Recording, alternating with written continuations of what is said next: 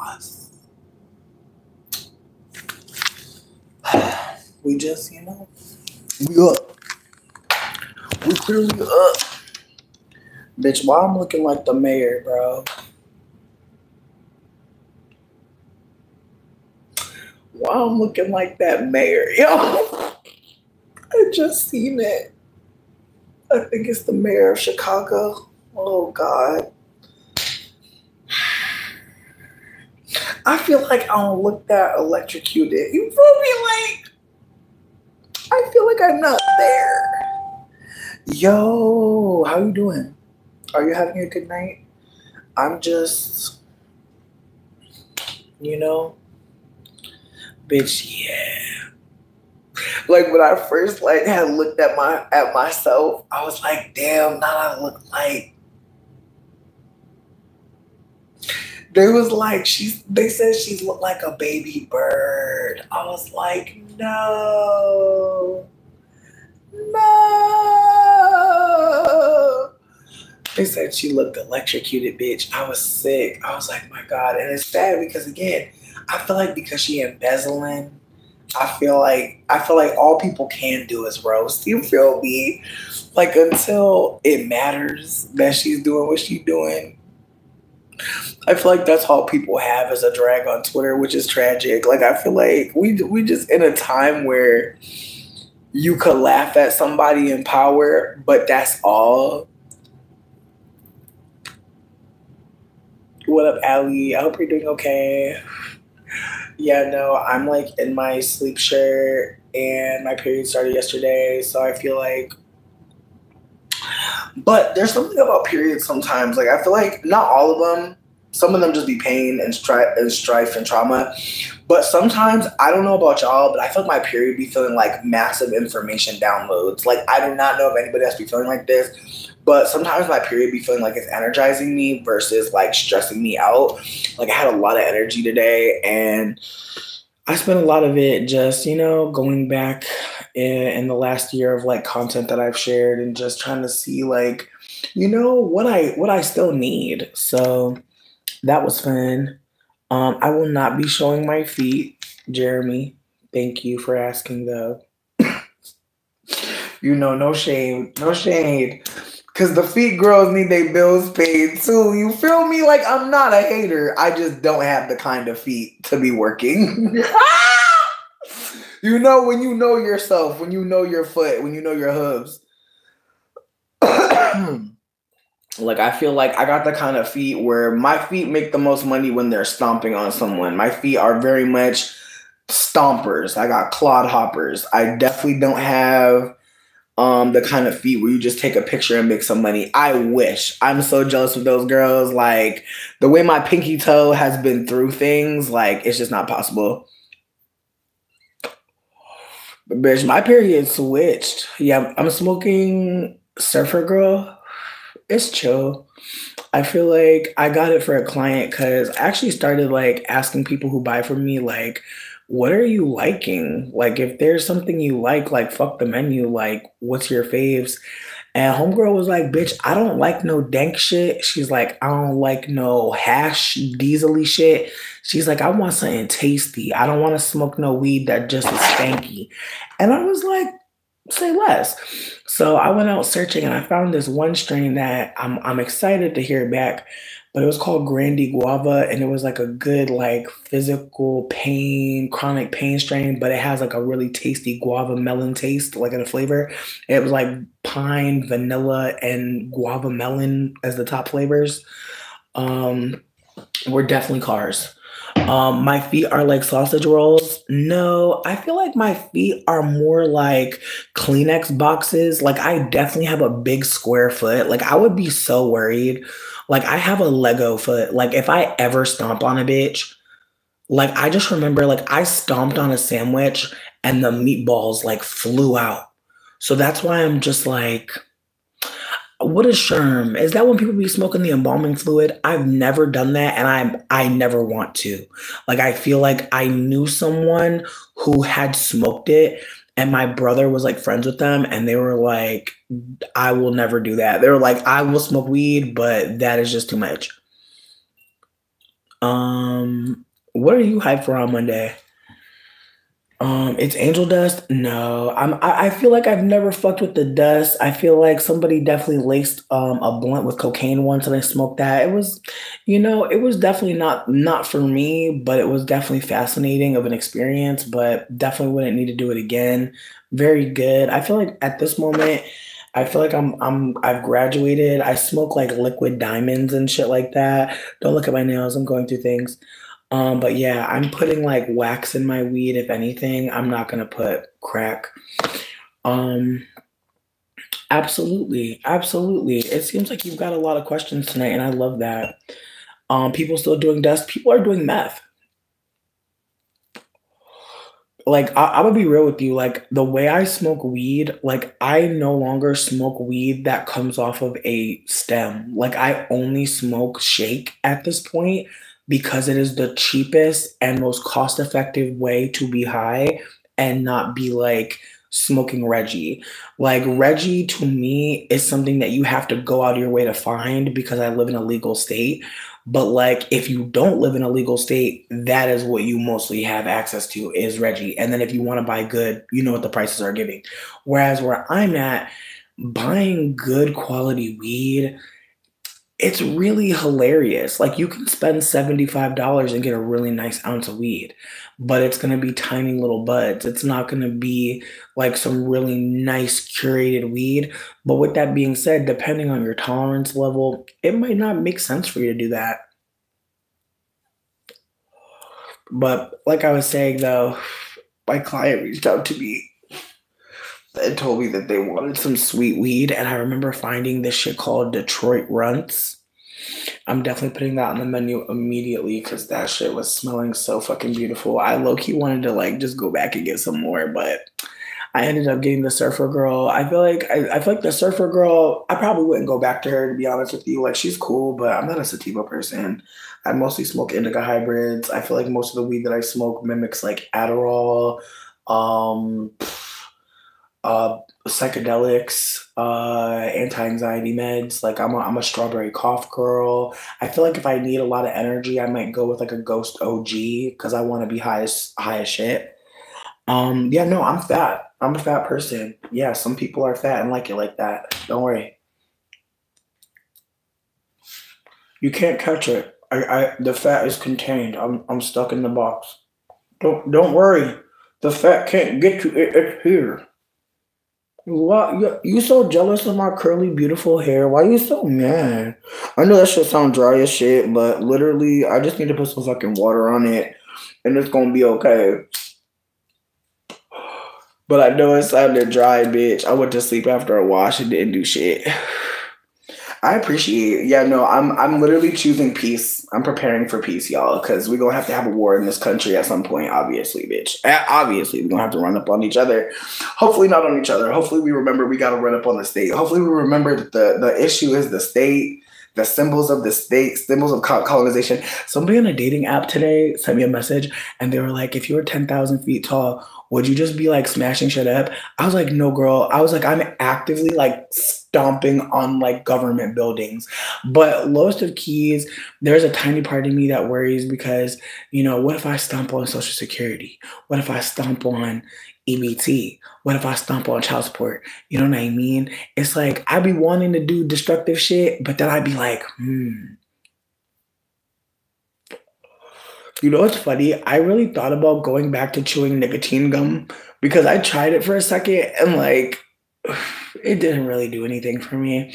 I feel like at this point in my smoking career, I think if I was if I was gonna start to think more about harm reduction, I feel like I would just start making like weed cocktails and just drink that. Like I think I'm about to start doing more like edibles. Just because again, like the smoking, I love it, but it's very much like at this point, it kind of helps me measure time. It makes shit go faster, especially when I'm cooking. I wish I looked like Blastoise. That's what I'm saying. Like, what if I stomped on the wrong building? Now I'd be standing on business. You have a great personality. You said cut out THC completely. My question is this: like, Are you someone that is an addict or do you smoke any weed? Because if not, like that's fine. Like no hate on you. But if you're not on this journey, then I feel like it might not make sense. But I feel like I'm someone who smokes because it just helps me regulate. I feel like when I don't have weed, I definitely get stressed the fuck out. But I remember like when I first started smoking, I was like smoking with a dude and like we'd like fuck and then we'd smoke and then like we'd fuck and then we'd smoke. And I feel like I started like getting caught up with like that loop. And now like the loop I'm in now at this point is like I just smoke like if I feel like it, like if I want to do it. But it used to be connected to other shit. Word. I mean, if you're feeling good about quitting, that's awesome. I feel like for me, I feel like I feel like I definitely used to be a blunt person and then I started doing this. And now I'm thinking about how I want to do more like edibles, but other than that, I feel like it's a little habit. See, and that's the thing. I feel present like when I smoke, like, but I feel like I definitely do smoke to like not be present. Like I smoke to like be in my own little world, and then sometimes I'm smoking because I'm cooking and I'm passing time. Again, I don't think that anyone needs to smoke. I think I enjoy smoking, but I do think that like I am an excessive smoker for sure.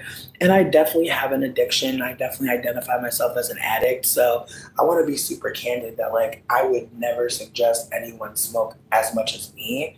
But I do think that when people do smoke a lot of weed, 9 times out of 10, they are coping with something. So yeah, I do realize it is a cope for sure. It definitely is. But my thought process behind my cope is like my own harm reduction. And like I remember hearing that moderation is going enough time for the substance to be completely out of your system. And I've never done that. I'll say that I've never just like smoked and then went completely sober.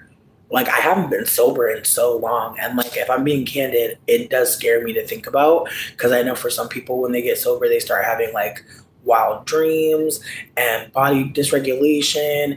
And so I'd be a liar if I said like I haven't thought about it. I definitely do. I think all people that smoke a lot of weed, like especially when you're more self-aware, that like it's definitely like a mask. But I think instead of like not smoking, I think what I'm trying to get more into is physical activity, so that I can actually enjoy the weed. Like I think because I like spend so much time getting high in like the same position, when I finally do move, like the weed feels and hits so much differently.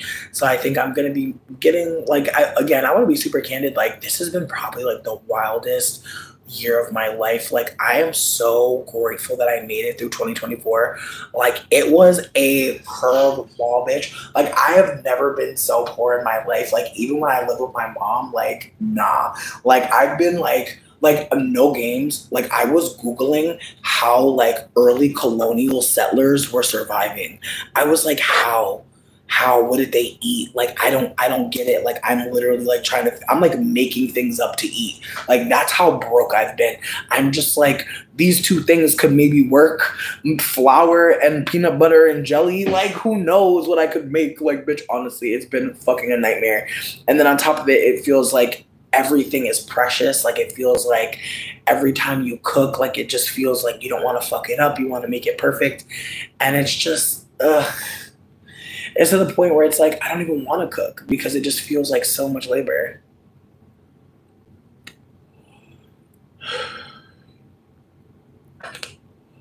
Here's the thing, I usually don't not smoke. As I said, like I'm typically quite high usually.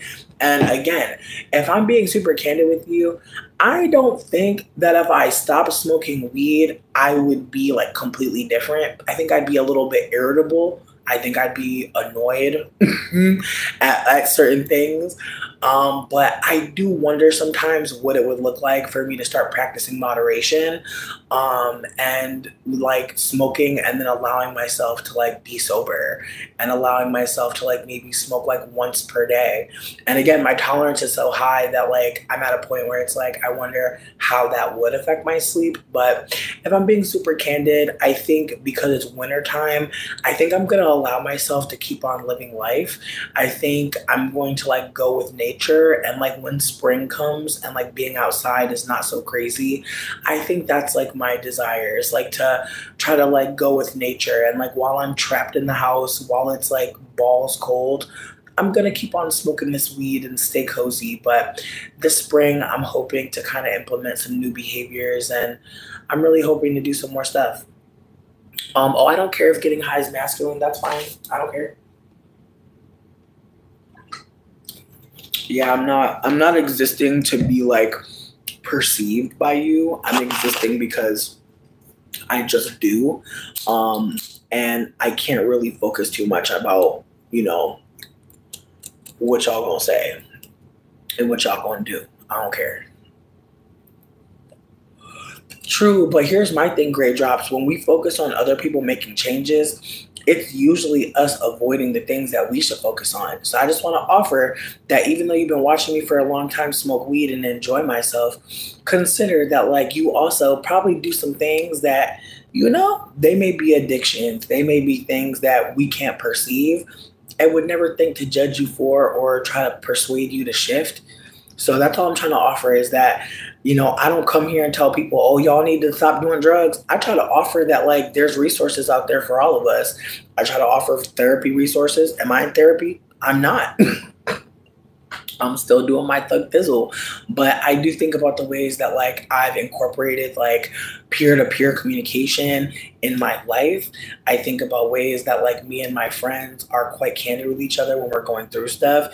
I think about ways that I talk to myself in the mirror. Like the mirror work that I do is part of therapy to me, but I don't really live my life like hoping to check off all these things to seem well or healthy. I don't think that that's necessary. If you perceive me to be anything less than, a bad bitch, that's fine. I don't care.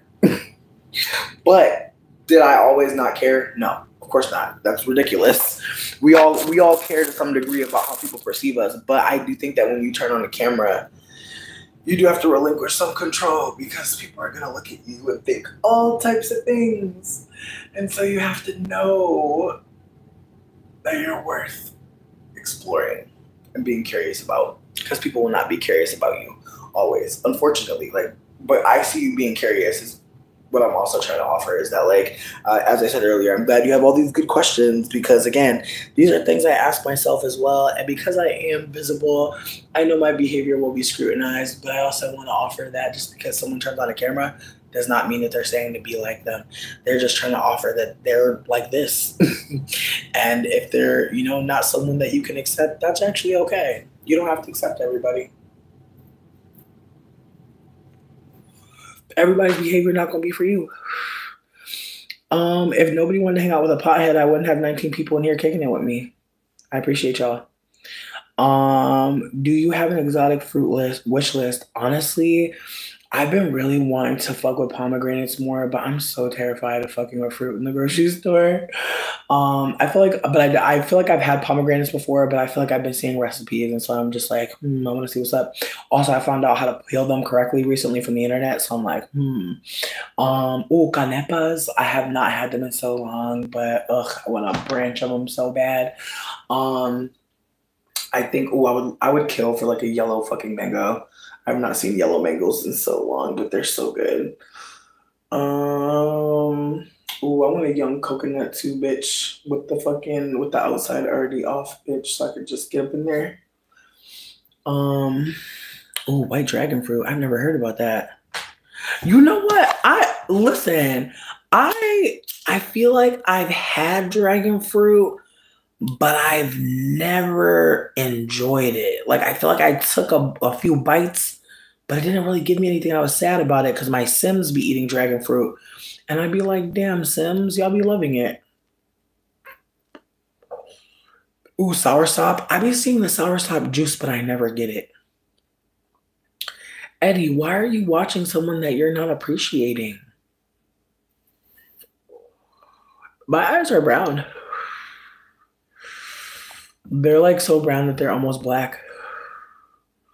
Eddie, you're not helping me. You are disturbing me. It's giving monitoring spirit. Just leave me be. Please. Please leave me be, Eddie. It's okay for you to just perceive me. You do not have to comment on me anymore. Bookworm, it's been a minute. I hope you're doing well. Listen, if you perceive me as crazed, delusional, bizarre, that is okay. Rose, yes, it is weed. It absolutely is weed. Yo, sidebar, me and Dan watched a documentary, and apparently you can smoke mushrooms, and I haven't done it yet, but I'm thinking about it, bitch. But I'm scared as fuck because I'm like, bruh, I've only smoked weed, and that one time at the bus stop when the girlie was like, can we smoke your blunt? And next thing you know, we smoking a cocaine blunt. Other than that, I've never smoked another drug. Oh, what's your favorite strain, Rose? What is the best tea you've had? You still dream of the best cup? Oh, the best tea. Gunpowder. Oh, gunpowder green tea. That sounds delicious. I think I've heard of that. You know what? The Tazo Zen tea, but like the one that they brew that's cold. Chef's fucking kiss. If you've never had a Tazo Zen tea cold, oh my God.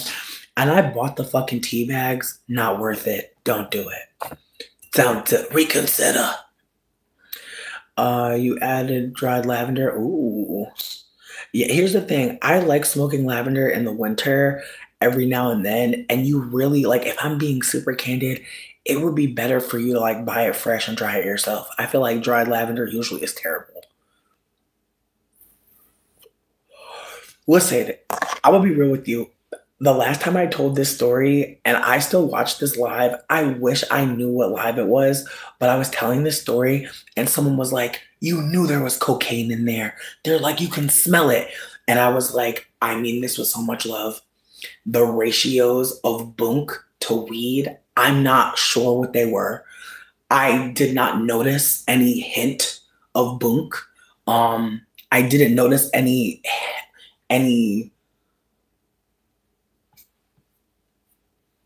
there was no notes that I could recall. I had never smoked cocaine. And so with that being said, once I had hit it, I did notice it was sprinkling and shit sparkling, but I thought that it was just, so I've had my shit crackle and pop before. And so I was like, I thought it was a crackle and pop. Next thing I know, she hits it and she's like, ooh, is that a Primo? And so the bitch knew what the fuck it was as soon as she hit it. So lowest of keys, maybe I just didn't have the nose for coke. That's what I'm saying. That's what I'm saying. Like, you cannot always tell. And it's like, bitch, I was at the bus stop waiting for the bus, bitch. And like my friend had seen a dude smoking a blunt and was just being, being a little thirsty. And here's the thing. If your bestie is smoking a blunt with a random man at the bus stop, what you gonna do? You gonna hit it too. And a random man at the bus stop, and he didn't say shit. As soon as she said it's Primo, and he goes, yeah. And they having a little crackhead moment together. They having a little coke moment where they was like, ooh, that boom, that boom. And I'm sitting here like, Primo. And I'm thinking, bitch, because I don't smoke blunts no more. Last time I was smoking blunts, I was smoking the White Owl motherfucking white grape. I was a White Owl, game white grape type bitch. Not even White Owl, bitch, game white grape. So I'm thinking Primo means the blunt wrap. So I'm thinking it's the Dutch. I'm thinking that there's something with the Dutch. And so at some point, I asked her, what do Primo mean? And she was like, cocaine. And I just, and she said it like, I'm supposed to know. And we're in Colorado, bitch, on a bus. And I'm on cocaine. And we're going downtown, bitch. And like, it's casual. And I'm just like, girl, not I'm on cocaine. And I'm on the bus like, I did not even know I was going to do cocaine. Like, but here's the worst part. That was not the first time I did cocaine. And I want to be candid. Every time I did cocaine, it was peer pressure. And I'm not saying that like, if the situation presented itself, I would necessarily say no. It would really have to. It would have to be the right setting. It would have to be the right setting. That's all I'm gonna say. But the first time I tried it, it was Christmas, bitch, and I was in New Orleans with Redacted, and their Redacted was offering people cocaine, very, very, and I was just kind of like, we got to do cocaine on Christmas. Like that's part of Christmas. Like I was kind of confused because like I never had no elder peer pressure me into doing cocaine with their family, but I was like, you know what? I'm gonna just see what this be like. And so I did cocaine in a family's home, in a residential neighborhood with a government worker. It was weird. I'm not gonna lie. But I feel like she has some good shit. Shout out to that Virgo. She definitely has some good shit because I was having a good time, a great Christmas, bitch. I'm not gonna lie. Like I was scared as fuck, and then I actually did it, and I was like, damn. Honestly, again. I didn't know I was going to do cocaine on Christmas, bitch. I really didn't know. Like, I had no fucking idea. Like, she just popped out with it like it was regular, like it was Uno or some shit. And everybody was just waiting in line to get their boonk. And I'm just standing over I'm by the chicken. And I'm just like, well, this night is taking a turn. And again, I just feel like you never know what can happen in a household where like the mama lets you smoke weed in the house. Like I feel like when the mama lets you smoke weed in the house, it's a different energy. And so already I'm cool. Like already I'm like, oh, we drinking in the house. They got Bombay and shit. Like we're having a good time. And the next thing I know, there goes the cocaine. I just feel like when they was talking about some say no to drugs, I feel like they should have talked about the cocaine experiences because I feel like you like sometimes motherfuckers like it be your boo mama. You know what I mean? It's like they don't never be doing that in the dare classes. They don't never show like, you know what I mean, Miss Jenkins, you know what I mean, your boo's mama popping up on you during Christmas, peer pressuring you with all the aunties. Like that's never a scenario they're preparing you for. I've never. Yeah, I've done acid a couple times. It was cool. I feel like I'm more of a mushroom person though. I feel like acid feels a little bit too much for me.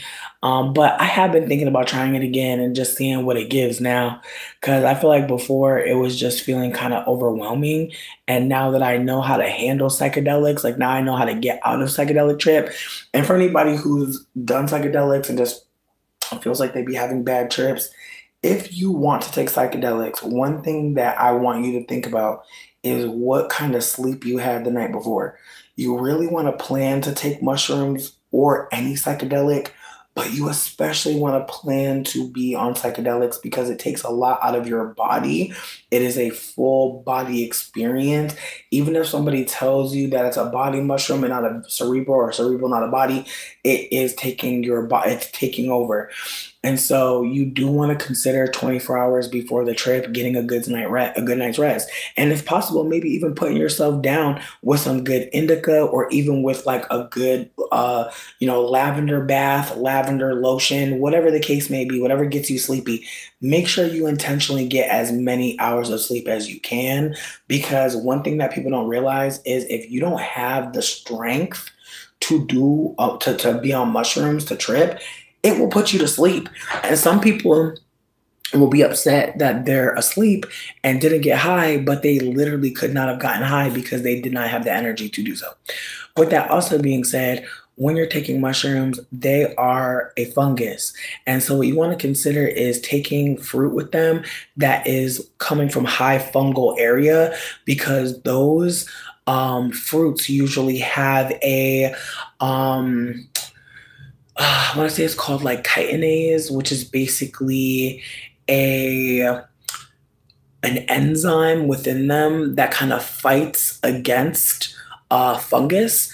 And so what it will do is it will kind of like attack the mushroom cell wall and allow your body to get access to the mushroom more quickly. And fruits that do this are, chitinase. But fruits that do this are banana, avocado, pineapple, kiwi. Again, fruit that grows in areas where there's lots of fungus, wetter places, more tropical places. Those are where you want to get your fruit from. And I would say that bananas are one of the strongest ways to make your trip happen, but anything with acid in it that touches the mushroom will allow the mushroom again to shed that cell wall and allow you to get to the stuff inside. The outside of the mushroom is not what gets you fucked up. It's everything inside.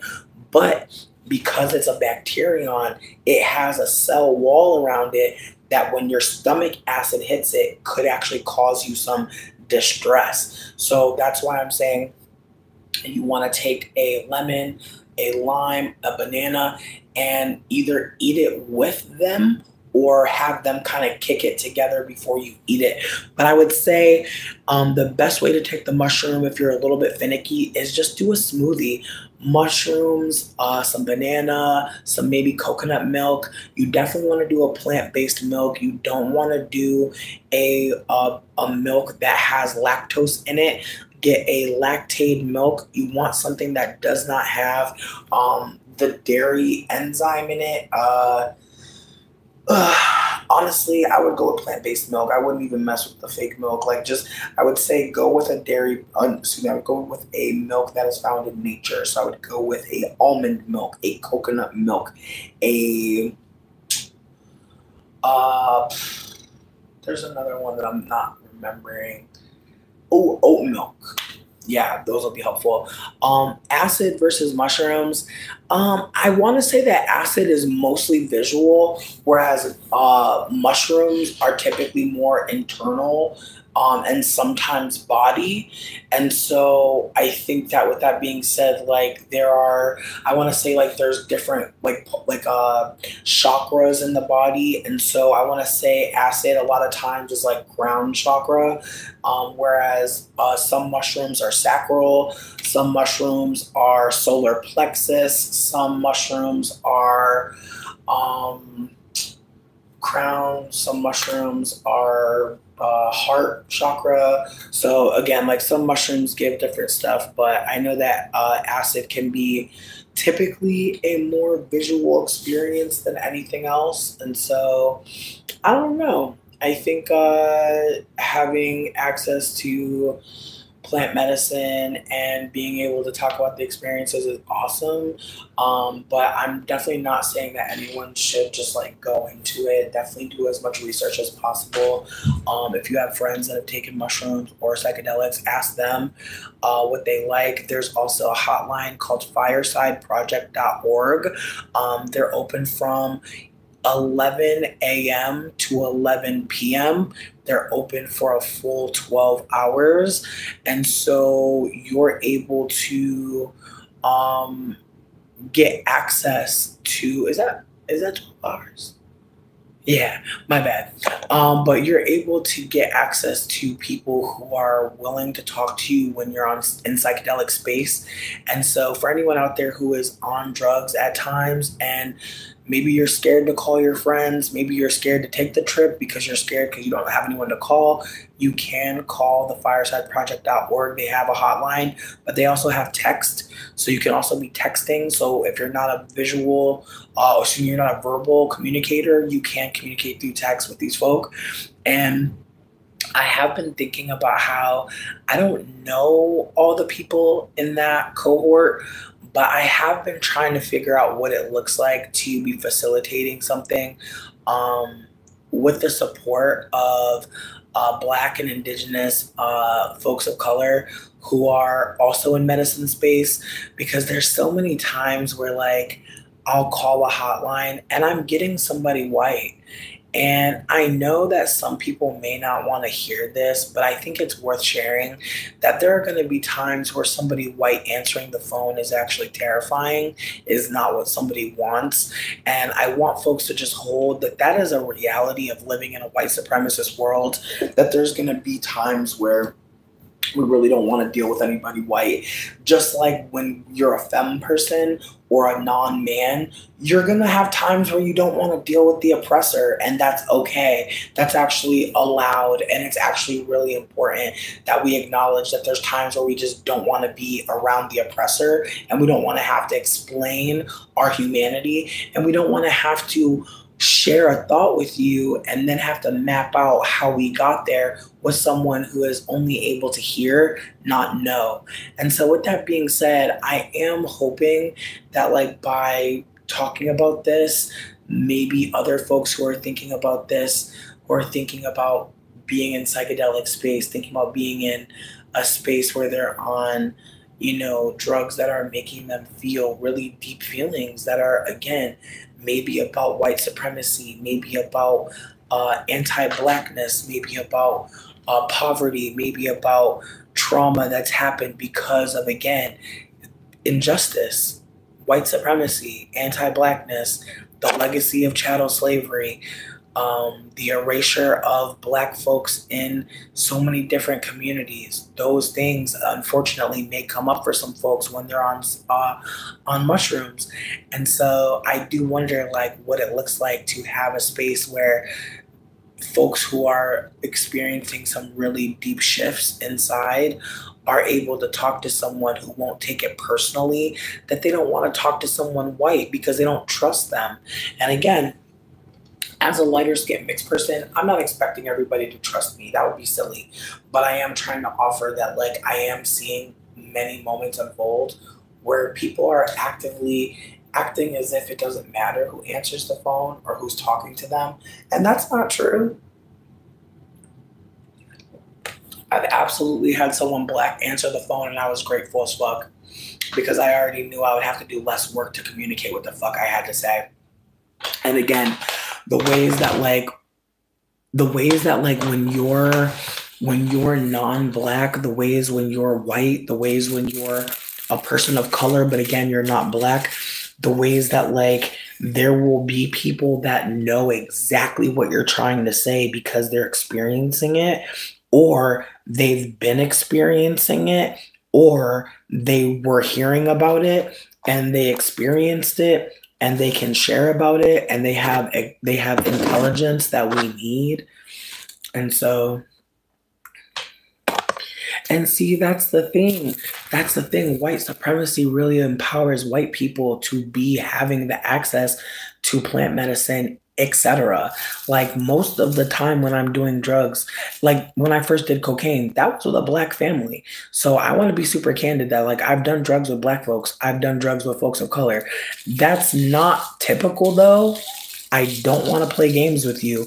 Most Black folks I know barely smoke weed. And again, I want to be super candid that, like, I know so many Black folks that are like, I'm not going to do a drug because, bitch, let me get caught, driving down the street. Like, let me get caught doing this or that.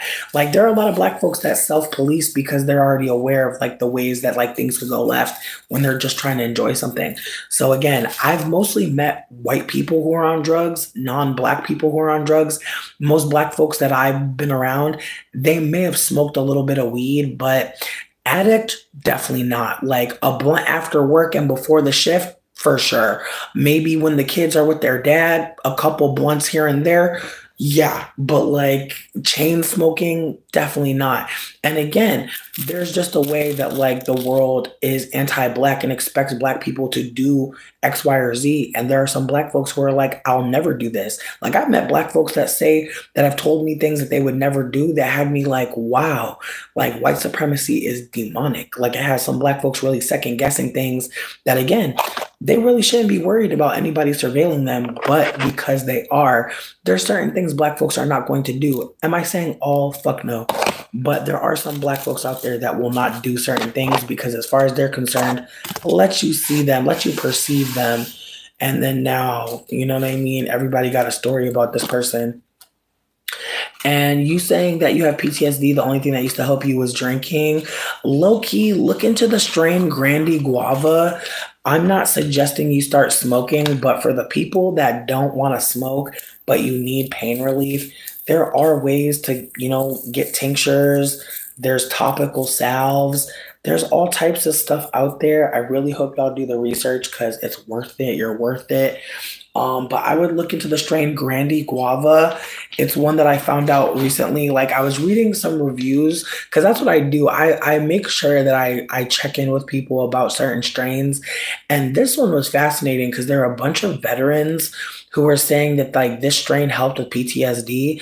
And one of the men that I spoke to said that if he could get access to it, like if he could like buy pounds of it, like he would have that. And I'm like, whoa, that's wild to think. And again, I live in a place where I can get it for like $100 very easily.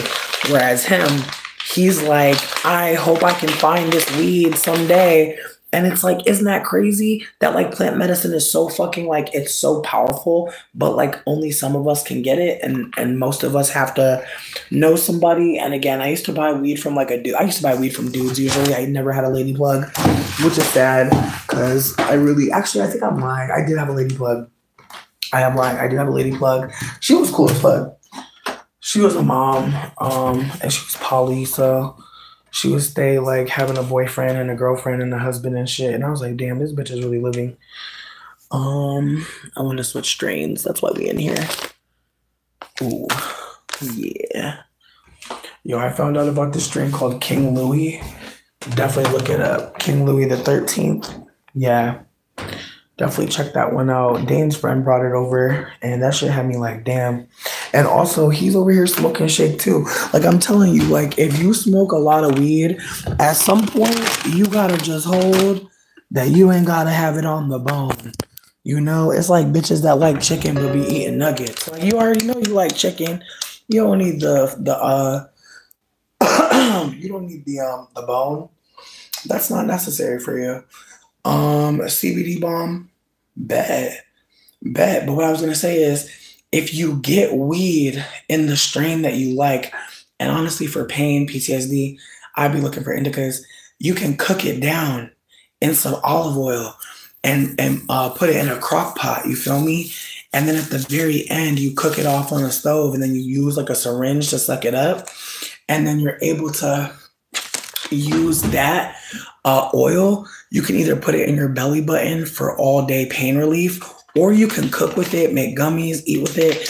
But it's called Rick Simpson oil. Between me and you, I'm pretty sure indigenous people was already making this shit and doing something with it. But we gonna just let the old white man from Jurassic Park with the little bug, the little mosquito and his little cane, we gonna just let him have his little name for his oil.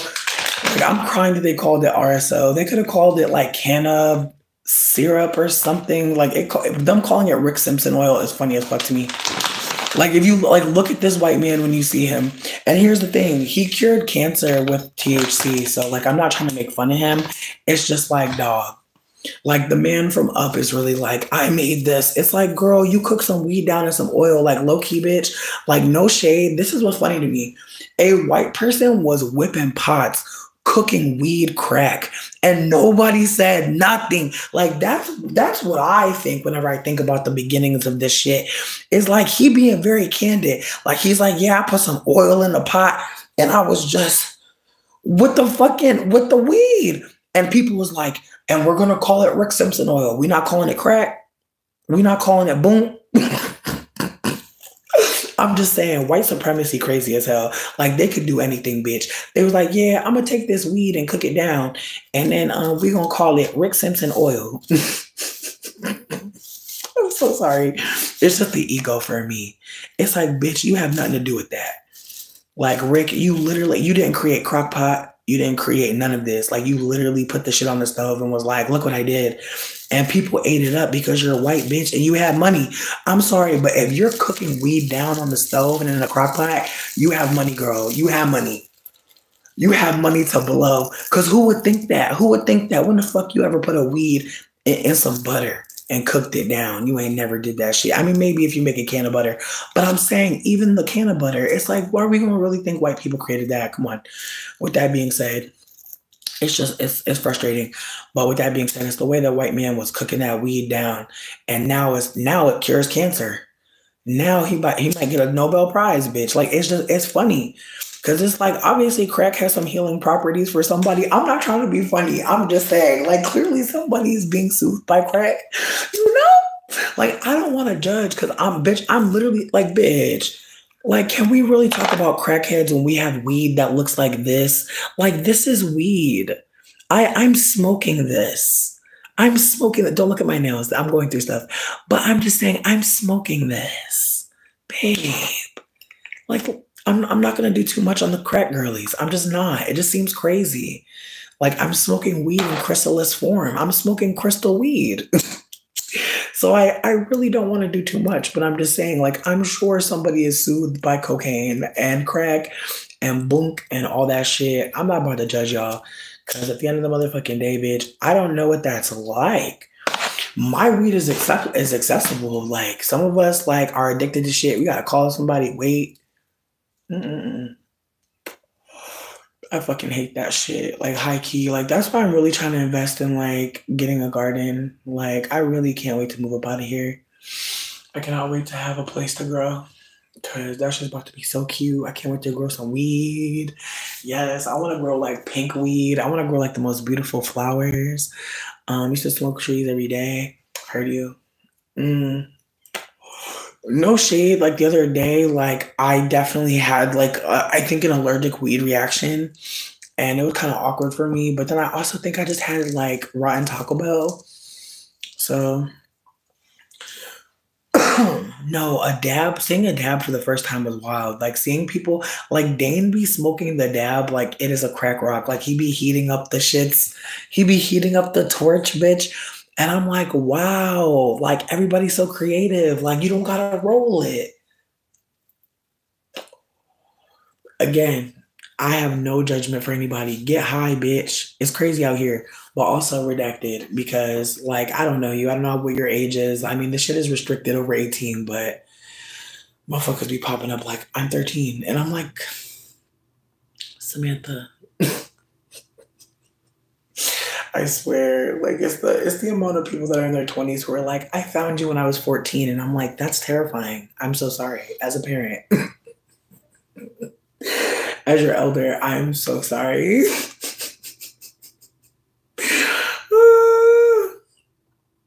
Listen. If you're on a tea break, you're on a tea break. Like, just you know what, hold that boundary with yourself, or don't. Like, I feel like for me, everything in moderation, especially moderation. But when it comes to weed, I'm a fucking addict. I already know that. Like, bitch. I was rolling two that whole time, bitch. Again, I already know me. I already know. So, and I'm gonna just do my thing again.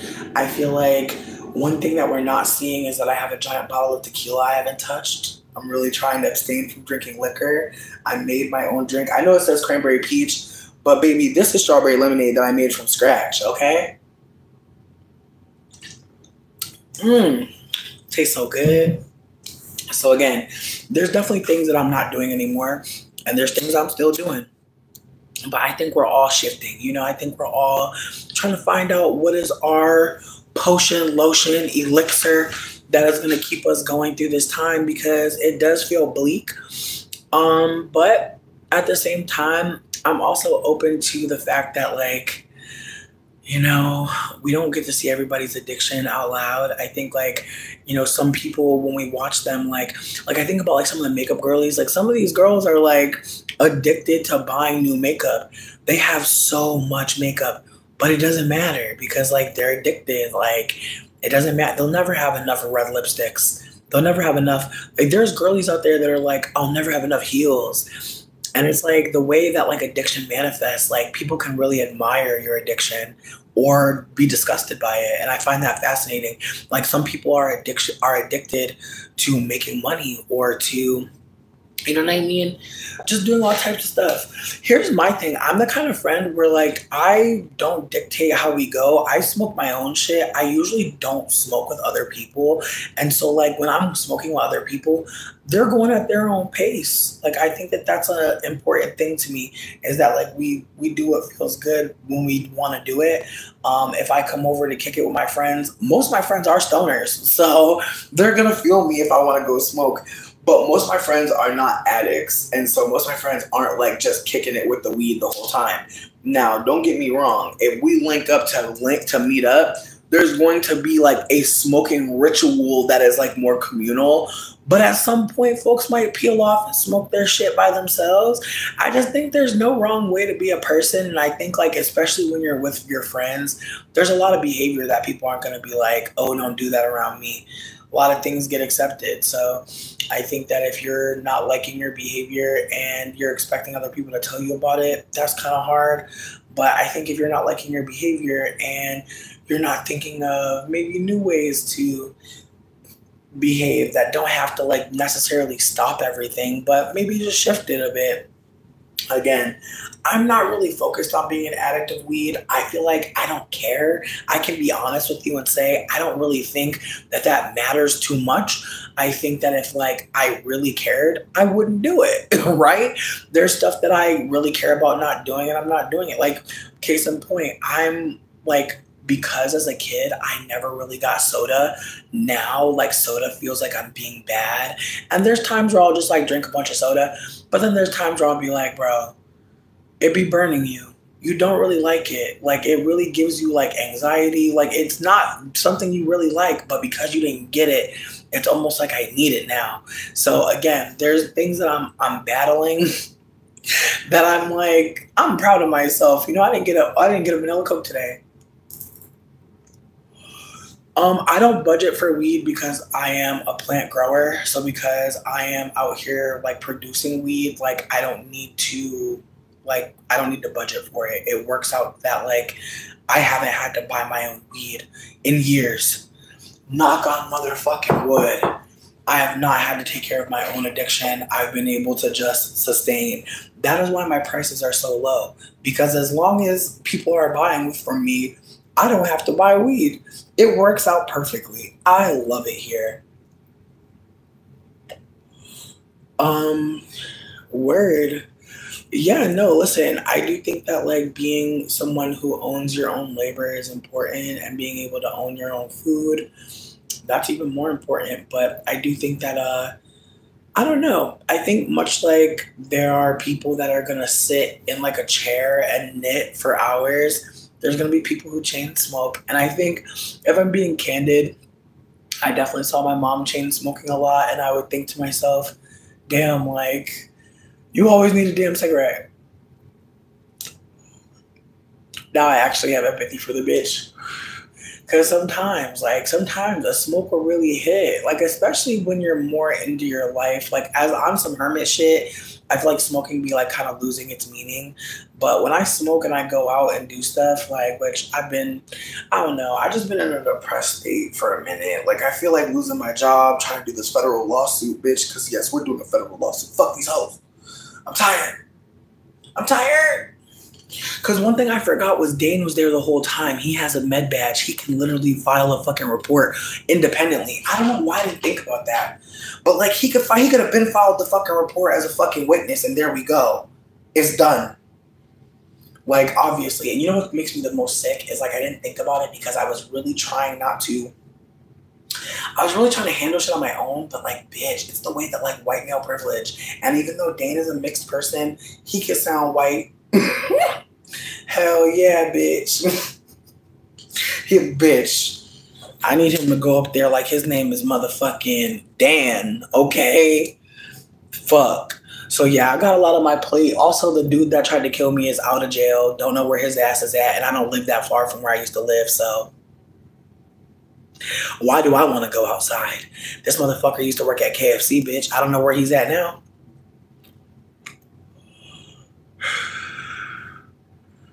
But yeah, no, I'm hella grateful that plant medicine worked out for me. Again, if you would have told me like 5 years ago that I would be racistly kicked out of my boyfriend's house, me and my boyfriend, and literally that same day somebody would ask me if I know where to get mushrooms, and that would be like how I started like my plant business. If you would have told me that I would have been starting a plant business while I was living in a van with a white man running from fucking white supremacy in Ohio, I would have just been like, that sounds crazy. But now I'm like, no, it really doesn't. Like, That's the fucked up part. Is like it actually sounds very realistic and reasonable that like, you know, I would be fleeing white supremacy again and that somebody would ask me where to get healing salves from because bitch, obviously, like you gotta like that's the thing about going through all this trauma. You gotta learn how to heal at some point. And so I'm gonna smoke this weed and who knows, like maybe exercise will allow me to cut back a little bit, but bitch, it's the way I want to go for a walk. But like I said, this last year has been the brokest year of my life. This is the first year I've not been able to buy a coat. And I know that sounds crazy as fuck. But I won't let Dame buy me a coat. I won't let nobody buy it for me. Like my feeling is like when I get money for a coat, I'm gonna get it. But I just wanted to feel this. Like I know that sounds crazy, but I just wanted to feel it because I'm just like, bitch, this is like for real. Like you are that broke. Like things have gotten to that point. And again, like between moving, losing my job, the killer being released, like bitch, I barely wanted to work. I barely been mentally prepared and I done lost clients because I've been like mentally wishy-washy as fuck.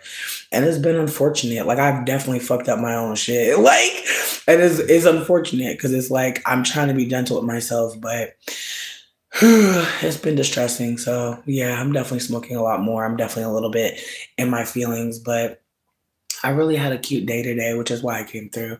I listened to some old music and then I got really sad because I was like, man, and this is gonna sound how it sounds, but I used to be a big Fabulous fan, and then I found out he was abusing his wife, and then like he working with Chris Brown, and it's just like, man, again, I know somebody's not gonna care, but I just feel like I was really a big fan, bitch. I really enjoyed that motherfucker.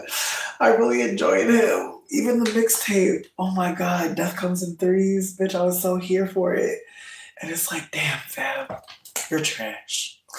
You out here beating on Emily and for what? Mm. And then seeing that he was working with Chris Brown really fucked me up too. Like I was having a good ass time, and then I was just like, oh. Yeah, of course he's working with Chris Brown. Of course he is. Jeez. I feel like I can't listen to no man. I am a main character. What the fuck? I'm definitely a main character. We're all main character of our story. What are you talking about? Like, can you imagine somebody talking about a bunch of other people's business? Babe, I'm not a gossip channel. This is a Horcrux. This is found footage genre. This is The Ring. This is the end of the footage of The Ring. It's just a bitch kicking it, enjoying themselves. They survived. Oh, I don't care. Oh, I don't care. I'm gonna talk about my woe. I'm gonna talk about all the shit I want to talk about. This is my show. This is my show. You're a guest. You're a guest on the show. Yeah, no, I'm not gonna make anything better. Like some things are bad. Some things can't be made better. What a beautiful thing to remember. Yeah, again, if you're not appreciating what I'm offering, that's okay. I accept that. Like I would never force you to kick it here. You free. But you can't change what's happening here. It's not possible.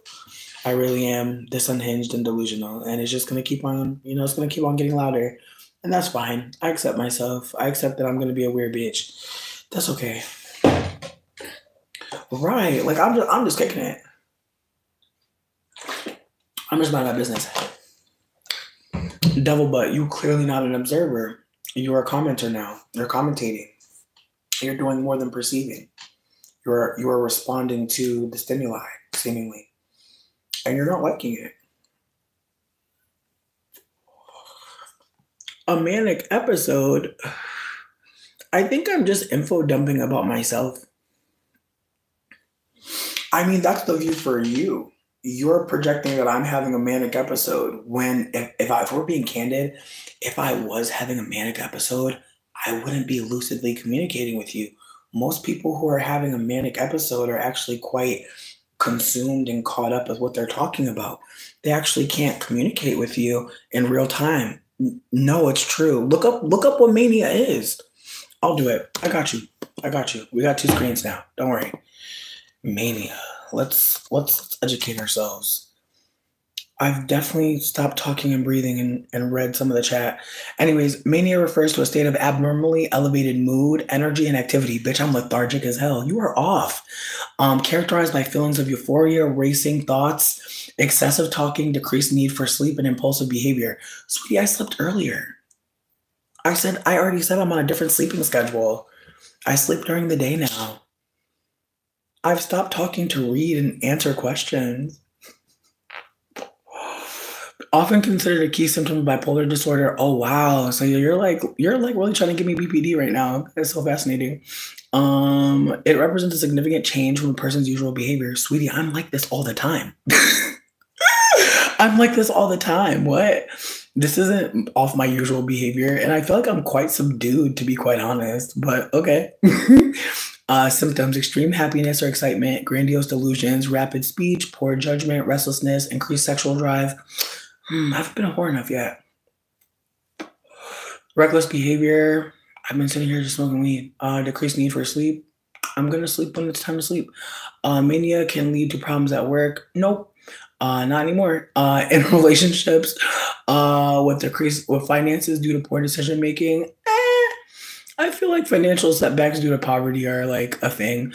Mania can range from mild, hypomania to severe, sometimes requiring hospitalization. That's unfortunate. A mental health professional diagnosis, mania based on a clinical evaluation of symptoms and behavior. Okay, a mental health professional diagnosis. Okay, so you're not my. Okay, okay, okay. For medical advice or diagnosis, consult a professional.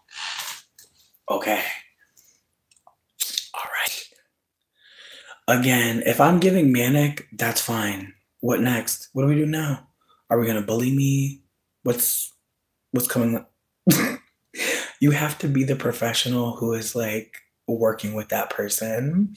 Like, and honestly, can you really diagnose based on a random live? I don't feel bullied. I'm just trying to understand like where you want this to go. You've already said that you think I'm manic, and now you're saying that I have BPD. What's next? Do you want to still be here, or should I just get you up out of here? I'm just trying to understand what you want to happen. It's your world, babe. You a medical professional. I want your professional diagnosis on what you want me to do.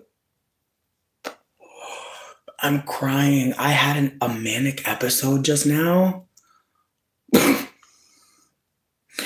I truly feel like this moment is like a shining example of where we are with mental health. Like people are just saying whatever they want, and they really want your reality to be theirs. And it's so fascinating because it's like, what a strange way to exist. You come on someone's live and you purport to be a medical professional who's practicing malpractice. And of course, you're on a random fucking, of course, you're not on your professional account because you're just a troll. That is so strange. I feel bad for them. Like, that is a sad way to spend an evening. Like, I had to cut their mic because it's just like it's not giving. Usually the trolls are interesting.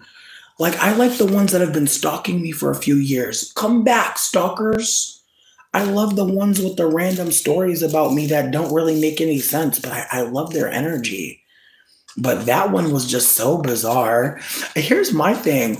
I don't expect random compassion or empathy from people who are like just here to troll. I don't expect that.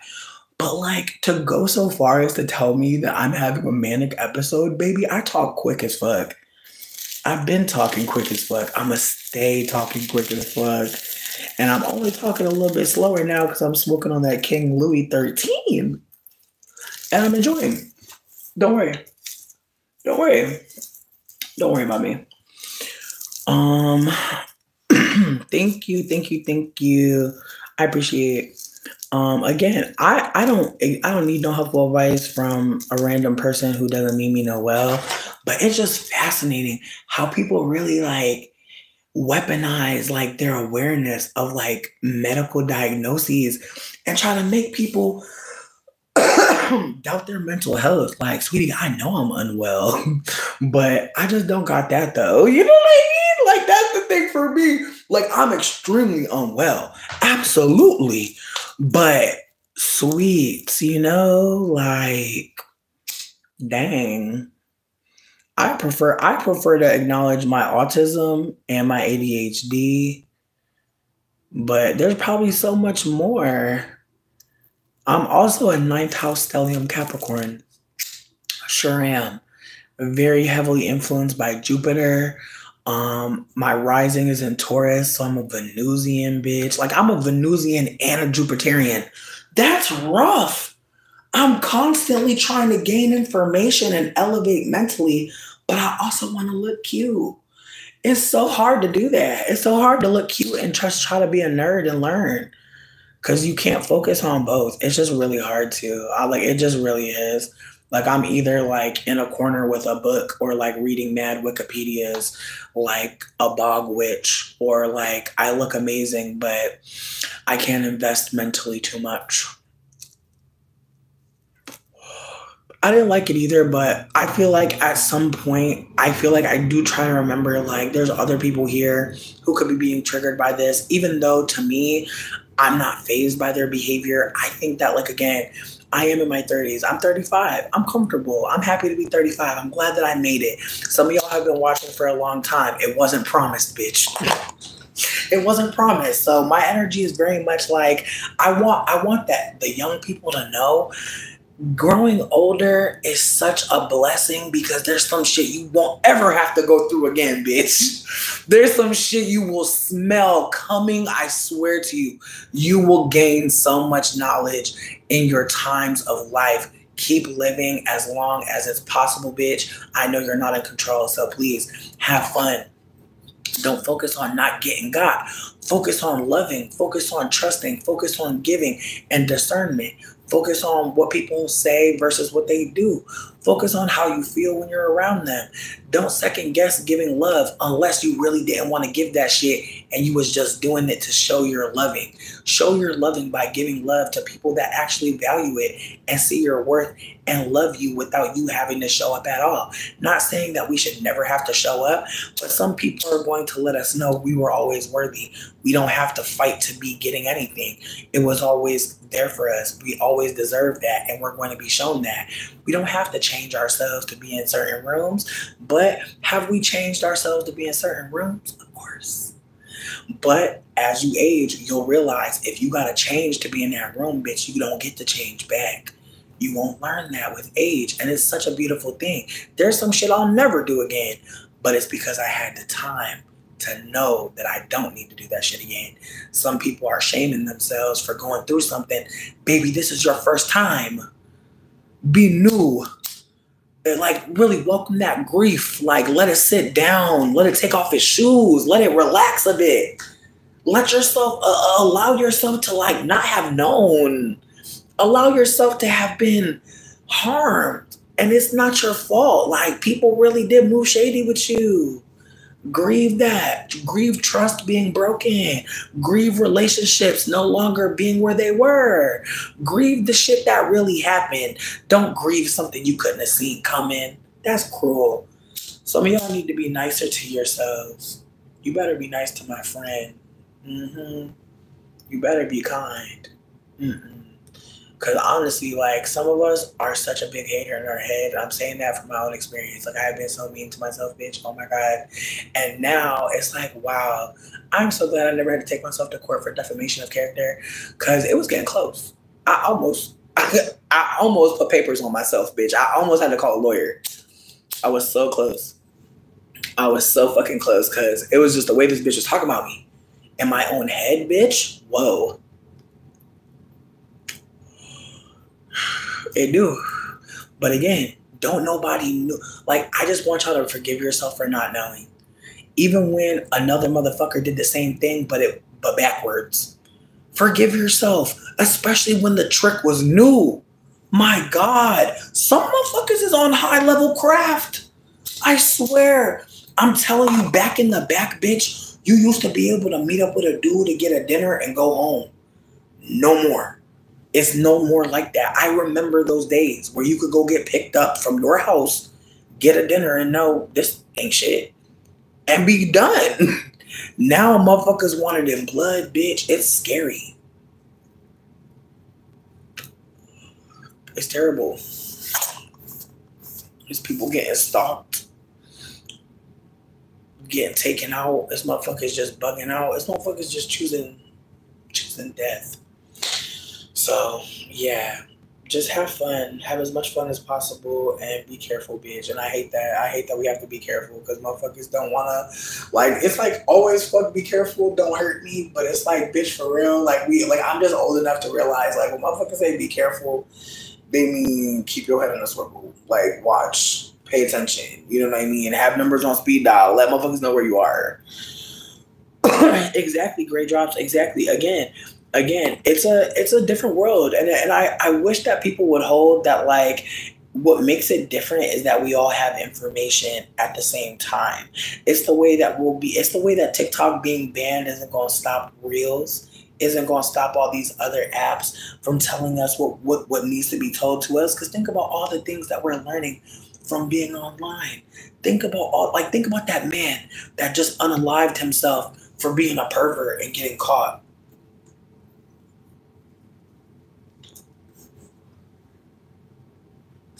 And again, I have met men, I don't want to say that we're like that, but like had did something embarrassing, and the next thing you know, like they deleted everything, like they just disappeared. And I'm like, man, I pray I'm never that. I would pray my ego never gets set up like that to where I can't come back. You know what I mean? But I also pray that I'm never a fucking weirdo, creeper, pervert doing a fucking pantsless drive-by at the damn Tempe Bean. My God, it don't matter where it was, but he going to get coffee with no pants on and ended up getting video recorded doing something creepy. And he ended up killing himself, and people got the nerve to say he got a wife and kids. Bitch, who cares? He didn't care about those people or that baby. He did not care. He was willing to just be butt naked driving through a coffee shop drive-through.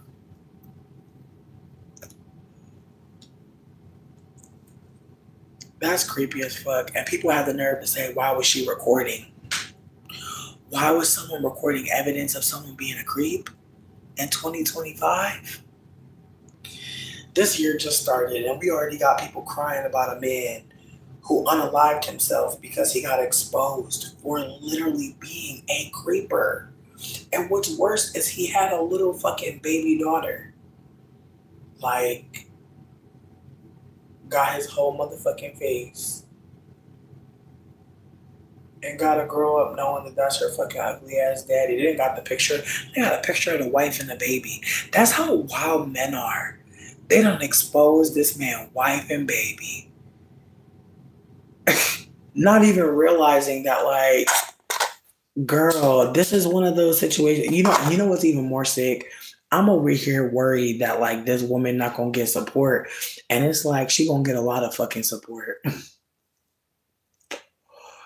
Because it's another creepy man who gonna find her. Just off this. I'm telling you, I just see this shit going left. Because she was already with a creepy man who got exposed and then killed himself. I can just see this becoming a situation where other men prey on her. And again, she don't got nobody going out to work no more. You know, now she with a baby, a newborn damn near, under 3 years old. And nobody to go out and get some money. Like, it's a perfect fucking storm for a creepy man to come up in her life. And it's like, what's the point of posting the wife and the baby? What's the point of that? She might have been able to, like, privately ask for support. Now people gonna be maybe like looking at her like she a weirdo too. And that's the thing too. It's like when a man do something strange, people be looking at his wife too, like, girl. Because it's the way people are looking at Michelle Obama kind of crazy after Barack was talking to Trump. That shit had me dead. It's like, leave Michelle alone. No, it wasn't. See, a lot of people thought it was a skit. It wasn't a skit. No, he was getting caught exposing his dick in a drive-thru. And then he went home and killed himself. And a bunch of people thought it was a joke. And then it was like on national news, and people were like, "Oh my God, this is real." And I don't think people realize sometimes. Like again, I'm an elder now. I'm 35, and I'm gonna be candid with you. There are a lot of men out there that cannot handle like being seen doing anything. Like the perception of a man to be a good dude and that to be shattered with evidence is terrifying. Because there are men that'll do anything to hide what they do. And we can tell, like, look at Trump getting into office. There are men that'll do anything. Because if you think that Trump back in office because he want to be, hell no. First of all, I'm going to just say this is my unsolicited opinion. I'm just a random hoe, a yapper. That's my problem. I need guidance. Don't listen to me. But one thing about Trump is he's a hoe. He's a trick. And he's a rapist, which is the worst kind of motherfucking hoe and trick. But Melania, we know she don't like to be in the White House. We know that.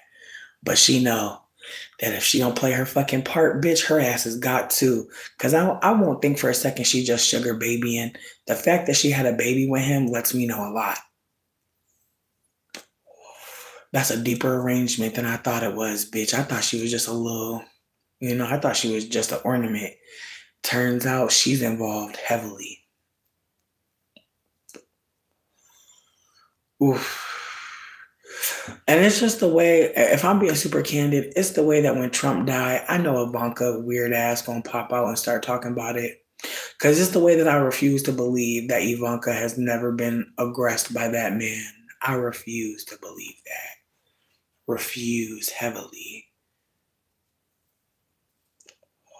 The way that he talks about his daughter is so weird. And so between me and you, I truly think that Trump is only in office again because of the same reasons, bitch. Between me and you, my conspiracy theory is that Trump is actually the foreign agent that he be talking about. Notice, ain't no birtherism around his wife. Ain't no bullshit around where his people come from. Don't nobody care. His people been in America long enough to make a name that sounds American. You hear me? They got the Trump. They put Trump on everything for a reason, bitch. It was a brand. It was a symbol. And so people were investing in that brand for a long time. And then when he became president, again, I don't believe every president just becomes president because, they want to be president. For him, I think it's always been a business deal. I think he's been slowly but surely working his way to that. And just like Kanye, the Gemini bitch, I really do think like the mercurial celebrities, they're the ones that definitely do not know how to how to keep a secret. And thank fuck, because they talk so damn much. You catch so much fucking tea. But Donald Trump, in my honest opinion, is installed in the White House, bitch. Like very much installed. See, I don't feel bad for none of them.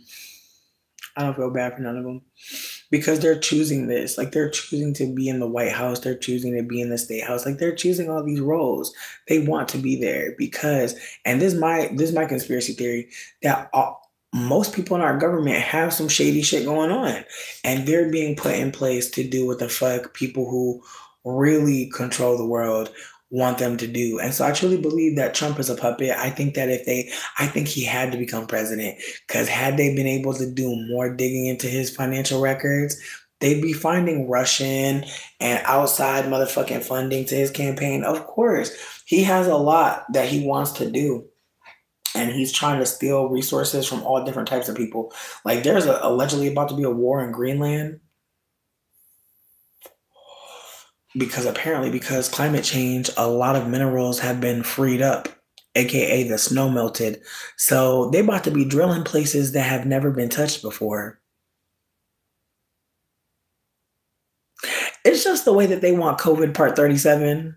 It's the way that they want, but they just want us to work through it. It's the way that we'll never have another freeze, lockdown, and it's the way that I'll never forget that they could send people money to stay in their house to not spread a disease. It makes me wonder what they were really doing at this point when they weren't letting us out the house. Now I'm really wondering what was really happening in terms of activity outside. I got caught up in Birkin bag. Excuse me, Dior bag. I got caught up in Dior bag. TikTok. I don't know if you're not on Dior Talk. It's okay. Catch up though. Catch up because I'm kind of shook right now. But no, but it's the way that this country. What up, Devay? Hope you're doing well. But it's the way that this country has resources to support us in mad different ways, and they don't. And again, like it's clearly planned and socialized, like, and so that's why again, I saw one of my favorite creators, and her name is Matu Gwendolyn, ISMATU dot Gwendolyn, GWENDOLYN. She offers free therapy resources, and then she also talks about future resources and ways to create a better tomorrow. And one thing that she was saying had me realizing that, you know, any way to make a better world is going to sound crazy. Like, most people aren't going to be able to maybe hold like what it could be, you know. It's like instead of the government giving us this money, like what it would it look like for us to live in a world where we could plant crops and like actually grow things and be connected to what we create and not be so disconnected. Like, what would the world look like if we had the indigenous scaffolding and the scaffolding of the internet fusing together? Because I feel like that's really why TikTok is under attack. It's a way for indigenous people to make money, people who are scared of going outside and are practicing COVID safety to make money, young people, young black people, poor black people, queer black people, fat black people. Like, there are so many people of color making money on TikTok right now because they're sharing, disabled people, because they're sharing their intelligence, their lived experience. And again, there are so many people out there who are writing books that will be sold like in real stores because they dared to make a TikTok video. And this isn't me trying to tell you that, like, you know, it's time for you to make a, you know, make an app or something or an account. But if you do have something to share, if you know that you've been sitting on something that we need to hear, I hope that you share it with us, because there are so many TikToks that have freed people. There's so many videos that I found that really like hit me in such a profound way. And I'll never be able to thank that creator enough. And so all I can do is share all their content and be like a fan, a stan, a crazed bitch about their asses. Because again, that's all I got. But some people got money and they be sending it, and I'm hella fucking grateful. But more importantly, there's just so many people that I've been able to connect with, and I've been uploading on Twitter more. My Twitter is the same as here, 9said, and I'm lying, it's Marfmellow, MarfMellow on Twitter. And then on Instagram, it's the same name as here, 9said, with one S, and then there might be two S's though, bitch. I may be lying to you. I'm sorry. But yeah, I've been trying to just upload more people that like I really fuck with and I appreciate, because there's so much content out there that's being created that's, again, very liberating, very exciting, very invigorating, very telling. Like, there's this video I found recently about a lot of our food being why we don't react the way we do or the way that we should be reacting. Like, the ways that we're moving and operating in society is largely because of like what we have access to, and a lot of us don't have access to things that we grew or that we created or that we even made. Like, a lot of us are just like surviving on whatever we can. And this is not to shame anyone. This is just to offer that, like, this is not, like, we're not in our natural state ever.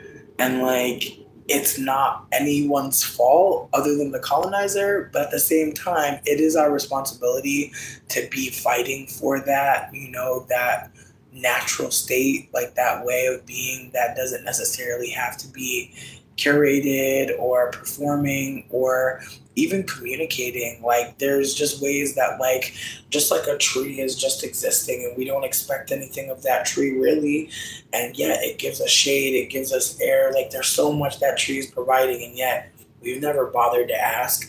And so I think about the ways that, like, there are things that, like, you probably just want to do, without having to talk to anybody about it. You just want to just do it and just exist and be it. And I think that's actually quite natural. Like, I think that that's why the internet is so important, because we're seeing people just existing. And, like, that is what we're supposed to do. Like, our planet literally created life one time. Best spark of life happened one time. The consciousness we're existing right now, like, this is one time. Like, think about it. Like, there was a time where motherfuckers was wearing white wigs and powders and shit on their head. That consciousness existed one time. Cut that shit immediately. I mean, don't get me wrong, motherfuckers still wearing wigs and motherfuckers still be powdering them.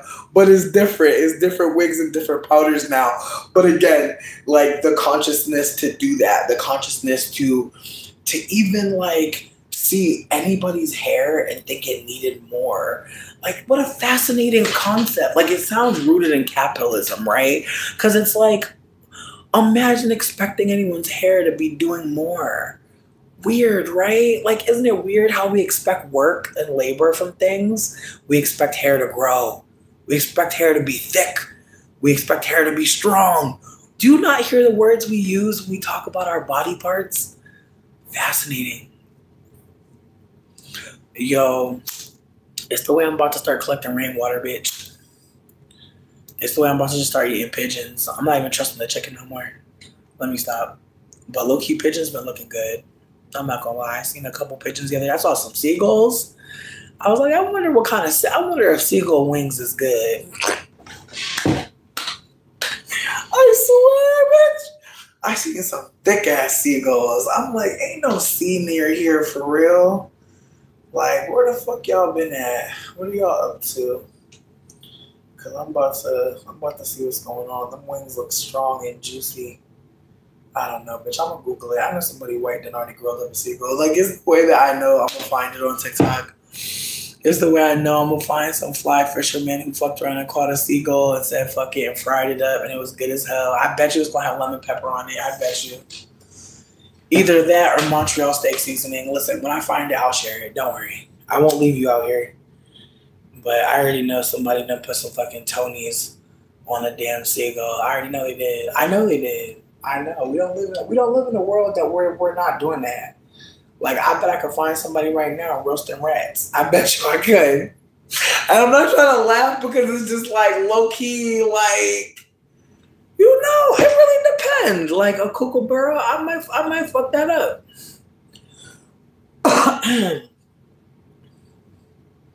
A possum, I don't know.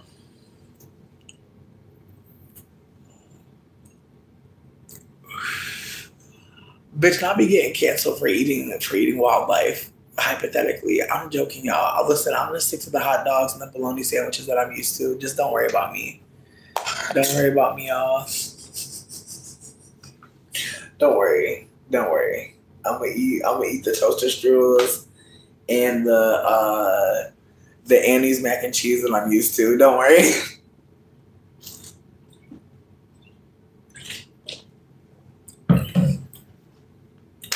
It was all for the bit. It was all a joke.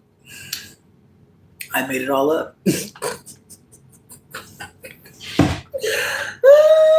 Also, sidebar, bitch, low key.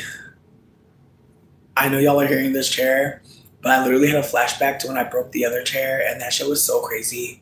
It's the way I was like soaking my feet, bitch. It's the way that I was like, it's the way I did so much. And then I literally was like sitting in it and it just broke and I was so high. I didn't understand what was happening.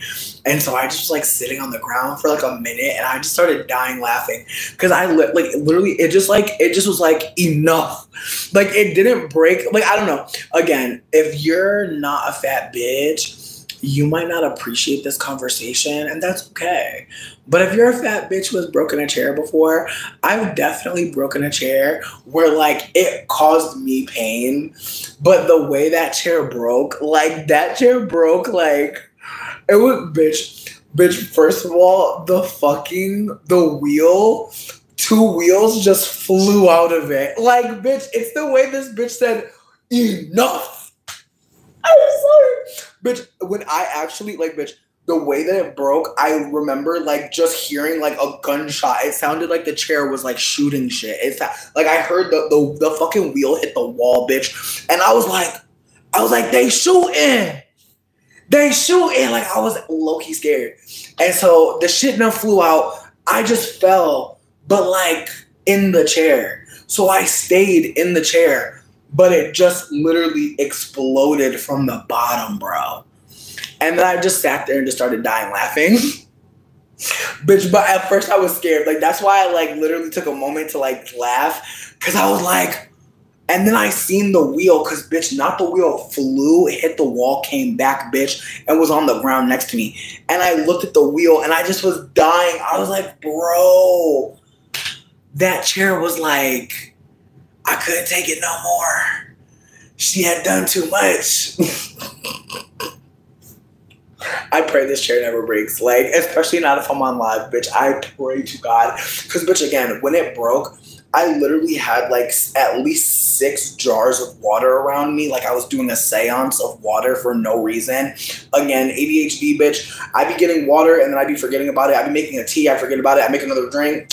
Who cares? You don't care.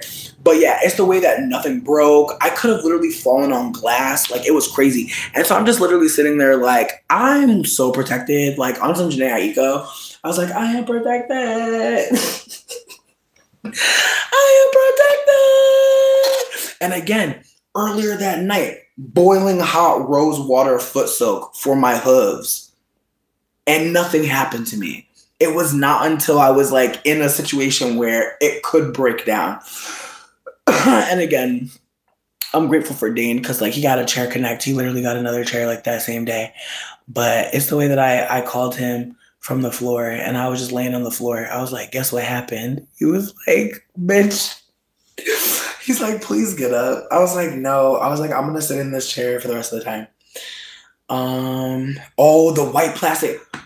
Lily. Oh my God. It's the way I felt my booty sliding out the back part. I felt the opening where the handles are, grabbing my butt and pulling it. I felt it. Trauma. Pure trauma. Pure trauma again.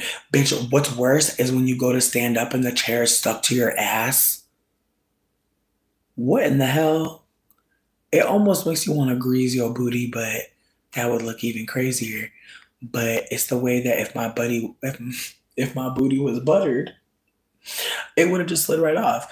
But again, the chairs are the work of the devil. I'm grateful that we are in wintertime where we can sit in reasonable chairs that are holding us and cuddling us and being kind to us. But yeah, no. I'm just really grateful that I don't have to be the kind of bitch that is chairless. But my God, like I said, it's been like one of the brokest winters of my life. Brokest year of my life. 2024 wasn't no hoe. It was the first time I fried a peanut butter and jelly, bitch. For the nutrients. For the nutrients. For the nutrients, bitch. I'm not so excited. Like, bitch, what the fuck?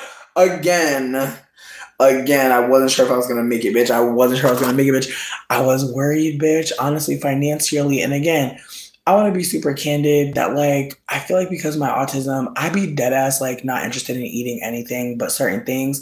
Like, some days I'll be like, I really just want to eat, like, mad oranges, some cucumbers, maybe some hummus.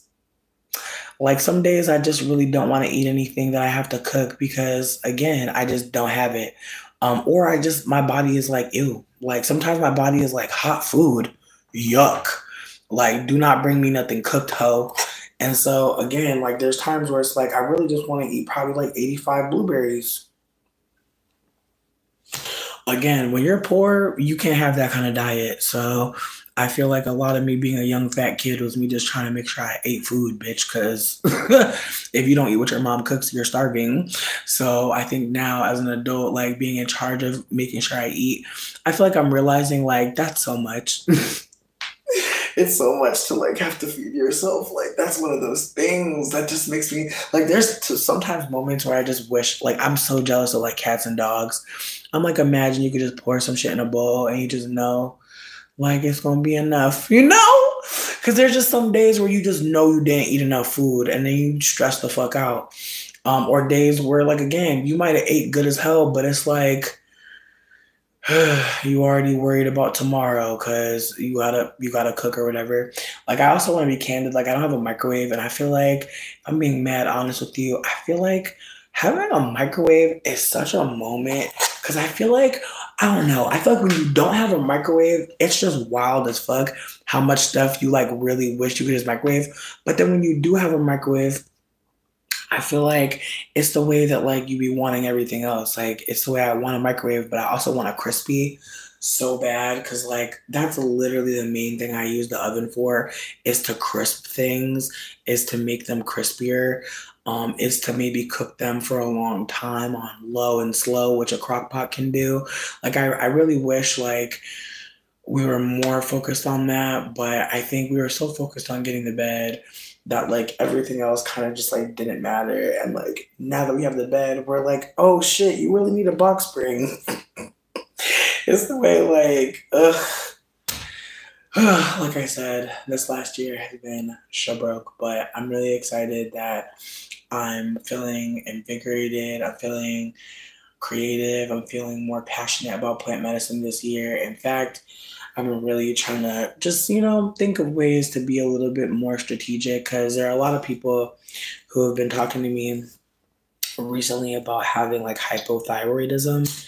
And I've been doing my research on it because it's something I've been wondering if I have myself. And just again, like finding out that certain plant medicines I already know about are helpful. Also, for anybody out there who is like worried about smoking too much weed and having like gum recession and shit like that, look into like remineralization for teeth. But also look into drinking rose tea. Rose petals have geranol in them, which is an anti-cancer.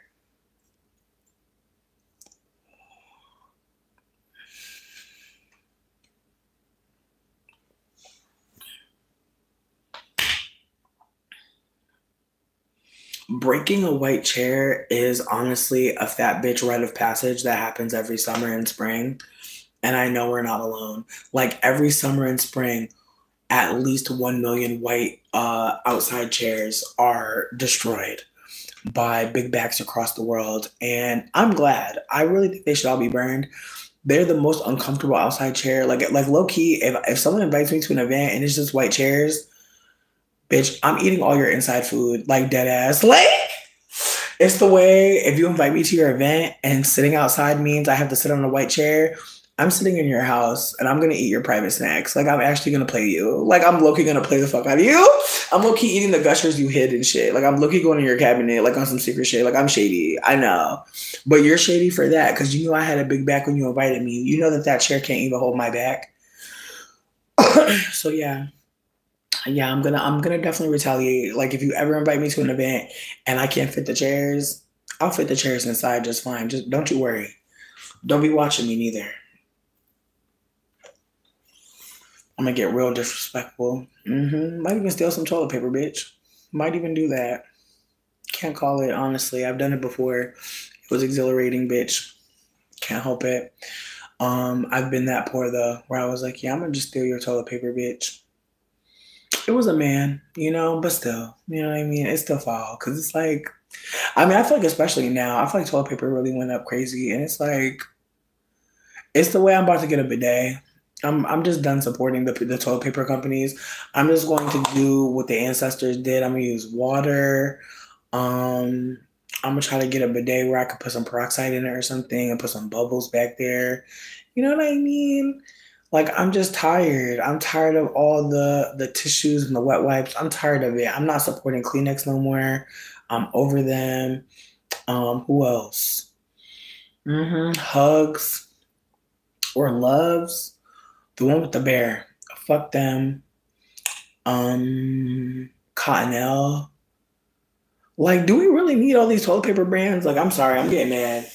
Cause it's just like, girl, And it's the way my toilet low key like hates toilet paper. Like it's really demonic. Like this toilet low key from like the 1970s, bitch. It can't handle no 2025 toilet paper. Like, does anybody else have this issue where like you have an old ass toilet and new ass toilet paper, and it's just like, girl, it's the way it's the way the toilet that I have tells me that I should be using one ply, and it's the way that I would like to not touch my butthole when I wipe my butt. And the toilet that I have is like, who cares? It's the way that this toilet is like, nah, bitch, two ply? Yeah. I will say this though, the bitch don't be flooding. I'm so grateful. I'm so fucking grateful for this toilet because my other toilet, oh, my other toilet was like, fuck it. That bitch is not playing. Oh, Jesus. Being an adult is so fucking crazy.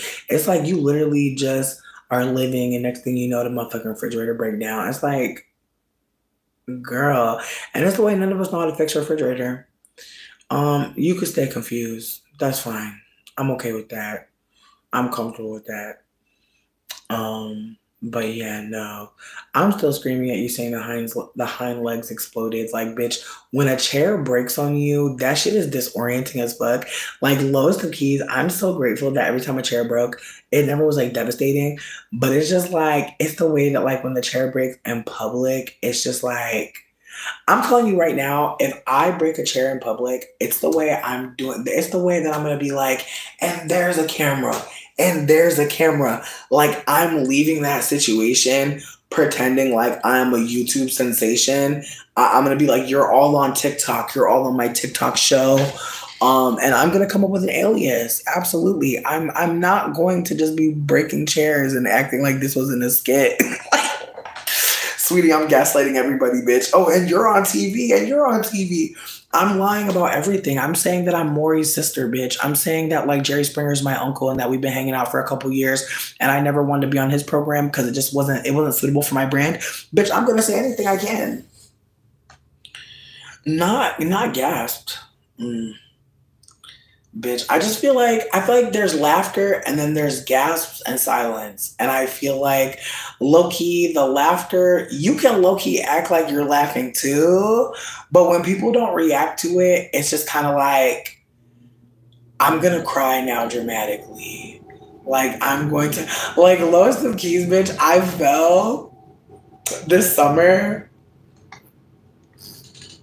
and nobody was around. But I still, like, the way that I fell, it was just so crazy. Like, I literally, like, missed a step and fell backwards on some, like, slapstick shit. It looked like someone had thrown me. And I remember, like, laying on the ground and screaming for a little bit.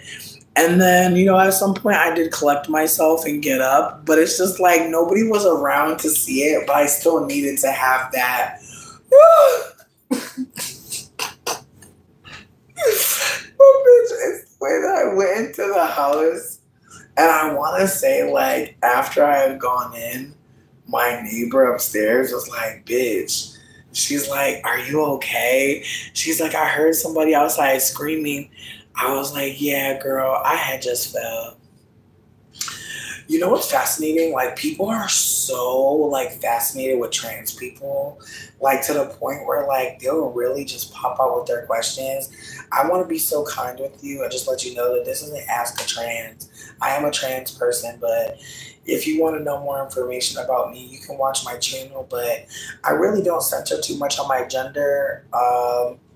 It don't really matter to me. I'm just out here living, just experiencing. But again, asking people if they're scheduled for gender reassignment, that's not necessary. And I would expect you at this point, if you're asking questions like, are you scheduled for gender reassignment? You have some information. So I expect you to know that that's inappropriate to do. It's inappropriate. Not everybody's interested in talking about their transition. And even me, I'm a trans person that's non-binary. There's no transition. I'm just existing. So with that being said, trying to figure out like if people want to become male or female, it's just not necessary. If they want to share that journey with you, they will. I have many videos. I've talked about being trans. Go nuts. But whether or not someone's scheduled to have gender reassignment therapy, or surgery, like that's never something that you should be asking, especially when you're a stranger, you don't know the person. And I just want to like put you on the right path because again, other trans people are not going to be that nice to you because they don't have to be because you're being transphobic. So with that being said, have a good one. I mean, you're not wrong. You're not wrong. Like, what the fuck can you do if someone, you know, like, I feel like for me, I feel like asking to help, if they want to help up, you know, or offering to get them a new chair or offer them some water. Like, again, I just feel like breaking a chair as a super fat person, I don't think that like a lot of people realize like it happens more often than you think. I've broken many chairs before as a fat person. Definitely sat on some shit and broke it for sure. And so just being candid that like, you know, I think we're hoping that people don't make fun of us, but I also think we're hoping for support because again, like it's disorienting when things happen. And like I said, I was by myself, but I still called somebody because it was a disorienting thing. And having someone like say like, oh, I'm sorry that happened and like just be supportive was nice. And again, like we don't always get that. Like there's going to be situations where we get hurt and like it's very much personal, right? And we have to kind of carry that grief alone. And I think more of us can understand that, right? That there's some grief that's like secret. There's some grief that's kind of in the interior illusions lounge. And therefore, like if there's something that's happening to us that's more visible or more visceral, then it can be something that we can share with others. But I think more often than not, some of us have like pain that we're keeping quietly inside of us. And I think we know that if we bring that up, we're feeling a lot safer. We're feeling a lot held, cared for, consoled maybe. And perhaps that's part of it.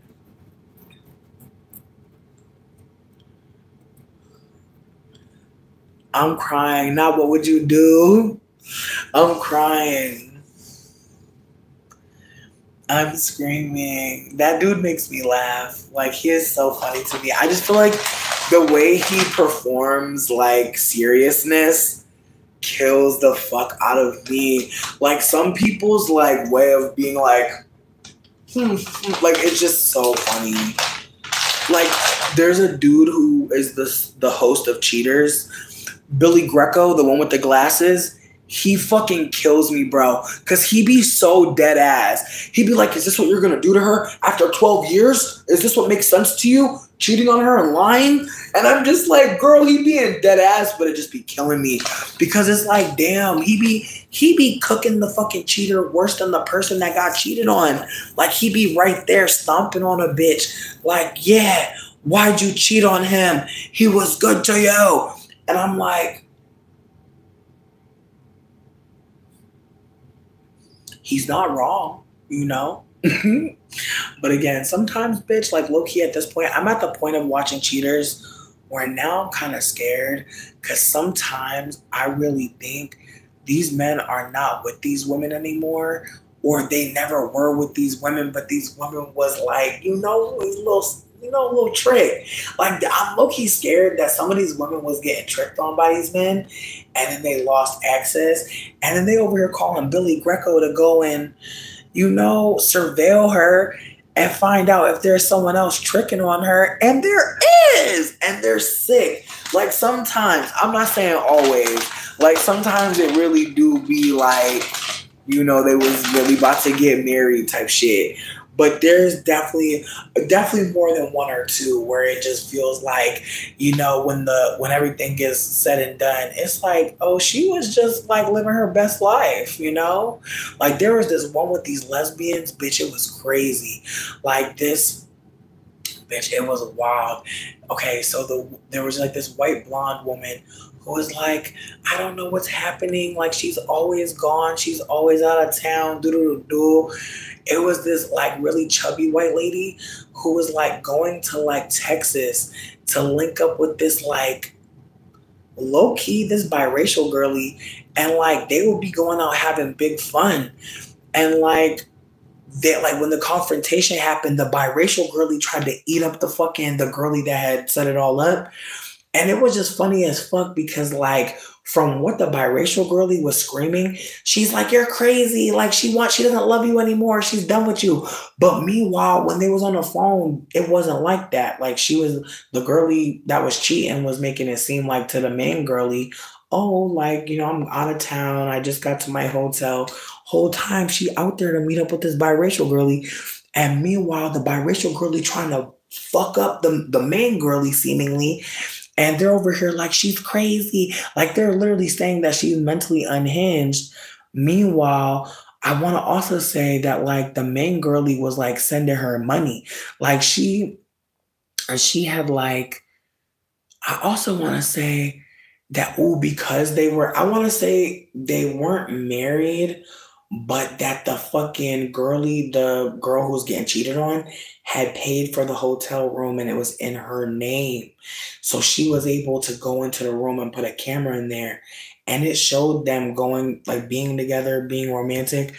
And again, like, there's no way to know if like the main person, the person who orchestrated the cheater expose, was actually like really in a relationship, which is strange because you would think they would do that kind of looking up and checking, but they're not.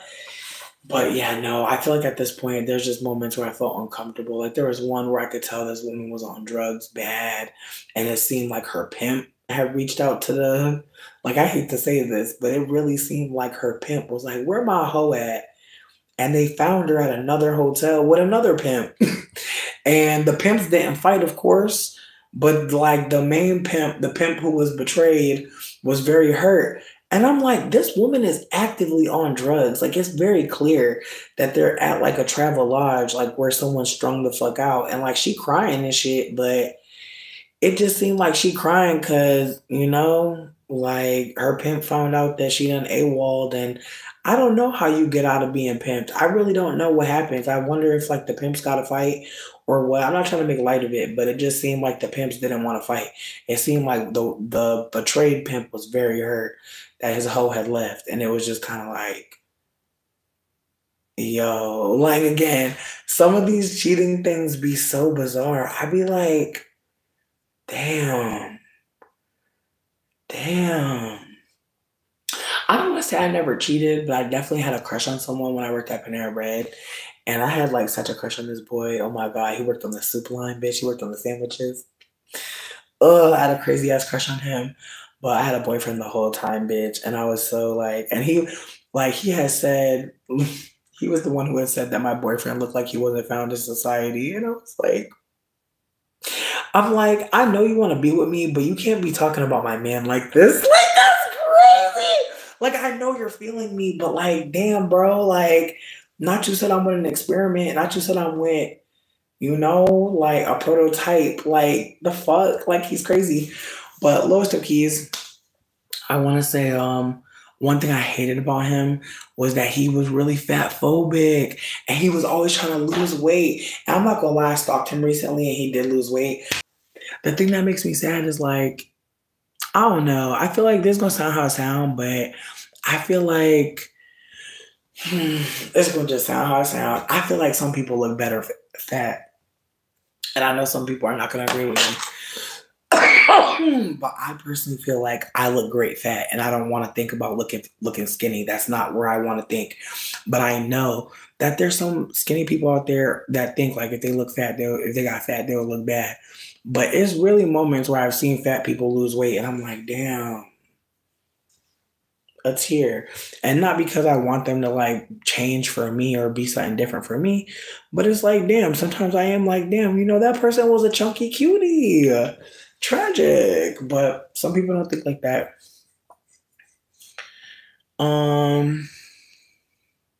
The host would be egging shit on, which is crazy. He would have a calm ass voice asking crazy questions. He'd be like, is this what she deserves? It's like, girl. And again, I've seen situations happen where people were fighting. I've seen people like brandish weapons. Like, it's wild. Like, I've seen a situation where like once the woman got exposed, she went home with the dude who exposed her, and he was like, see who she going home with? And I was like, Again, like I said, I had a crush on this dude at Panera Bread, but it never went nowhere because he was being fat phobic. He was always talking about losing weight and shit, and that was not appealing to me. And plus, I feel like I was only like catching feelings for him because like I did not want to be with my boyfriend no more. Like I hated him, and I feel like I pray I'm never in that situation again where like I hate a man that I'm with and I'm trying to find me a new man. Like that is so tragic. It's so toxic. But I was there. I was like, yeah, I need to find somebody better. I can't let him go just yet, but I need to find something better. And then I had a crush on this dude at Panera Bread, but again, it wasn't 100% for me. So I was like, I'm not going to do it. And then also on top of that, I feel like when I seen his mama, I was like, ooh, we look too similar. Like, I don't know. There's times where I be seeing people light skin mom, and I'm like, no, we can't. No. No. Again, if somebody mama look like me, I'm not going to do it. Wait, Rosie May, tell me more. Who's Phil McCracken? Also, pause real quick because I'm going to do a wellness break. Does anybody need to use the bathroom or drink some water? I know I fucking do. So I'm going to go get some water. I'm going to go use the bathroom. Please feel free to come back. It says we're at 100 minutes and 56 minutes. Or no, we're at 1 hour. Sorry, we're at 1 hour and 54 minutes. So we're going to just come back at 2 hours. I don't know if anybody else can see the time guide, but if you want to set a timer for 5 minutes, I'll probably be back before 5 minutes. But I just want to say, like, we'll be officially back in 5 minutes. We're doing a wellness break. We're using the bathroom. We're getting a drink of water. Take your time. Wash your hands, y'all.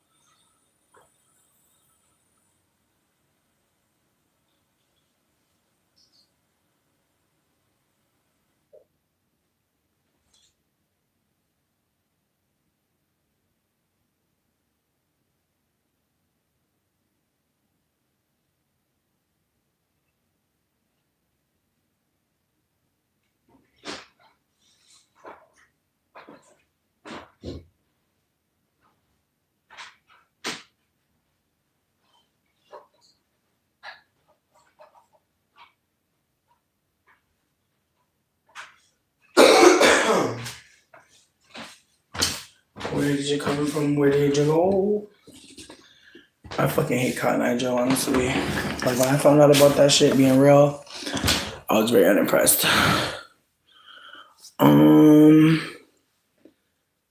Word. Oh, Phil McCracken saying that, oh, you're thinking that they look better, bigger. Word. Again, I'm not trying to say that if people are feeling unhealthy and they want to lose weight, I'm never saying that.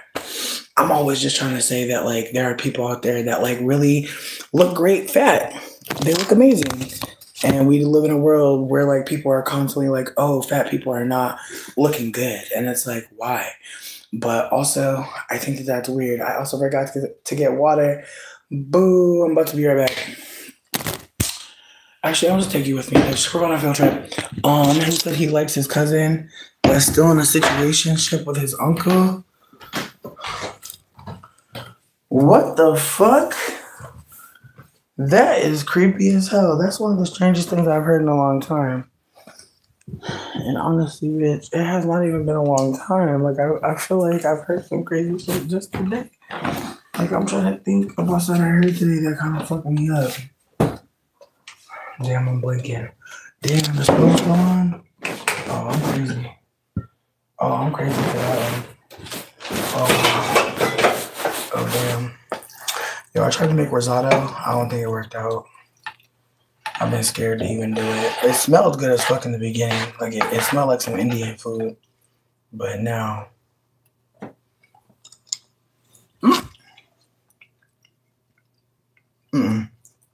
No, it's nasty. Fuck. It's like it got good flavor. But the thing about risotto is it's a temperature thing. I ain't get the temperature right. So the rice still ricey. Tragic, bitch. So tragic because it tastes so fucking good. Like it tastes like tikka masala vibe. Like I put tikka masala seasonings and shit. And the rice is still... And it's been on for hours, bitch. Isn't that tragic? Imagine rice being on for hours and it's still not cooked. I'm in hell. Some of it's cooked. Most of it's not. And you know what though, bitch? You know what? I'm gonna just put it back on. Because they can't burn. If anything, it's just gonna turn into muck. I don't know. I feel like I might hit a sweet spot where it's good. But it's like, it's got great flavor. But again, like it's supposed to be like creamy and soft, al dente. It's not. It's grainy still. I came here for water. Why the fuck am I looking at the cabinet? You said Lizzo and Adele. I feel like Adele getting skinny was interesting to me. I just didn't see it on my bingo card personally. But then again, when she started doing that man Rich Paul, which I don't know if anybody cares about that storyline, but it's been interesting to listen to and like hear about. Just because I feel like, I don't know. I'm worried for her that like she's doing a lot to appeal to this man. And I hope not, like I really hope not, but I don't know. I just keep hearing about how they're gonna get married, and it's like, who's leaking these pieces? Like Adele seems very private and in control of her like press, so I'm just kind of weirded out slightly. I'm like, is he playing games with you, bro? Is he like forcing you to say this to us? I pray not. I really pray not. I don't know though. I feel like Adele already got paid right in her last marriage. I think it didn't work out for whatever reason. Also, sidebar. I literally had to look at this onion in like 2 days. Bitch. Fuck it. We farming. Fuck it. We farming. I'm tired. I'm gonna grow everything I can. I'm telling you, bitch, save your fucking pasta sauce jars. Like, I know that a lot of people like to make their own pasta sauce. Get you some pasta sauce. That's fine. Old honey jars. Old jars of anything. You could grow shit in your jars, friend. You don't need no soil. You just need water, bitch, for real. Dead ass. Like, bitch. Like, I'm bitch. And these whole, I done harvested like 3 different fucking generations, bitch. It's new. If this is, what is this? 1 generation, 2 generation, 3. I'm on a 3rd generation of fucking onions. And yes, bitch, I have another one. Just in case. Same situation. This is 3 generations. And they smell good. They doing good. And Dane got me some flowers, which I am surprised that they're still alive. I don't know how to care for them properly. I really haven't looked into it. I've kind of been neglecting them. But they're still doing their thing, which is cool.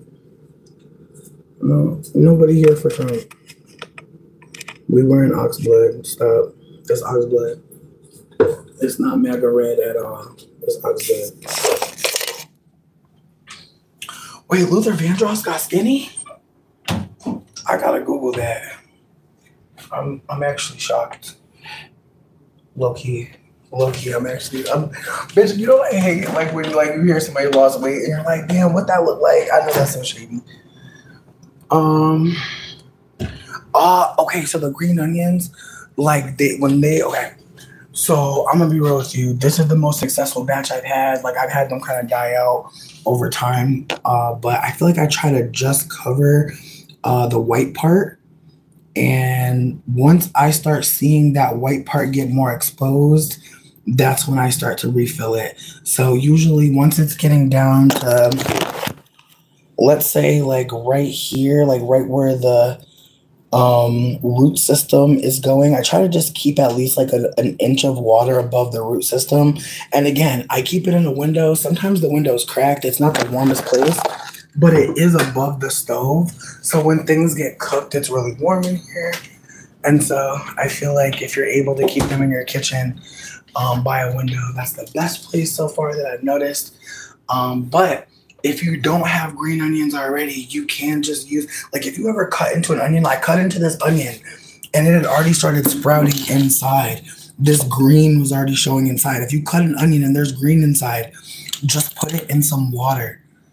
You don't have to fill it all the way to the top.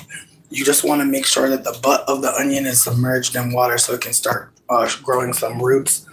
But I also tried to sprout a pineapple. It didn't work. I had to throw it out. But I'm gonna try some other stuff too. I had a little garden in like a plastic container, like a little plastic Rubbermaid container. I had like some mint growing in there and some basil. So I want to be candid that even if you don't have a backyard, if you have a place outside of a window or even a place by a window, you can have a plant in your house. You don't have to have like actual like pots and shit like that. You don't need that. You just need water. But do some research and see like what area you're in, like what things grow the best. I feel like if I was in the South, I feel like my onions would probably grow a little better. It's really dry in my house as well. So some things that you might want to grow may require that you maybe get a humidifier, or maybe don't open your windows as much. I know for me, I like to open my windows in winter to get that air out, circulate that air, but I don't keep them open for very long. Trust me, like same. Listen, it's happened to me too. You just forget about them, and the next thing you know, they start smelling weird, and that water, like it's obviously like kind of dying in its own water. But trust me, like it's trial and error. I think it's really hit or miss. I think it really depends. I also know some people say that they have hard water, and that can also be part of like why your plants don't make it. But I would say keep on just seeing like what works for you. And who knows, maybe you need a really big jar. I know for me, like when I got those, I definitely used bigger jars than usual. I was using like the smaller, like 8-ounce. When I went up to 16, 32-ounce, that's when I feel like they actually started to like have more room to grow.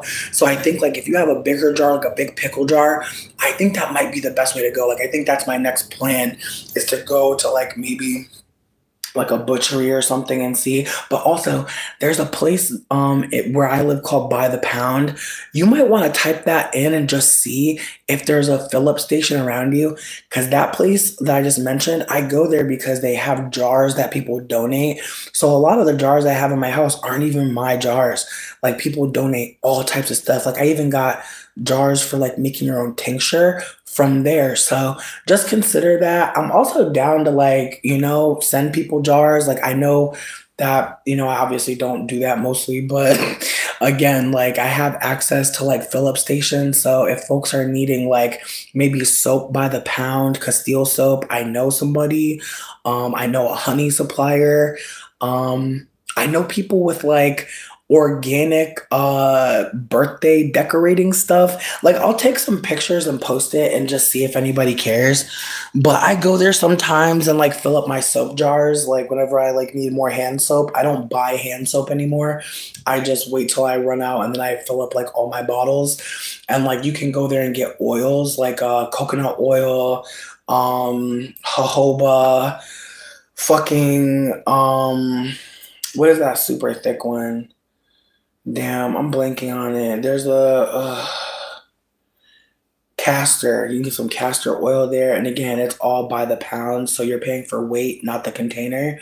And so that's why, like, when I go there, I just take a bunch of containers because I'm going to use them to fill up some stuff. But I'm also going to use them for my own personal shit.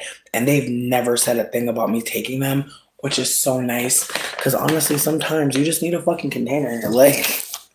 You really don't need anyone to bother you. You just need a container. Yeah, it's a refillable mart. But it's been helpful to like get stuff like pasta, rice, filling up on like stuff like flour.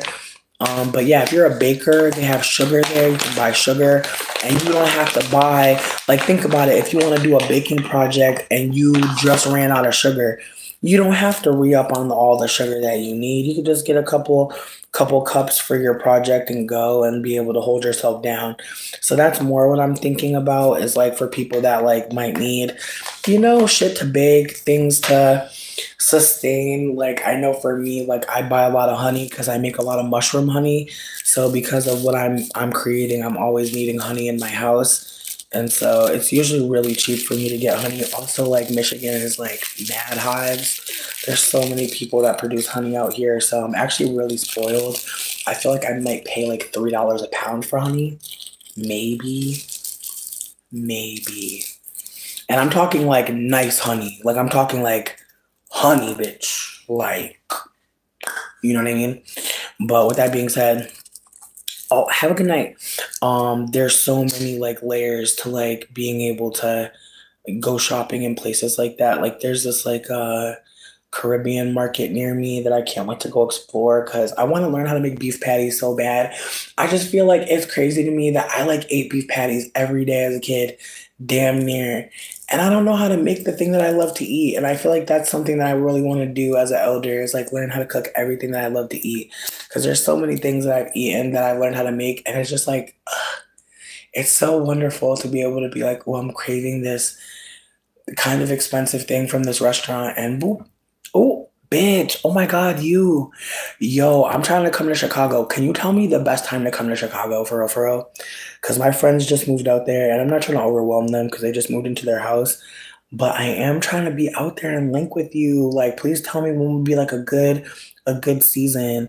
Because like, as much as I would want to go in spring, I feel like summer might be lit. But let me know. Because actually, bitch, I actually heard some shit about Chicago most recently, some fun shit going on in Chicago, but I'm blanking on it. But somebody on YouTube was just talking about something that mad fun that be happening in Chicago, and I'm blanking hard as fuck. But let me know, cause like I said, I'm trying to crash at their house, but I'm definitely trying to like bring you around the crew in Chicago, cause I don't know what the fuck's gonna be going on over there. I'm gonna be so fucking for real. I have no idea. All I know is my friends bought a house and they about to turn one of the drawers in their fridge into a dessert. Cause like, I sent them this video of this person that had turned a drawer in their fridge into a tiramisu drawer, where like you pull it out and there's just like a dessert in there and you can just scoop it out and enjoy a fucking dessert. And I'm like, yo, and my friend was like, yo, I want to put like a cake, a tres leches or some shit. And I'm like, yo, imagine if when you open your fridge and you pulled out a drawer, there was a tres leches cake built into your fridge. I just had a heart palpitation. Like, people's mind. Bitch, I tried to fry pork chop the other day and it didn't work out for me. And I want you to know I'm not going to give up. But tonight I tried to smother a pork chop. It also didn't work out for me. I'm gonna get it right one of these days, bitch. But I just like was being lazy and I was trying to just see if science would be on my side. It certainly wasn't, bitch. It's an ingredient thing. I'm really truly sad about it though. Here's the thing. Like, when I did the fried pork chop, where I fucked up is I didn't make a dredge. Like, you're supposed to like do like a flour, well, seasoned flour, egg wash, panko, I think. I know some people do like flour, egg wash. Yeah, I think it's flour, egg wash, panko. I could be wrong though.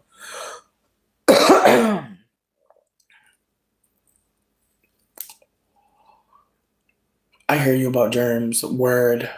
That's real. I feel like there will be like multiple spatulas that will be like outside of the fridge so that everyone can like get a scoop. You know what I mean? Like, I know I would hope nobody's eating it like this, but You know, again, we hope for the best. But yeah, no, I definitely want to kick it with you. I'm definitely trying to figure out, when in summer is good. I want to say there's like a taste of Chicago or some shit like that. Like, I'm not trying to say I'm trying to come for an event, but I'm trying to be there when shit's going on, just so that, like, you know what I mean? Like, let's say like we're burnt out, from hanging out, and we want to just like go stare at hoes. You know what I mean? Or just get high and giggle, you know what I mean, on a bench of some sort. I just want there to be escape ropes in our hangout, just in case shit gets overstimulating. But I'm excited that you said summer because I feel like spring, I just feel like on some caterpillar shit. I also feel like, I feel I feel like winter is it's so rough. Like, winter is just so, like, it's just how much I miss being outside. Word, I'm hearing you. I'm kind of shook. I'm kind of scared, and I lived in like the outskirts of fucking Chicago for a little bit, but I literally could never claim it. But I was like out there a little bit. But I never went to the city, bitch. I was like hella hermit. I was hella scared to go to the city, bitch. I was hella scared. And now I'm just like, bitch, what was I scared of? Like, and I think it was just like I was homeless, bitch. Like, I was like living in a van. Mm, mm. Word, word. I can't wait to be perceived by a lake, bitch. Like, girl. Again, bitch, like, I'm so excited to hang out with you. Finally, like, yo, this chat has blessed me so hard. Like, I've met the coolest people. Like, I've been able to like kick it with so many folks that are just, again, like, on some, you know, let's live shit. Like, let's do it while we're fat. I'm screaming, bitch. Bitch.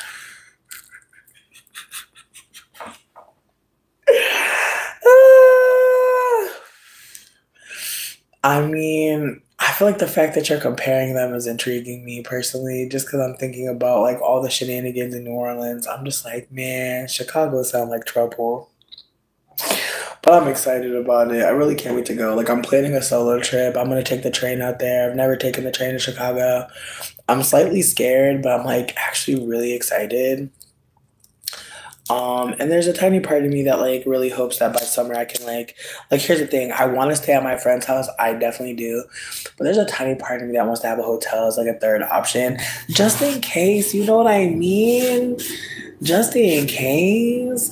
Like I haven't gone on a solo trip in so long. Like I really want to just like make it count. And if I can put my ass in a jacuzzi tub, why would I not? That's all I'm thinking about is like being able to put my booty in the tub, bitch. Cause it's been a minute, bitch. I love being in the tub. I'm such a bath girl. I don't like showers. I feel like they're like here's the thing. A shower is cool if you're on the go, but I really love to soak and boil off all my shit. I do not want to be in a shower at all. Like if I'm feeling dirty, I really want to just be able to like do a couple rinses. You know what I mean?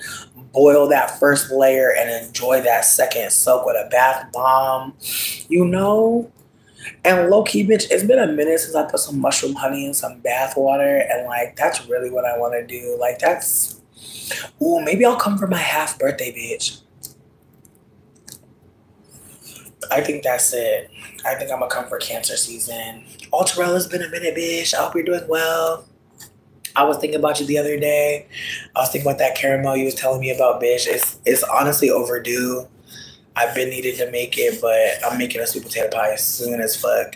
But my plan is I was gonna make like a croissant dough for the crust. Cause sweet potato pie is so wet and tasty. I personally feel like traditional dough just don't really get the essence. Like I always feel like the crust is the worst part of the sweet potato pie. And I feel like that's a tragedy. Sweet potato pie is so good. Why is the crust not good? Again, I know some people really like pie crust, but I just feel like it's rare that it's good. I feel like the bottom of the pie crust be good every now and then if it gets like sopped up, but the crust on the outside, bleh. I don't know. Maybe I'm in a minority, but I just feel like most pie crust is nasty as fuck. It's rough. Oh, sweet potato pie is my favorite pie. Or the Hershey chocolate pie. I feel like it's a tie between those. I feel like if they both wanted to fuck me, I would let them do a train. That's how I feel. Like a sweet potato pie. I would let the sweet potato pie go first and then let the Hershey pie finish me up, honestly. Because she got to go in the freezer for a little bit. But that sweet potato pie. What about you, though? What's your favorite pie, Big West? What pies y'all be liking? And that's what I'm saying. Like a lot of sweet potato, a lot of pie crust is barely buttery. I feel like I've had a lot of nasty crust experience.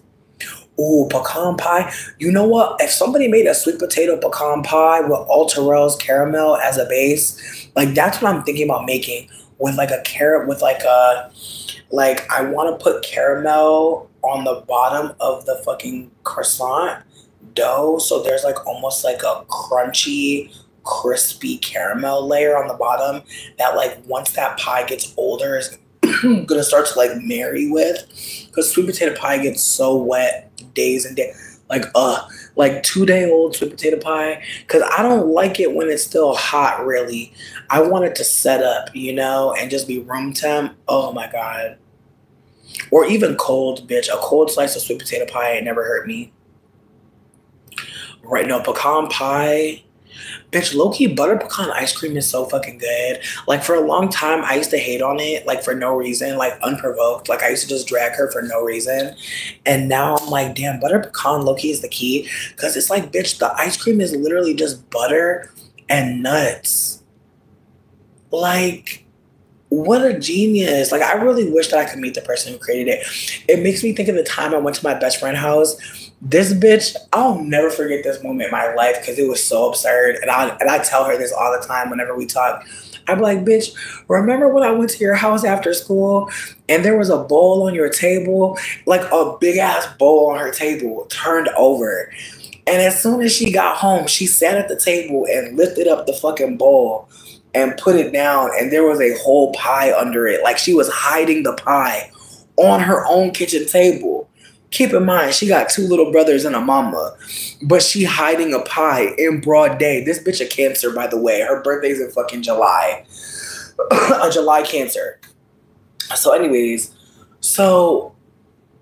sibling is literally sitting at the damn kitchen table with a secret pie. And she just starts eating it like crazy. Bitch, I'm a guest in her home. I'm literally just standing there. She's not offering me one bite. She's sitting there eating this pie up. All of a sudden, she look at me and goes, Miss Smith, I gotta meet this bitch. I'm losing it. I'm like, bitch, who are you? Like, I've known this girl since she was a baby. I've never seen this behavior before. And it just made me feel like, damn, like, you really trust me, bitch, because you hiding a pie from your whole family. I'm so sorry. But it's like, I'm sorry, like my little brother a Cancer, and like, it's just the way Cancer people just fascinate me. They are so fascinating. Like, they really just be saying what they really feel, bitch. And I feel like as a Capricorn, sometimes saying what you feel could get you bopped.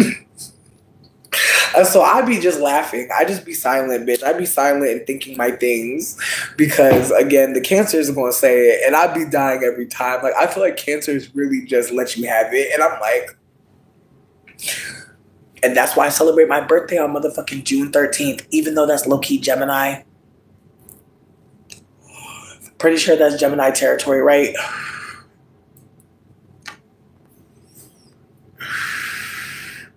Right. I was screaming. I was like, this girl really hit this pie. And she really over here trying to meet Miss Smith. And again, I already told y'all I don't really like most pie crust, so I didn't want none of that pie anyway. But I was just like, damn, bitch, like... She really loved it. It's funny, me and her spoke recently, and she's like, bitch, I'm a mother of 4, and it feels crazy. And I was like, wow. It's wild. Like, and meanwhile, when me and her was friends, she was the girl that, like, every time we would talk, she will always tell me that she got a new hoe. And it would be some boy that, like, was in our school. And I would be like, damn, girl, because she was very low-key. Like, you know how Cancers be. Like, Cancers might say some crazy shit, You do not know their business, bitch. Like, whatever they done told you, girl, that's to throw you off from all the other shit. Low key, bitch. It's a distraction. So, anyways, so this bitch over here telling me she over here fucking with this dude. I'm like, girl, you are really like you have so many hoes. I'm so proud of you. But I was in awe because like some of the people that she was talking about, I'm like, when would y'all even talk? Like, when would y'all even have an interlude type shit? Because again, like some of these dudes were just, again, like she was very much like gorgeous and like very invested in school. So like there were just some dudes that I was just like, this motherfucker for real? And again, like she was always curving motherfuckers. And I just feel like I love to see it. Like she was just really that girl. Like she was really like always just like, yeah. And he tried to talk to me and I told him, leave me the fuck alone. And I would just be dying. Cause bitch, like meanwhile, bitch, let somebody even like I remember one time this boy had said I look cute to somebody and somebody was like, he want to go out with you. He's like, oh, I just told him you look nice today. And I'm like, okay. And it would just be shit like that. Motherfuckers would be like, oh, they about to go on a date. And it's like, can you just leave me alone? Like, I'm just a fat child. Like, my backs have done nothing to you. Leave me be. You can't say that though. You know what I mean? You gotta just be like, and then move on. So I feel like for me, I would just be living because she would be on some like, I'm not trying to say my friend was thoughtin'. I'm just trying to say my friend was like, had many bitches trying to talk to her. And I was like, eat, eat, eat. But at the same time, bitch, I'm over here like, I have a crush on this boy in my homeroom. And my friend would be laughing at me. She'd be like, talk to him. I'm like, no, bitch. Hell no. Hell no, bitch. Because my thing is this, I was always scared of like trying to talk to somebody and then they try to like play with me. And next thing I know, we on a three-way call and you laughing with all the bros. No, God, never me, bitch. Like low key, this boy that I had a crush on, this is like how awkward I am. There's a boy that I had a crazy crush on. I'll never forget him. His name was Josiah. Oh my God, I had a crazy ass crush on this boy named Josiah. Oh my God, bitch. I was down bad for Josiah, bitch. To the point where he invited me to his house to hang out and I literally didn't understand what was happening. I literally thought like he was just being nice. I didn't really register that like a boy that I had a crush on invited me to his house. I wasn't registering it. I was literally scared. So I remember taking the bus to go to his house and like I'm pretty sure like his sister drove him home. So like he was already at his house and I was taking the bus to his house and he knew this. And so like I get to his house and I remember just standing at the bus stop and just staring at his house for mad long because I was just like, what am I supposed to do? What am I supposed to do? This was a canon event in a bitch life. Bitches didn't know what to do. So I just stood at the bus stop for a long time and just stared at his house. Then when I actually went to his house, I like met his whole family. It was very crazy. And I want to say at some point, like we ended up hanging out in his room. And I just remember just sitting with like my hands folded, just like I couldn't believe I was there. And we never did it again because bitch, I was like apparently supposed like in retrospect, I feel like I was supposed to be way more like advanced perhaps. I don't know. But he ended up like marrying this girl that like we had a class with all together. And I was so surprised. But at the same time, when I think about it, I think about how like that girl was like very much like confident as fuck. Like when I think about like how she came across, like she was always just speaking her mind, doing her thing. So there's a part of me that feels like he might have invited her back to the crib and she's like, bitch, I want you done. And there's a part of me that feels like I don't remember his birthday or no shit like that. But I feel like in school, it's easier to be extroverted than when you're sitting next to a boy you like. And I think he expected me to be like how I am, like goofy and silly. But I was just like, this is my dream, bitch. I'm in my crush's house. Like, what? Like, I was just like, and lowest of keys, bitch, like a weirdo. Like, I messaged him on Facebook. It was like, I hope you're doing well in life. You know what I mean? And I feel like he never reached back out, which is fine. But it did always kind of like make me wonder, like, I wonder what he expected. Cause like there's also a part of me that wonders like about You know how people be projecting on especially the brown girls, especially the black girls, about like fastness. And there's times where I wonder, especially like the way men talk to me online, especially now, is like there's just this like desire, like there's just this way that men will talk to me that's like, I know you know how to make me come, bitch. I know you know how to be sexual for my desire. And it's like, what tells you that? For all you know, I could want to fuck somebody toe. For all you know, I could be the girl that's like, put a perky in my booty and take me golfing. Like, for all you know, I could really be on that type of time. Like, I could be in all types of shit. Like, low key, bitch. I could be into just sitting on grapes, bitch, for no reason and just smashing them with my booty. It's bitches that sit on fruit. I've seen it. I've seen a bitch dead ass fucking drop her booty on a watermelon. I swear to God, on OnlyFans, and I was shook. I was like, yo, the girls are advancing. Like, I'm gonna be real, bitch. The sex work game ain't never been meaner. This bitch is out here really showing out. Like I'm telling you, this bitch is showing out right now. It's the craziest time to be alive as a hoe. I'm being so fucking for real. I've been a hoe through so many ages. I was a hoe in the early the early 20 teens and the 20 teens. Yeah, I feel like I started my whole journey in like '08. So in the Audis, I was a hoe in the Audis, in the teens, and now the 20s. Yeah, but three eras of hoe. 3 eras of hoe indeed. People definitely smash cakes. You said men on the apps take me. Yo, bitch, I had a man give me his phone number and be like, I need to be snuggled by you tonight. I'm like, yo, the male loneliness epidemic is so loud. Every time a man is mad thirsty, I just send him my Cash App and I'd be like, I would like a Baja Blast. I'd like a Crunch Wrap with rice, extra cheese, extra sour cream. That's what I say. Because it's like, girl, motherfuckers be telling me what they want from me, bitch. They be really hitting me up like this one man. Oh my God, bitch, this one man hit me up and you know what he said to me?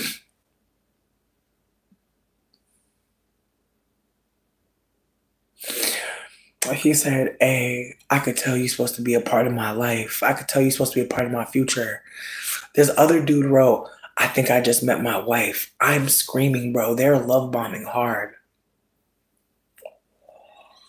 It's getting crazy. It's getting real crazy. This one dude was like, I'm so glad we matched again. I really fumbled it the first time. I'm like, well, then send me some money for some food right now. He was like, oh. He's like, I don't know about that. He's like, I'm an ally. He's like, I want you to he just started going into this whole diatribe. And I was like, honestly, I was like, you already fumbled me before. I need you to invest in me at this point. I'm going to need some stock in Taco Bell in order to carry on this conversation. Like at this point, I'm just telling, like, if a man, like, there's so many men trying to hit me up and they ain't talking about nothing and they're mad that I'm not talking to them. And it's like, girl, you're boring. And I was like, I mean it, like, I'm being so nice to them too. And I feel like it's making them mad. Cause it's like, girl, like, I'm not even about to be mean to you. I'm gonna say it so kindly and so gently. Cause it's like, I'm good. Like this one dude told me that like I'm about to be lonely with pets because I'm not responding to him. And I was like, girl, that's not a threat. Oh, you don't like Baja Blast? You know what? Whenever I think about it being Mountain Dew, it does scare me. Just because if you look into like the origin of Mountain Dew, it was literally created as a chaser for alcohol. And so it wasn't even supposed to be like a soda. It was literally like created by like people in like the backwoods, like just trying to like drink something tasty with their hooch and their moonshine. So I want to be super candid that like Baja Blast to me, it's kind of like the evil twin of High C Orange Lava Burst. Like I feel like I drink High C Orange. I feel like I drink High C Orange Lava Burst for wellness. Like I see High C Orange Lava Burst as like a distant cousin of orange juice, as part of the H2O family. Like, it's definitely predominantly water. I'm definitely tasting the oxygen inside of it and feeling more alive. And then Baja Blast, to me, it tastes like fire burning, brimstone, doom, destruction, and then a little hint of lime and cilantro. Definitely. Like, when I drink it, it literally tastes like knives. Like, I'm gonna be super candid with you. Most soda, when I drink it, I'm like, oh, it's burning me. And then I'm like, oh, a sweet flavor. This is how I know, like, our shit is all manufactured, engineered, because it's like, why would you keep drinking something that's burning you like this? But again, that sweet flavor. And again, it's just like that. It's like Pavlovian, where it's like, you taste the bubbles, the burning sensation, and then you get that after effect of like sweetness. And I think that that, again, is enough. And I think that perhaps that's what a lot of people are addicted to, like the pain and then the pleasure, right? Of like that dance. Because people be saying drinks we taste, like Sprite tastes like electricity. And it's like, bitch, you're describing the burning that's happening. But think about that. We're describing lightning waves and beams in our body. Like, that's wild.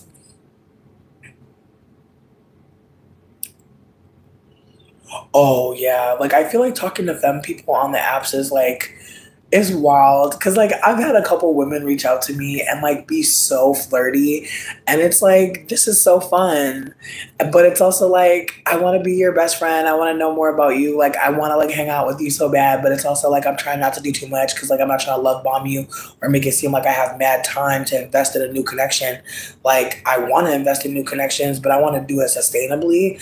And so I'm really just trying to, like, you know, lay in the cut, keep it cute. It's also cold as fuck outside. I already told you I don't got no fucking coat, so I'm really keeping it cute about where I'm going. Like, I be layering, don't get me wrong, I got outer pieces, but for the most part, like, I did have like a coat, but like, bitch, this girly, like, I don't remember. Like, I think like I let someone borrow like my longer jacket when I went out, but they left the event after me, and I was like, just give it back to me when I see you. And I swear I've not seen this bitch. And I'm like, girl, we don't live that damn far. Come bring my coat back. Like, here's the thing.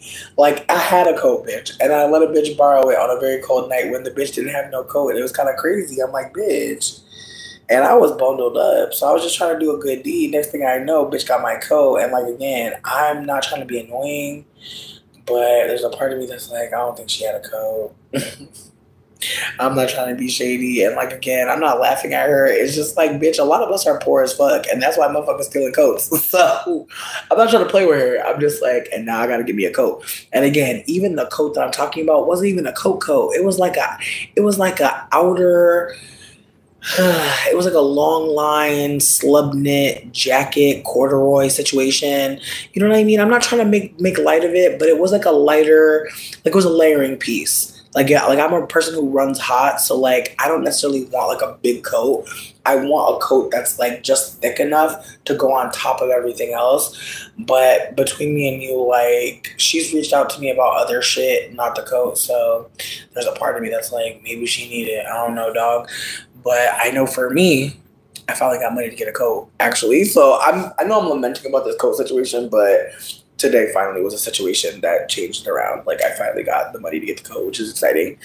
A McDonald's Sprite is spicy to me. That's true. Again, some of us have different tingle sensations in our mouth, but soda literally tastes like harm to me, but it tastes good. Like, vanilla Coke is so good. Fucking champagne cola, bitch. Mandarin Harito, delicious, but they burn me all the time. And again, I grew up like where my mom would make us drink water. Like, she would be like, drink water.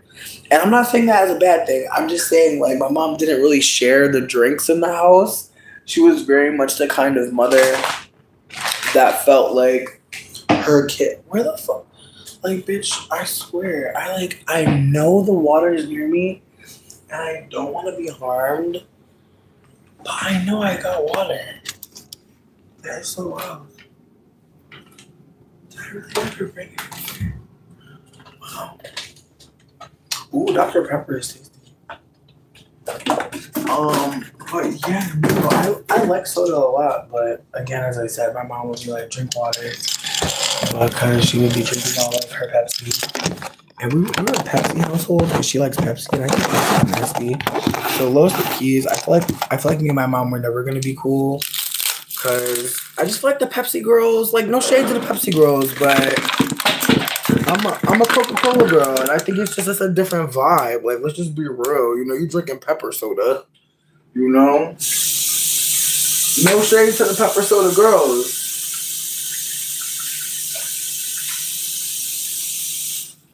No shade at all. Not come on, ice, you fan. So, you know, some people don't like ice in their water, and I find that fascinating. I'm grateful for ice. I be putting blueberries in my water because why not? Yeah, I love fruit in my water. It just makes it more fun. You never know.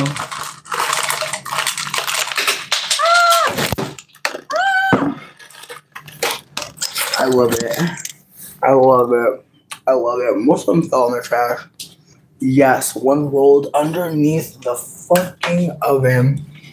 I pray a mouse eats upon that. I really do.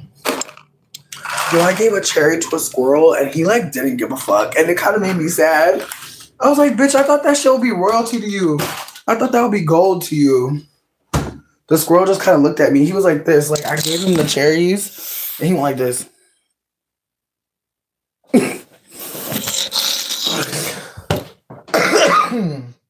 I'm like, damn, nobody ever threw you a cherry before? We're in the ghetto. But, I don't know. Maybe he was just startled because I kind of did like throw them at him, but not like at him. I like bounced them towards him.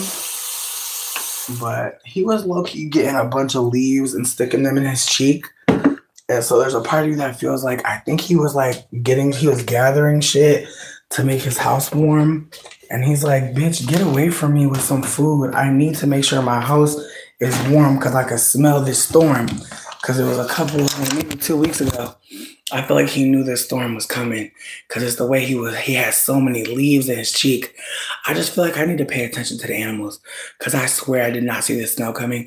Like, bitch, I just found out that like there's like a bad snowstorm happening and I feel goofy as fuck. Like it happened here. I'm over here. I'm hearing about people. Bitch, I'm hearing about Africa, it being cold. I was like, what the fuck? Like people in Africa being like, girls freezing for the first time for real. I'm like, girl, what the fuck? It's just too much. Like, I feel kind of like, damn, like, I really don't like to pay attention to the news. Just because I feel like, bitch, you can't get away from it these days. Like, I remember when as a kid, if you wanted to watch the news, you could. Now, bitch, they are lurking. You just be watching anything, and next thing you know, breaking news. I'll pop, like, it's just like they have found a way to inundate you with information that you don't want to hear. And it's so frustrating because it feels like I can't get away. And again, it's the way that there's a whole ice storm going on. I didn't know shit about that, but I'm hearing about Greenland about to get a bunch of snow thawed. Obama sitting with Trump, Michelle Obama not going to the inaug, TikTok not really being banned, Red Note is apparently becoming a bad bitch. And you know what's fucking me up? I saw this video of this Asian man on Red Note, which is apparently the alternative to TikTok that people are choosing instead of Lemon 8. And apparently, there are a bunch of Asian folk that are like excited to be able to talk to American folk, but mainly seemingly to figure out if it's true that we have to pay for ambulance rides, that our healthcare not free.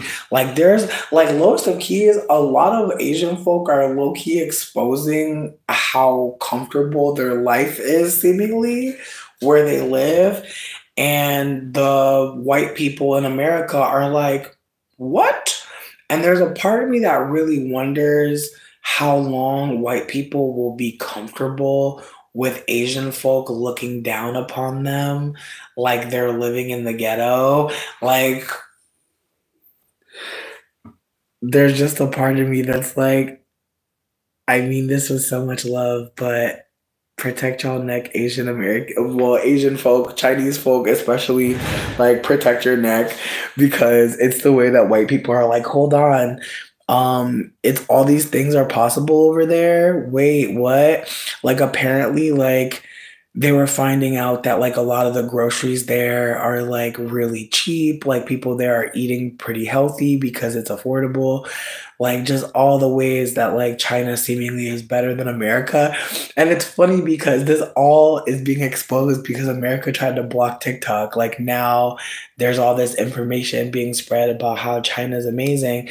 And then there's also like a bunch of like black folk who moved to China and are talking about how, like it's exciting to move out there, but asterisk, they don't see a lot of black people, so they do kind of like overly seemingly stare and are very fascinated by black people. And again, I don't have anything to say about that. I don't know these folk at all. I'm not a part of this. I don't know them. But again, it just seems like from what I'm noticing, the black folks that have left America to go out there are trying to offer that like it's not perfect, but there are a lot of resources. And I think about randomly like Kanye West mom, Donda West, like moving out there and like Kanye spending his like younger years there and just wondering what that was like, truly, and what motivated that move from Chicago. I genuinely wonder. But again, I noticed like one of my mutuals, or not mutual, I don't think we're mutuals, but their name is Adrian. I'm blanking on their last name and I hate that for me. But they're a fat black femme who moved to Ghana recently. And there are like, from what I heard, I think like there's like a council of Ghanaian folk that are wanting like black folk who were sold into chattel slavery to be offered visas to come home. And then also, like, if you have family members in other areas of Africa, the visas are open for them to visit you as well. And so, this is kind of like life changing shit, honestly. Like, that's happening despite, like, people being worried about Trump. Like, other countries are pretty much like gearing up to kind of be like, hey, come here. Because, like, if Trump and all of them are trying to make it worse for you, why don't you come where you're desired? But there's a part of me that wonders like what this shakeup is going to look like in 10 years. What languages are going to come out of this? Like I remember reading recently that there are people in certain places where like they speak in whistle, they speak in uh like they whistle as a language. Like there's no words, there's just songs. And I think about how, like, all of us shifting and moving around, TikTok earbuds, people being able to hear people in English, like again, I just feel like the future becoming indigenous makes more sense the longer that I'm alive because it's like, well, if there are people in Africa who want to see their ancestors returned home after the Ma'afa, which is the African way of describing chattel slavery. MAAFA, look into it if you're interested. But again, just the way that America talks about chattel slavery, other countries have other ways of defining it. So just keep that in mind that like anything that we know about war wise or tragedy wise, it's described in other places different ways. And a lot of times with a lot more empathy and respect to the people that were harmed. But lowest of keys, like when you look into the Ma'afa, I want to be super candid that like when we talk about chattel slavery, we're talking about like one piece of white supremacy and anti-blackness. And so when we call it the Ma'afa, we're literally naming an African Holocaust. So I want to also put an asterisk there that like just like when we say the Holocaust, when people say the Ma'afa, there are black folks in the continent of Africa that are extremely aware of like it being a larger system than one event, honestly. And just like when people talk about the Holocaust, like they're not just talking about like one event of extinction, they're talking about the lead up, Hitler, the rise, like the falls, like all of those things, but it's described in this kind of succinct way. And again, It's the ways that I've heard people say that they feel like other people have tragedies that are respected in a particular way.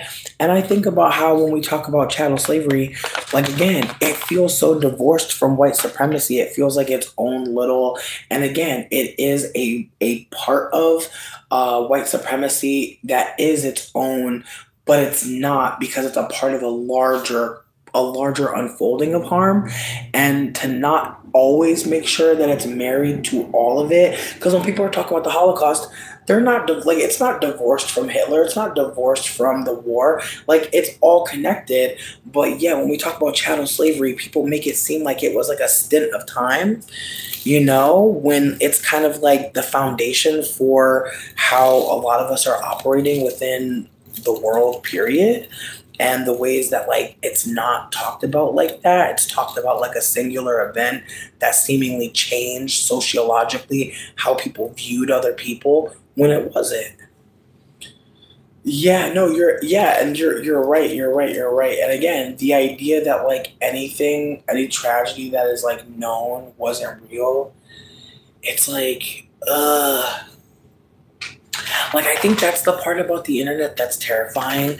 That like it's free. It's free to hit the search bar.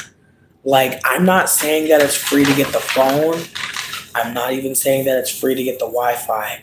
I'm just saying it's free to hit that search bar, and people just won't do it and will just go off of what they believe. And so again, like it's rough, I think, for people who are thinking historically, because so many people are not. And again, we talked about harm reduction, and it's shit like that. I feel like these combos are why I be smoking, bitch. Because like, let me not put it all in the combos, but like sometimes like these conversations just get so deep, like in terms of like how it's like a larger operation, and yet like when people talk about chattel slavery, Jim Crow, like it's all like these vignettes seemingly of anti-blackness that are just happening when it's a unfolding. It's a practice. They're practicing anti-blackness, and they're for some reason cherry picking certain events. And then we're online, and there are elders who had elders that were connected to elders who were, again, a part of the unfolding and have stories for generations. And just again, the ways that as I really listen more, I realize that, when we think about safety, I think one thing that is not really always like just harped upon enough for me is that, there are people sharing things with us that we're not supposed to have access to. And I think that that's why I'm so invested in sharing as much as I can from other people and uplifting so much content. And I did that today. Like I shared a lot of stuff that like again was shared over the last year, but this year was so shitty that I feel like a lot of people missed a lot of stuff because again, things were just intermittently posted. But there's just a way that we're supposed to like seemingly not pay attention to what's happening, not care deeply about other people, not want a ceasefire, not want, and also shout out to the ceasefire in Gaza, but there's a part of me that's like, what does that mean? Again, I just feel like we're living in a world where we have way more questions. And unfortunately, we live in a world with elders that still think it makes sense to like yell at you and be mad that you're curious. And so I think about how like we're not really all supposed to know anything, right?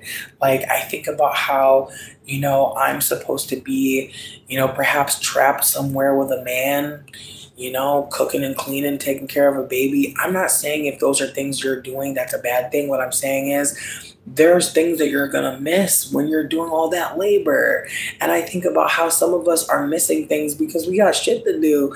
And it's not because other people aren't supporting us, but sometimes it is. And honestly, our world is built on like lack of support, so it's not crazy that you don't have enough of it. Like, what's crazy is that there are people that have it simply because they have money. Like, that's what's wild to think about. Like, how much some of us were just promised struggle because we don't have the support or the money. I mean, it's not necessarily to say that there's no luck, there's no community, but it is to say that, like, I think that it's okay to be upset. I think it's okay to be like, damn, you know, like, I don't know if I was supposed to make it, but I am.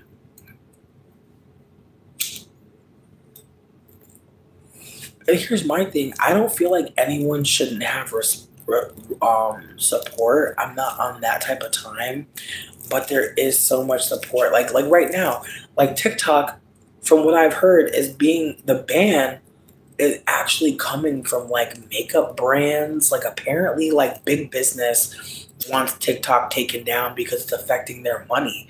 Like apparently people have been going to Walmart to buy Birkin bags. Apparently people have been figuring out how to buy cheaper versions of everything from TikTok and like just learning things from TikTok that are helping them. And there's big business that's actually trying to crush it. And it's so funny because it's like, what don't people realize? It's not about TikTok.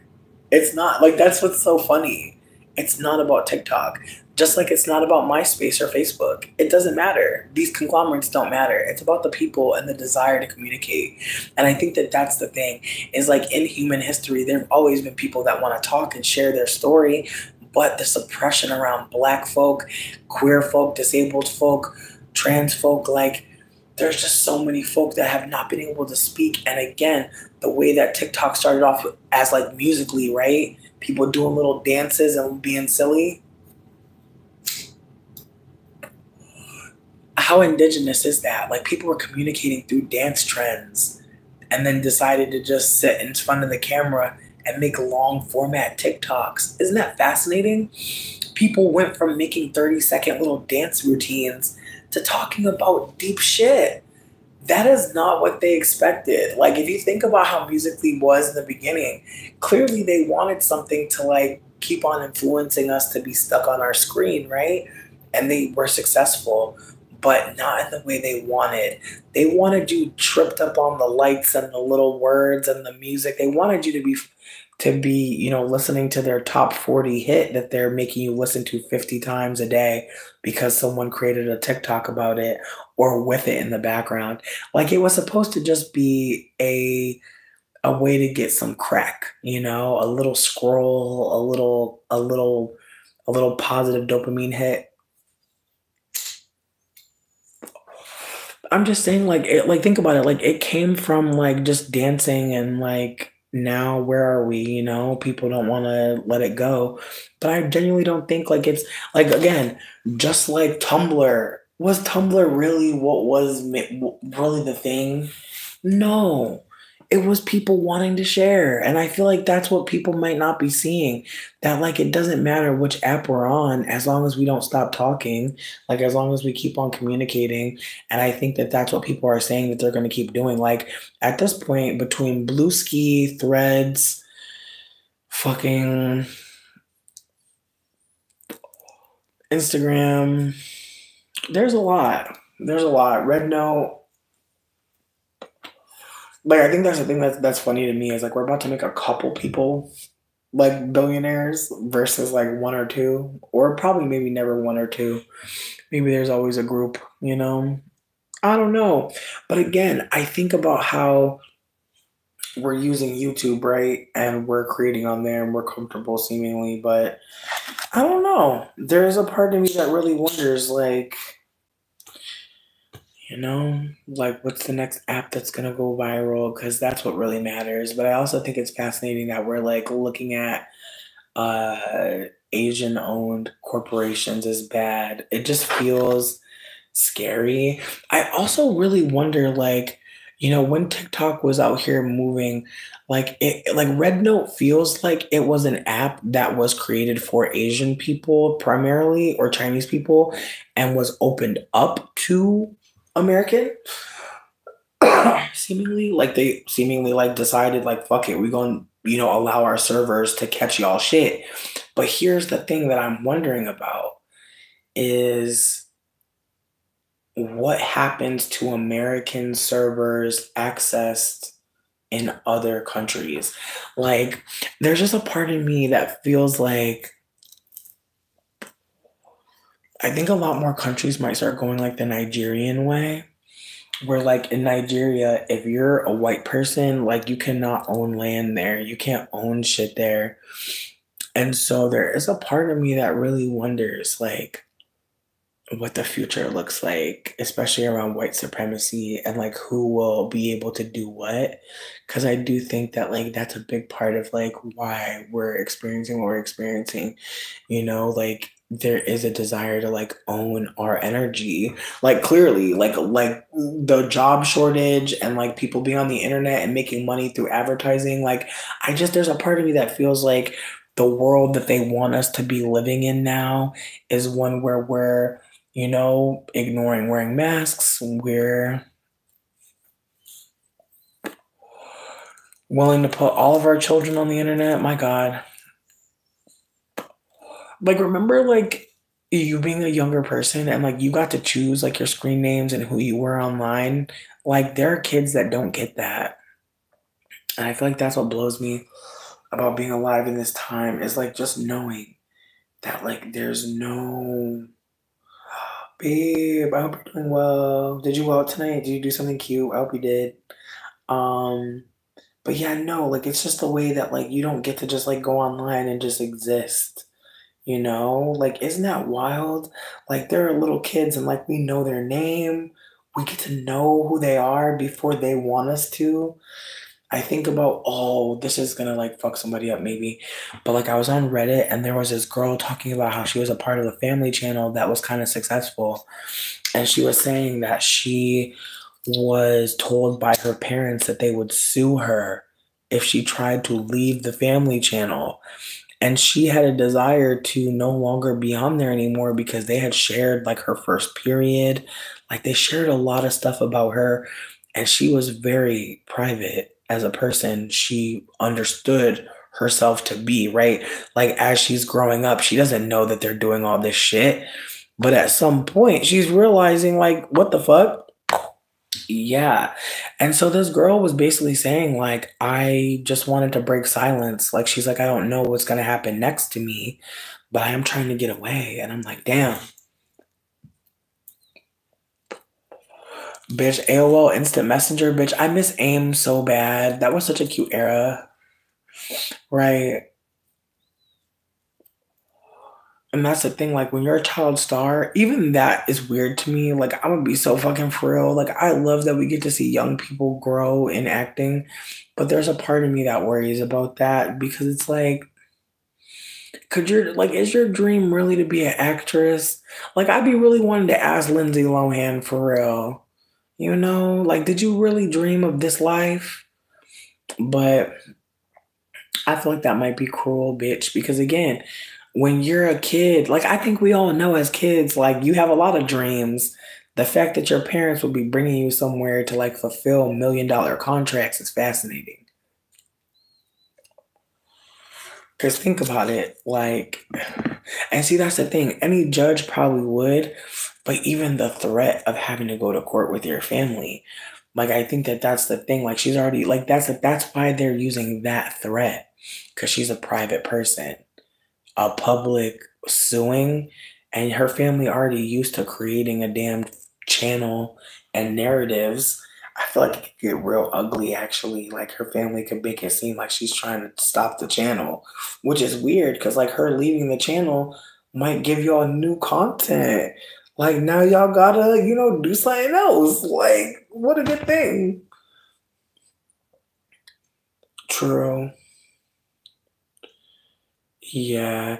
But you know what though? I do think that because of the internet like becoming how commercialized, I do think that it's opening up more spaces like Discord and other apps, that are allowing like queer expression and just more conversation. I don't disagree that things are drying up and it is feeling a little bit like shit's rolling up, but I think it's also like we're bringing in an oligarchy seemingly, and so one thing that I'm thinking about is like all the big business tycoons that are going to be using rage bait because it works so good. It helped them with the campaign. Like, I'm just thinking about how like things have to escalate.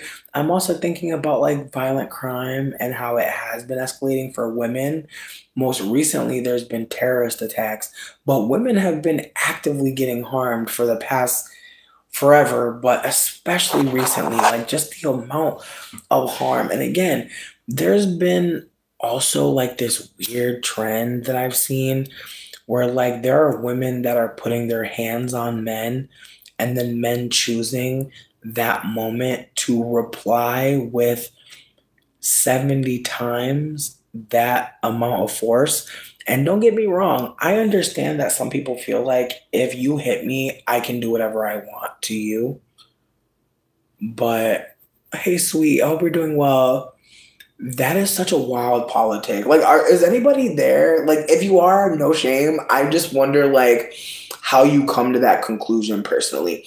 Like, how do you decide? Like, if somebody like bumps you, how do you come to it's okay to punch them in the fucking head or kick the shit out of them? Like, I really feel like if someone does something physical to me,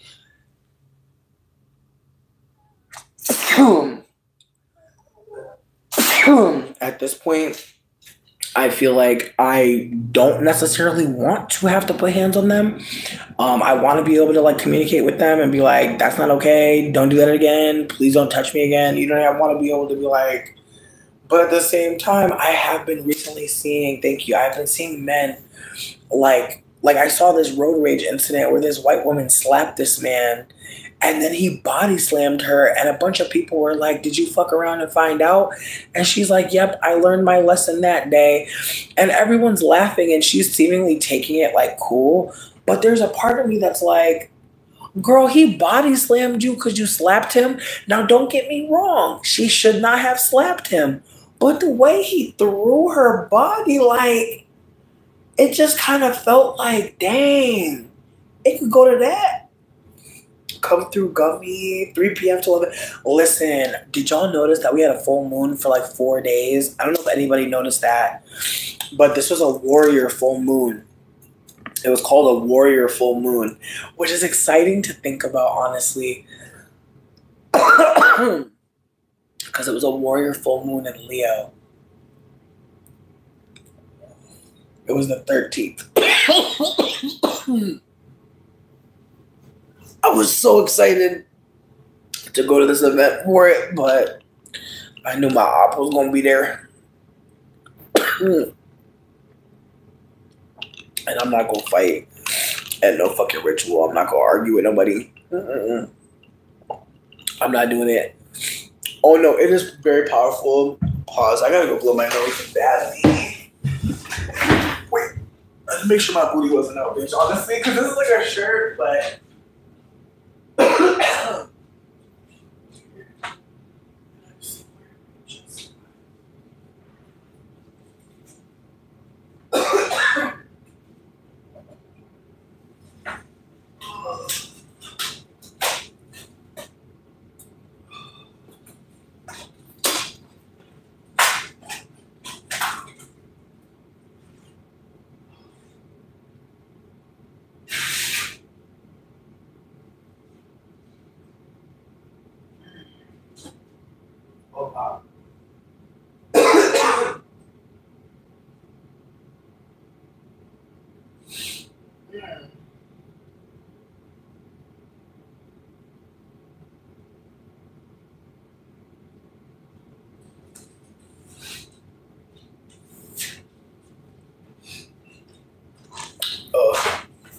I fucking hate blowing my nose. That shit is fucking weird. I don't know if anyone else agrees. Right. How is everyone doing? I love that you asked that question. I don't know if people need to do a wellness break, but feel free to use the bathroom or do whatever you need to do for you. I'm breathing easy again. Low key, I'm obsessed with these. Dane put me on their Vicks Vapor Rub uh, tissues, and so they have a little bit of Vicks in them. The way that they clear your shit.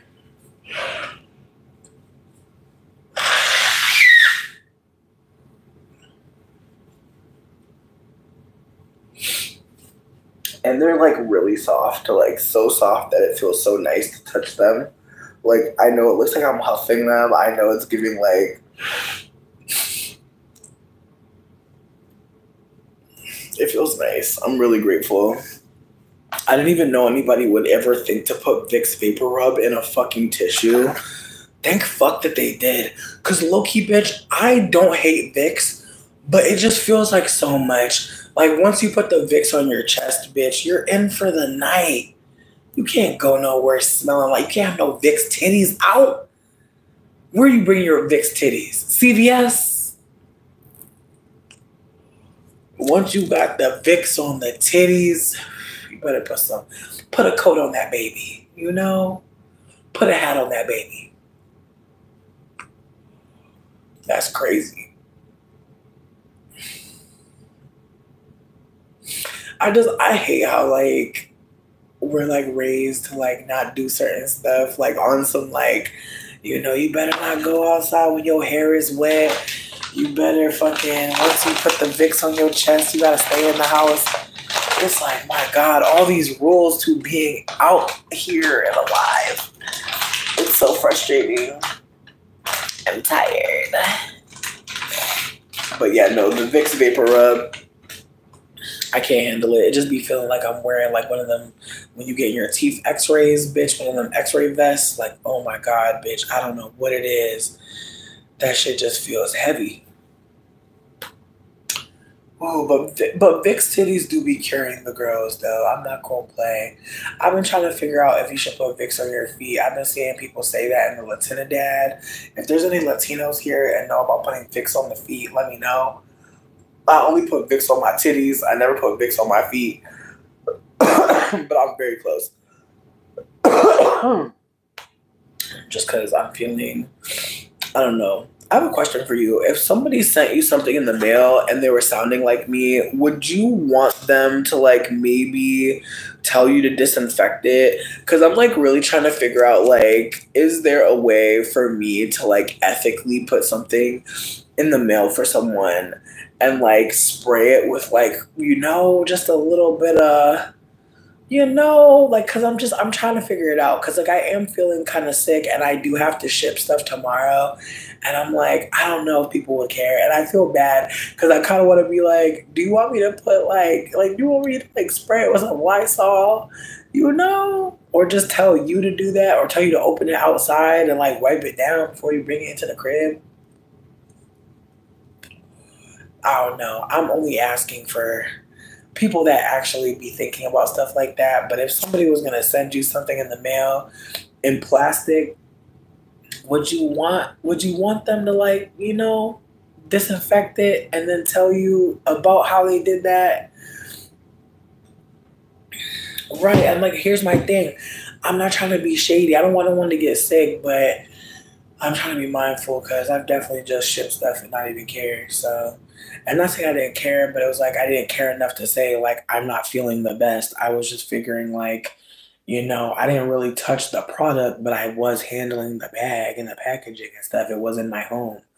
So I'm trying to just be mindful of shit like that because I feel like again, I know some people would be like, bitch, shut up, send my shit. You know what I mean?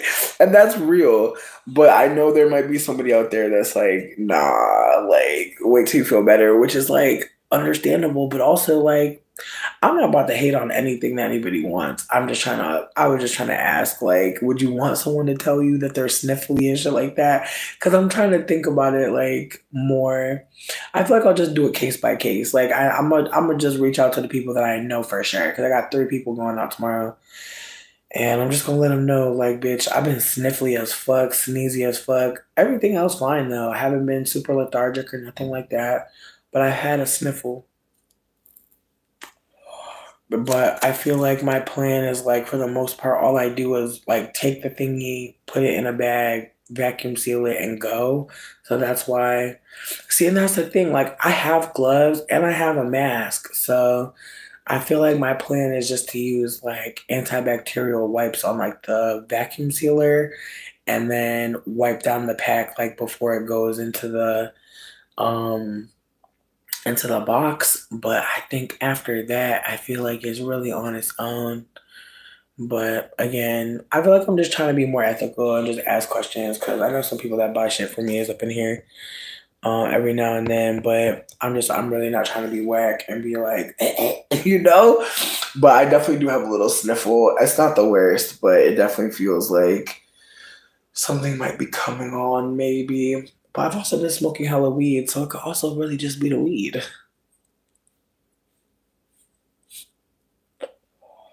Like weed can make you, you know.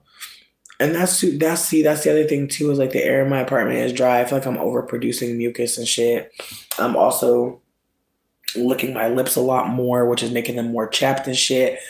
Um, Yeah, like I said, when I get my money up, bitch, I really want to get a humidifier. I actually found like a humidifier machine that hooks up to a water bottle, and so you basically can get any water bottle that you like, any like 16-ounce water bottle can like connect to this little machine, and you can have a humidifier anywhere you want. It's portable, and so I think that's my plan, so that like I don't have to worry about some big contraption, lugging it around. Like that's not gonna work for me and I'll be able to have it wherever I sit in the house, which is nice.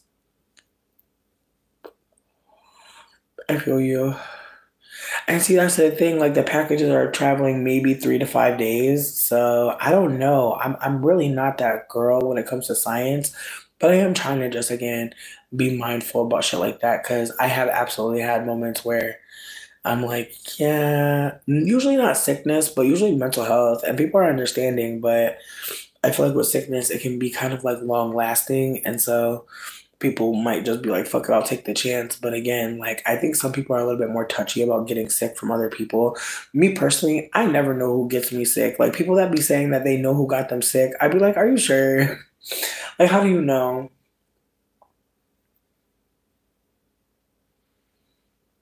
Mm.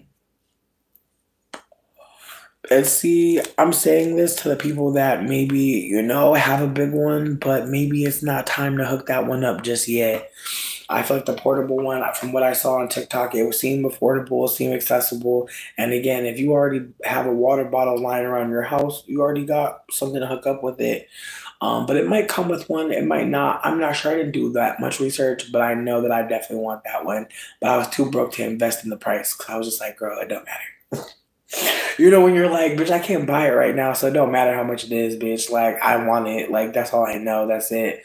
And so and put that on my little to-do list. But yeah, I feel like winter is just the driest time, ain't it? Like I just, mm, it's the way I want to go to the south so bad. Like this person in Atlanta that I've been talking to is like low key, bitch. Like I'm slightly like I don't think I'm gonna move to Atlanta for real, but I'm thinking about maybe living in Georgia partly. I don't know for real, like in the city for real, but there's a part of me that's like thinking about it, but like in this way where I kind of have the idea that I would love to like be able to like I love it if like me and folks who have desires to not live one place could figure out how to like have one place here in Michigan and one place in Atlanta. What up, Taylor? And like be able to move through both at least. At some point, maybe a third place like in the Southwest. But like I really just like the idea of like not having to stay in one place and being able to like live with other people.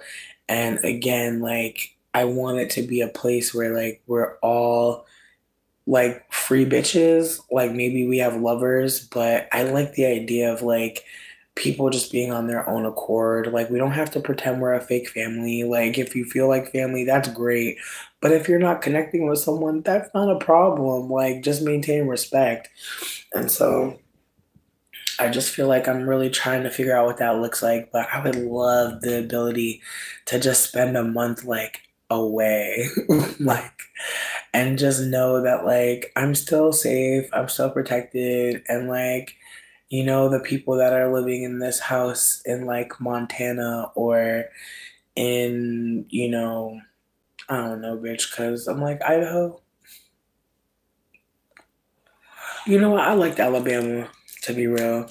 Like the the southern part of Alabama is actually quite beautiful. Really, word. I feel like I never lived in Atlanta.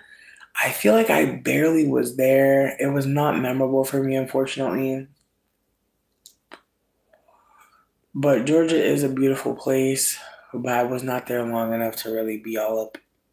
I love Georgia. It is really beautiful, but I really do want to go back south. I really miss it. Like the north is cool. Don't get me wrong. I'm from the East Coast. I'm from Connecticut, so like I know that it's an energy up here, but I think what I like about the south is there's way more of an energy of like relaxation and like literally doing fucking nothing being like a big part of like connecting with people, like actively like just being together is just like enough. And I just I miss the food. I miss knowing that I can get some food that's gonna taste good to me. Like I feel like that's the thing about the South, bitch. If somebody down there is making something delicious, like always. And it's the way in the North, it's a hit or miss. You gotta read a review. You gotta know somebody. How's Boston doing? I really wonder what Boston was like during COVID, truly. Like that city is like wild.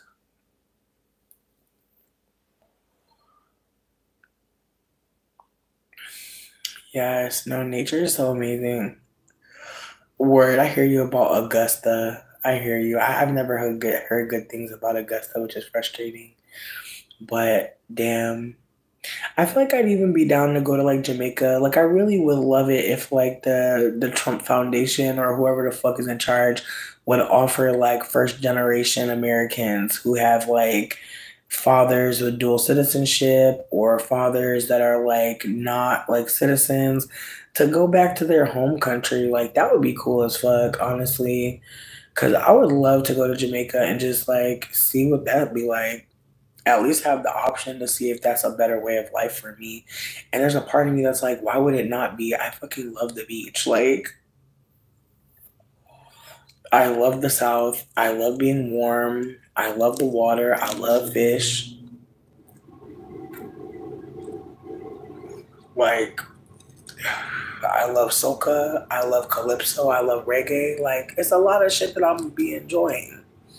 But it's really a part of me that just wonders like what that looks like for me to go to Jamaica. Like a couple of my cousins from Jamaica reached out to me like literally this month. And it sucks because I know I'm like the crazy cousin. Like I'm like the weird cousin with the white mama. It's accurate, but I have to live it. I have to continue that role. And it's frustrating because it's like I know they're all like waiting for me to say something crazy, and it's like, bitch. The thing that's annoying is like I feel like my anger towards my experiences in life, I didn't know how to express them the best, and I feel like I lashed out like really wildly. And like I'm not saying it to shame myself, I'm just saying I didn't have the best way of explaining it, and so I used the words that I had. Like I literally used all that I had, and I didn't have enough. And so I feel like my family feels like I just like to be mad. Like it's that kind of gaslight where it's like, oh, she just likes to fuss. And it's like, really, bitch?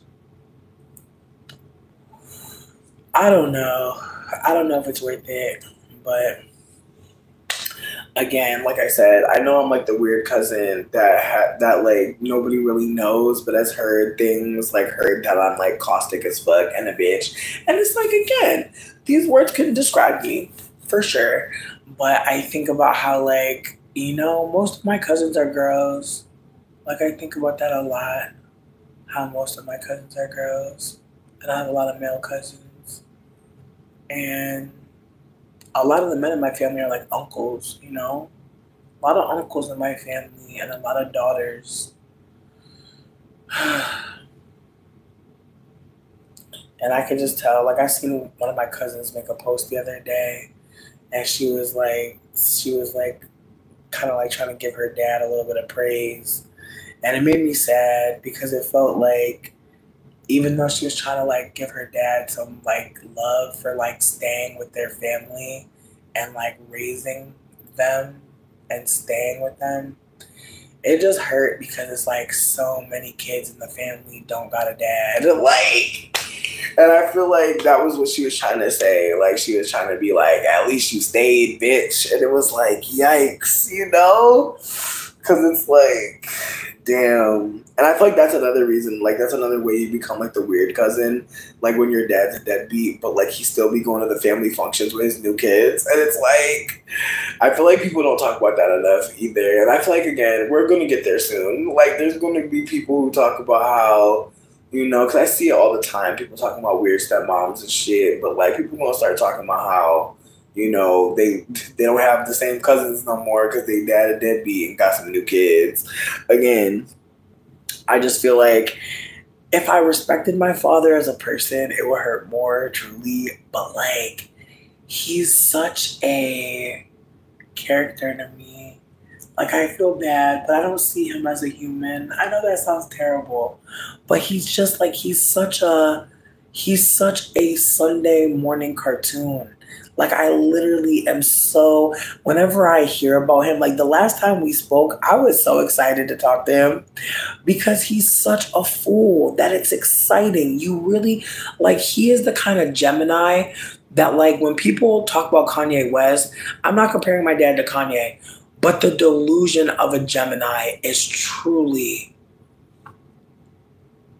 again, the delusion of a Capricorn. Some of y'all are here because of that. You know what I mean? Like, let's be real. Capricorns have a delusion as well. Some of y'all are watching a lot of Capricorns. Like, and that's the thing too. The self-aware Capricorns are the best ones because, like, we're extremely unserious, and I love it. With that being said, though, tomfoolery indeed. So with that being said, like, my dad is such a Gemini. Like, he literally will say anything. This man added me on a business account. Keep in mind, he is a deadbeat by choice. Nobody kept him away. He decided to keep himself away. Even though that was probably the best thing for me because, again, he is so delusional that it probably would have made me more delusional, and I could not possibly. I can't believe I said it out loud, but it's just not realistic. I don't think I could be more. I don't think I could be less. I don't think I could be more. I don't think I could be. I could definitely be less. But I don't think I could be more delusional. But I think he would have helped me along the way. And so this man, he's my deadbeat father. He has reached out to me on Facebook. He has sent me a message on Facebook. And the message was basically him trying to get me to add his business account, which was called Mr. Bling Bling. So keep in mind, I have no idea that this is my father. I'm being added by a business account called Mr. Bling Bling. I do a little bit of digging, and I noticed that, like, he's from, you know, this person is, or this account, because I don't even know it's a person. It says Mr. Bling Bling, no pictures. No pictures. The photograph is like a gold background with a money sign, swear. And he literally adds me and then proceeds to try to get me to promote his business. Yes, in the Meriden Mall. If y'all care, I want to laugh at him too. Again, in the Meriden Mall, they gave this man a store. Keep in mind, this is like the third store my dad's owned. The first one, I can't remember the name, but the second one was called Mark Anthony's Swap Shop. Feel free to look that one up as well if you want to. The sign, and I know I sound like such a hater. He's an entrepreneur. Bitch, he's a scam artist, honestly. Like my dad is the kind of person, when I was a kid, he used to have VCRs on his table. Like, he is a shady dude. Like, he literally, like, he tells people he knows how to fix stuff. He don't know how to fix stuff. So, again, like, he very much is shady. So, he's adding me from a business account on Facebook.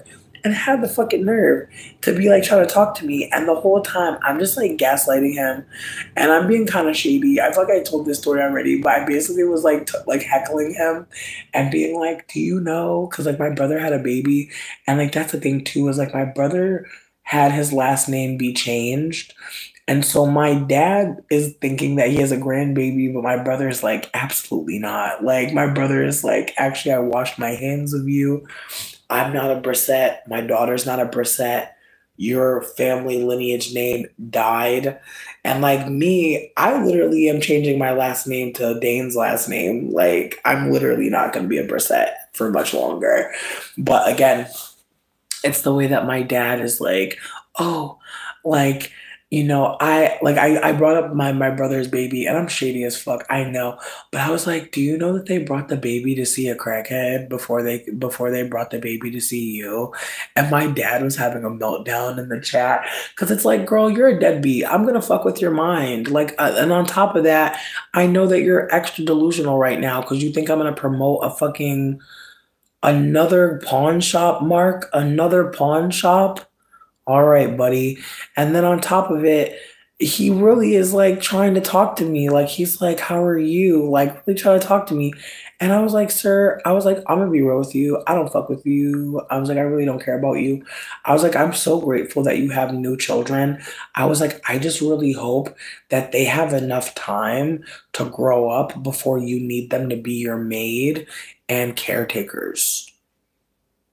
Because the woman that you had these kids with is in her 50s. She's an elder. Not even 50s. Like, I'm pretty sure this woman's like 70 years old. Like, 50s isn't really an elder to me, at least at 35 now. But, like, the woman that he brought from Jamaica to have children with, which, again, I don't know all the tea because my dad's a Gemini. He's not going to tell me. But he definitely found a way to bring this elder from Jamaica to have kids with. And I just never understood the dynamic. But in retrospect, I think my dad is like, I just think he's like one of those dudes that needs a mom. Like he's a bang maid kind of guy. Like he can't have an equal partner. He needs a woman that's there for utility. And I really think that's also why me and him don't get along. Like not just him being a deadbeat. When I was around him, he was just so violent. Like I remember like as a kid, I used to be a bedwetter and like this motherfucker used to beat me awake to make sure I didn't pee the bed. And in retrospect, I'm like, sweetie, I think you're actually making it worse. I think this parenting style might actually be making bedwetting worse for me. And so again, like he's literally insane. Like he's not well. Like he's literally not well. So again, him thinking that I want to promote his business, no. And then also like reaching out to me casually, like we're gonna be best friends when it's like, dude, the last time I actually spoke to you for real, you were calling me on my last day of high school to tell me to talk to a newborn baby on the phone, not a video call. He was holding a cell phone up to a newborn baby's head and was telling me to say hello to a newborn baby. That is how unwell my father is. On the last day of me going to high school, he called me and told me to say hello to my baby sister that I didn't even know was gestating. Sweetie. Sweetie. And keep in mind, he's a deadbeat. We don't speak normally. We don't talk usually. I don't even remember why he had my number. I think he tricked me into like thinking that he was going to give me some money. Like, I don't know. Like, my parents are like that. My parents will be like, hey, I got some money for you. It's a trick. They're like that. They're those kind of people. But like I said, like my dad literally called me. I'm 17 years old in 2007, trying to get me to talk to a newborn baby. And I literally was just like, I remember just like sitting on the phone, like I literally didn't know what to do. I was just like, hey. I was really trying to talk to a newborn baby through the phone. Bro, I hate my dad so much for that. Like, he's literally not okay. It's like, yo, some of these men they should not be around kids, bro. Like, they should not be around kids. let alone a newborn baby. How many times that baby get a phone slapped on their head? That's what I'm thinking, bitch. That's what I'm thinking about. That big ass Motorola, cause that's back. Like I'm trying to think, 2007, bitch. They were chirping. They were chirping. You had a Motorola on a baby's temple. My God, like it's like moments like this make me think about how I'm so grateful that even though my mom didn't swallow me, she still protected me as much as she fucking could. Like, even though I could have really been swallowed, the fact that she grew me and kept me away from that for as much, like, and it's not even like she was actively trying to keep me away from that. It's just like he was so crazy that it just never made sense to be near him. He just always was scary, honestly. He was very strict. Razor, yes. You know what? He was a razor person. Damn, he definitely had a razor on the baby head. Again, my sister seems like she's happy. Like I've definitely like internet stalked like my baby sister and my baby brother, and they seem well adjusted. They seem like they're like, the kids that are like, they have to go to church type shit. And so I do worry about like my little sister, like low key, like thinking that like rebelling is like doing everything God said not to do, which sucks. Cause like I hate when that happens to girls. Like honestly, that's one thing I really hate when like people like use religion to like control you, and then you're like, I gotta defy God to really live. And it's like, ooh, like don't get me wrong, like fuck religion, but like damn, like some of us like we get put through so much that, by the time we get free, we're gonna do whatever the fuck we want. We wasn't able to do. And again, people be calling girls fast and shit. And really, a lot of them are sheltered and haven't had the experience and haven't been able to experience anything really. And again, I'm not trying to say that like everybody needs to experience everything, but I'm trying to offer that like there is conversation that's been coming out about how there's like younger girls who, they grow up thinking that they're missing out because their parents are restricting them. And I'm not saying that people need to have boyfriends and shit like that. I'm just saying, like, being able to go out with friends and being able to, like, hang out with people. Like, there's just some of us that don't get that. And I know I definitely didn't. I know my mom wasn't feeling that shit. And again, like, there's just not. There's not a lot of agency. Like, I feel like some of us, like, it's like, of course we fell in love with that guy. Of course, like we were literally like sheltered. Like, of course, like that first person that really made us feel good. Of course, like we got caught up in that. Like, it's just like in retrospect, it's just so easy to see how you can get so caught up when you're only getting love through the prism of like religion and family. And again, not saying that those aren't fulfilling, but it can be isolating when your family isn't really loving. There's just a lot of people around. I feel like that's the thing that blows me too about having family that doesn't treat you good. Like there'll be a lot of them. It'll seem like everybody close, but they're all telling each other business and like being shady. Wild. Again, I'm so grateful I don't gotta deal with Dame Mama. No, that don't mean I gotta deal with the after effects of her. I feel like that's definitely a thing, but I'm so grateful I don't gotta talk to her ass and pretend like I like her. I hate deadbeat mamas. I really do. I know that's gonna sound how it sounds, but just like how I don't like a deadbeat dad, I don't like no deadbeat parent at all. I don't like them. I really wish them like a lot of therapy because they don't need to go through no more harm. I really don't believe anybody needs to get harmed to be better. But I'm so glad I don't have to pretend because like I was around his mama one time and she was trying to judge me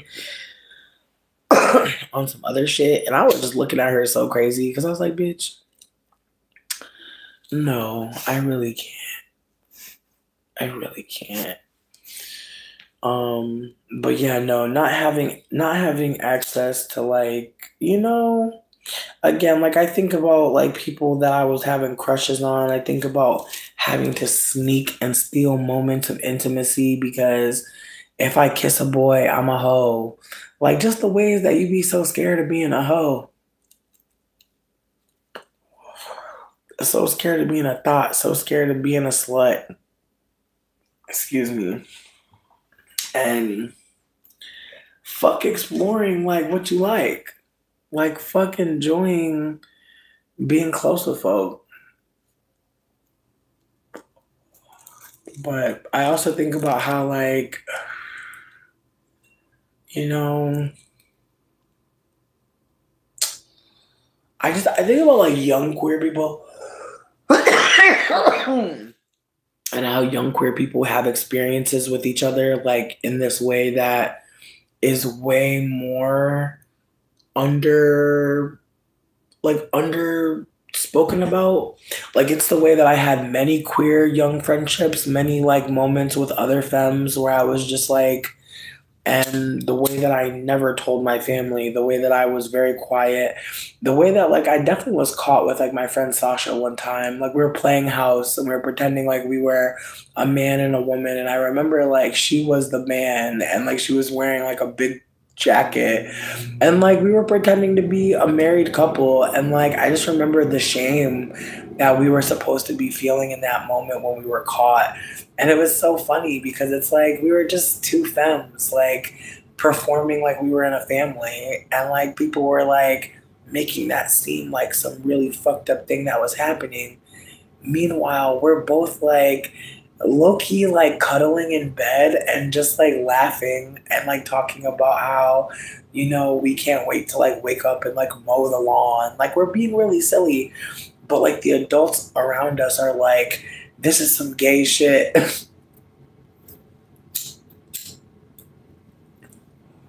I think about how my little brother got caught kissing in a closet when he was really young, like with this other young boy, and how like it became this really big deal. And it's like, you guys, like, what have they done wrong? But it's the way the adults made it so wrong. Meanwhile, these are two boys that just wanted to kiss. And it's the way that I don't, it's the way that I worry that like one of them never recovered, you know? Maybe they both didn't, but it's the way that like I've seen men like try to force themselves to be straight, try to force themselves to like women. And I've seen it. I've seen it up close.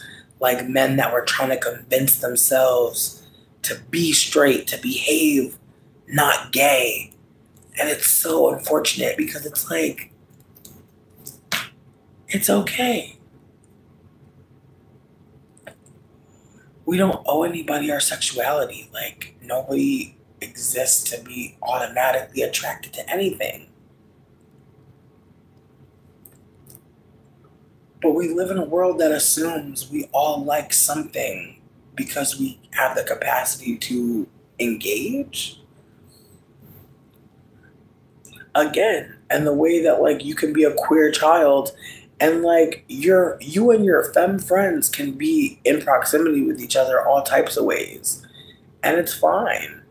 And again, the ways when you're like a young queer person and you're trying to figure it out, and like the way that I just feel like all my friends were gay. Like all of them. Like some of them were out, some of them were closeted, some of them were scared about what it meant to be gay. And so they were like, I'm bi.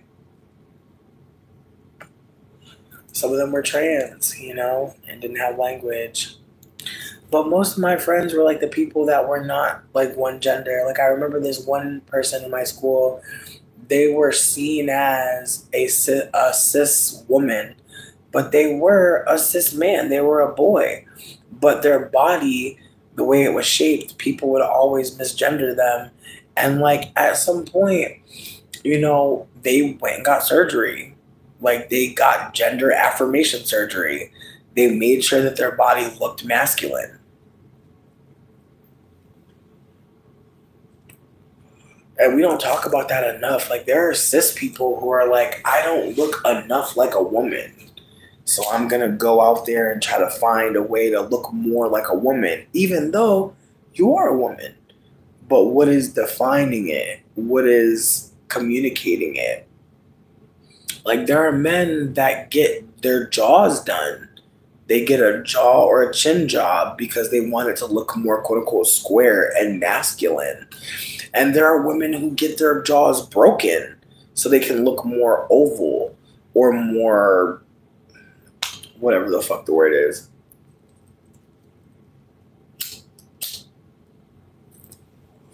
But that's the thing, like when you're a little boy kissing another boy, I just think about how people feel so betrayed by boys being queer in a way that, like, I feel like when I came out as queer, people were like, okay, water is wet, whatever. But some men that I've seen come out, people were like, what? Like, they're so shocked. And it's like, that is weird. Like, to think that you know what anybody is into. You know what? I want to bring something up, but I'm like hoping that this doesn't sound crazy, but I feel like I shouldn't have even prefaced it that way because no matter what I say, someone will think it's crazy. But I posted a video of the dude that tried to kill me. And don't get me wrong, I feel like when I think about all my partners, like when I really think about everybody I dated, and I'm thinking in my mind, and I'm like, okay, Andrew, white dude from Boston. I feel like after Andrew is like when I started like living in NOLA a little bit here and there. So Andrew was like a long period of my life that I was in NOLA. I was obsessed with this guy named William. But he had a white mama. And I just kind of felt like his white mama and him being from like this like weird middle of America place kind of had him like performing more for white people. And I kind of got this vibe like he moved to New Orleans to be cooler, which don't get me wrong, like I'm not trying to play like I didn't ever move somewhere because I thought it would be a cool place to live. But I feel like every move I've made, even New Orleans, it was because there was community there. So don't get me wrong, like moving to a place that you like, if I was going to move somewhere to seem like I was cooler, I'm really trying to think, maybe an island for sure. But there's no shade. There's no place in America that I would move for a personality because I feel like at the end of the day, if you're not from there, what are you doing, you know? So with that being said, I wanted to just go to New Orleans because I had heard about it and I just wanted to experience it. Once I actually did experience New Orleans, I realized like it's one of those places where you can feel the elders, you can feel the ancestors, you can feel divine timing like really strong, like the synchronicity out there, like the way that things align, the way things don't align, like it just is very much such a fascinating place. Like there's these like afternoon showers that happen that kind of scatter you.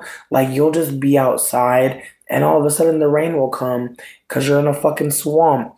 And so you'll just be like out walking around. Next thing you know, you and like 13 people are all underneath like this awning in front of a coffee shop that you've never been in front of before. And then you all start talking.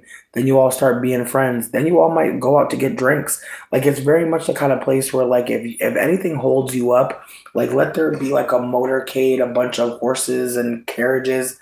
There's going to be people that are just like hanging out, like just making friends. It's just the kind of place where like you can easily talk to someone 9 times out of 10 because they're drunk as shit, high as hell, and they're there to meet people. Like no one's really going to NOLA to be by themselves. It's very much a group project kind of city. And so like even if like you're maybe not the most outgoing person, that don't really matter. It's the kind of place where like people are just going to talk to you. And again, if you like communicating, being social, you'll really like that city because it's so like there's always an event, always something happening. Like literally there's always something happening. There's so many places that will host events. So like people are always again doing something. And so, like I said, I was with Andrew. Then from Andrew, I feel like me and Andrew broke up mad times. There was probably holes in between. But Andrew was my boyfriend from college that was like my first boyfriend for real. I feel like if you want to talk about like high school, there was a dude named Matt Pillar, but I don't know them anymore, honestly. And if I really think about it too deeply, I might actually realize that I have an apology to offer them, or I might need to offer them an apology because I really think I think that situation got kind of wild. But they were like the neighbor of my uncle that was evil, and so like my uncle used to like bully him and me. And I really think that's how we ended up like hooking up. And like when I say hooking up, we literally held hands and never kissed because like we were dating. It was so weird. Like he asked me to be his girlfriend, but then we like didn't see each other for like weeks. And then when I did see him again, he had like this is gonna sound so fucked up, but he had like a canker sore and I was really creeped out by it. And I just remember like not kissing him and then like him having a problem with it and us just like dissolving it, but like still being cool. But it was more like you're my first boyfriend and you have a thing on your lip. I'm actually kind of worried. I know. It's gonna sound how it's gonna sound, but I kept it real with him and he was like, wow, okay. So yeah, there was that. And I want to say that was before I met Andrew. So I didn't get my first kiss until fucking college, which is life. I remember like in high school, my friend I was telling her about it. Like I was telling my friend in high school, like maybe like sophomore year. I was like, I still haven't kissed anybody. I'm shook and do do do. And her energy was just kind of like, bitch, I'm about to go like lose my virginity. Like that's what she told me straight up. Like she was like, bitch, she's like, I'm about to like fucking lose my virginity. Like I'm not about to be no fat virgin no more. And I was like, whoa. And there was this boy like on our bus that had a crush on her, but he was like kind of like a jokester boy. Like he was always making jokes. And like she ended up fucking him and she would just like fuck it. And I was like, whoa. Like I was like so like her name was Christina with a R, CR. And I don't know where she is in life. I really pray that she's doing well. But she was like my first fat best friend, like for real. Like we chose to be best friends. It wasn't no like your mom is trying to be like a foster parent and taking me in type shit. It was like that's my homie for real. And like yeah, I just like was just shook because it's like I'm over here scared to even kiss. And meanwhile, she over here setting up her virginity, like setting up her first fuck situation. I was like, okay, centric pleasure, I see you. But I wasn't there at all. And then I finally go to college, and that's when I'm like, okay, I can fuck here. I can like fuck someone here. And I ended up like not wanting to fuck anybody in my college, which I think there was just a part of me that was afraid of like losing sexual or losing my virginity. And because I wasn't thinking about gaining sexual experience at that point, I was definitely thinking about it as I was losing something. And I'm like, all these guys in my college, like, nah, it was an art school, so everybody chatty.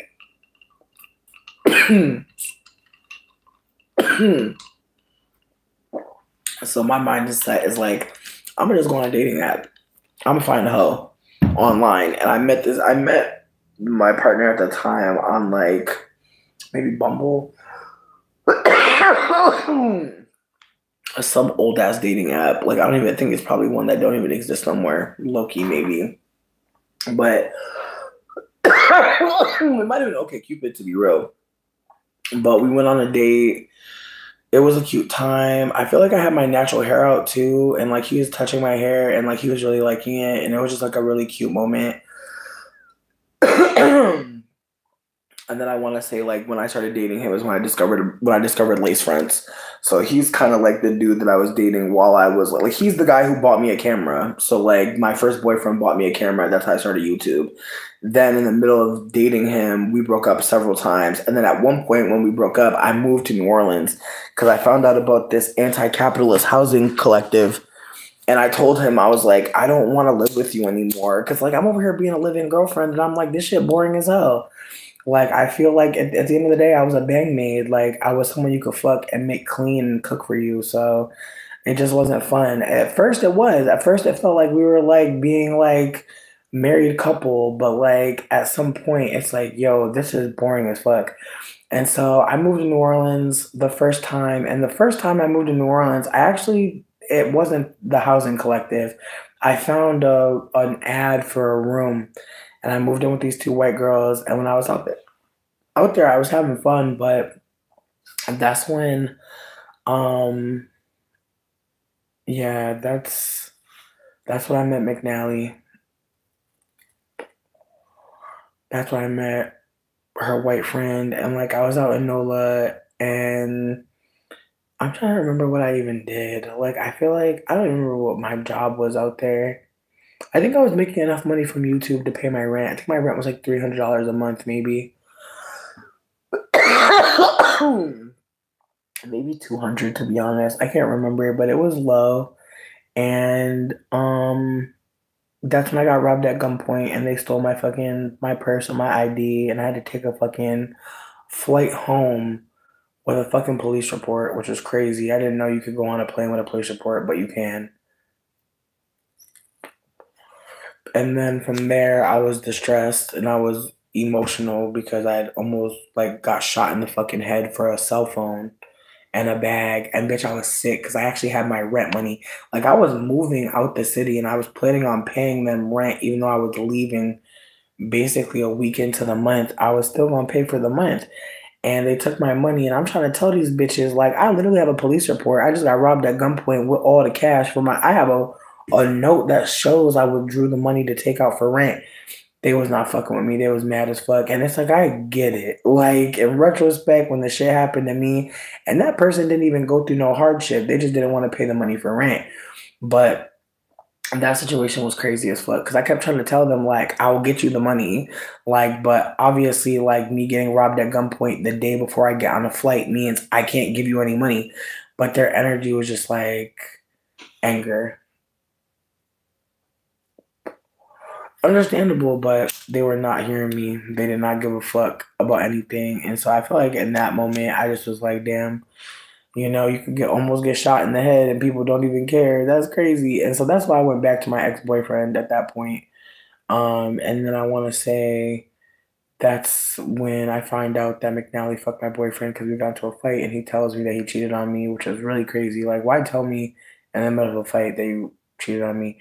But at the same time, I was in a mental health spiral because I was just like, I miss New Orleans, but I don't miss the people I was around, but I miss the city. And then that's when I saw the Craigslist ad for like the housing collective, and I moved down there.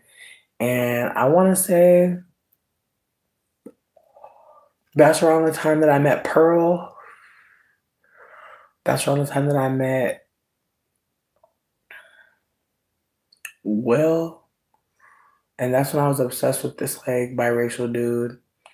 His name was Will. He was a Capricorn.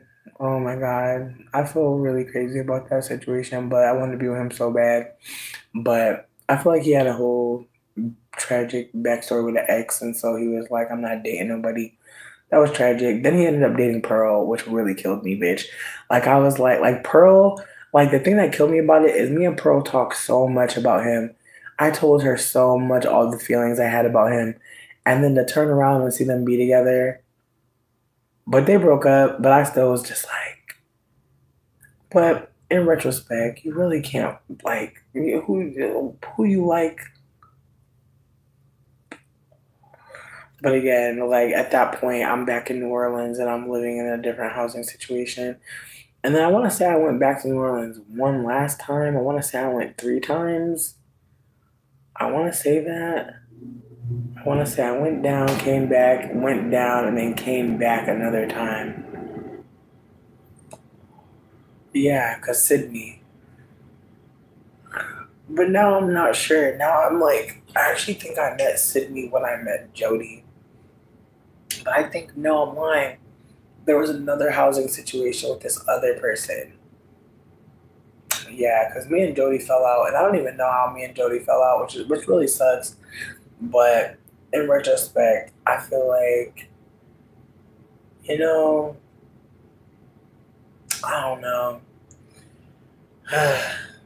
I really do wonder what they're up to. I try to find them, and I think they're still in New Orleans, but I don't know.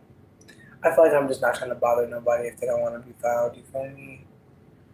But yeah, going back to like all the partners I've had though, like I've literally dated like Andrew for like 5 years off and on, from like 17, 18 maybe to like 23. Yeah, like 23. And then I'm back in New Orleans. I meet Sydney, and we met on Plenty of Fish, bitch. And she thought I was fucking, like, she thought I was like mad different things. And then she said, she seen my braids. And she was like, okay. Because at first she said I was looking like mad racist. She said I was giving Vin Diesel, and I was dying. Because I had like 3 different colored wigs on. So it's like I was giving a little bit of everything. But she had me crying when she was like, oh, when I seen the braids. I was just like, bitch. I was screaming. And so, yeah, like I went from Andrew to literally Sydney. Like, it's funny that like people think I always have a boo. Like, I would be hoeing, I'd be dying for sure. But like a long term partner, not really, because it's like after Sydney, I'm trying to think. I'm pretty sure it was Christopher. Like I'm pretty sure it was Christopher after Sydney. That's 3 people. Like low key. That's what I'm saying. It's CYDNEY. But again though, like it's like people was like on the live being like, you're never single. It's like I dated someone when I moved to a new city from college, which I think a lot of people find a partner in college, or hope to have some stability seemingly. I'm not saying you have to. I'm just saying I think that a lot of people go into college and want to have a boo. What up, Turn? I'm literally just talking about all the partners I've had because someone accused me of never being single. And I'm like, I was single till I was 17 years old. Then when I turned like 18 or 19, I dated somebody till I was like 23. Then I dated Sydney for like maybe 2 years. We were in New Orleans for 1 year, and then we moved to Denver, and then we broke up in Denver. I don't think I dated anybody in Denver. Yeah, I think from Denver to, nope, Ryan, Ohio. I'm like, how the fuck did I get to Ohio?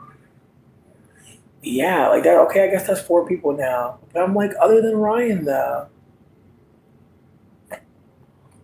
Yeah, Andrew, Sydney, Ryan, Christopher.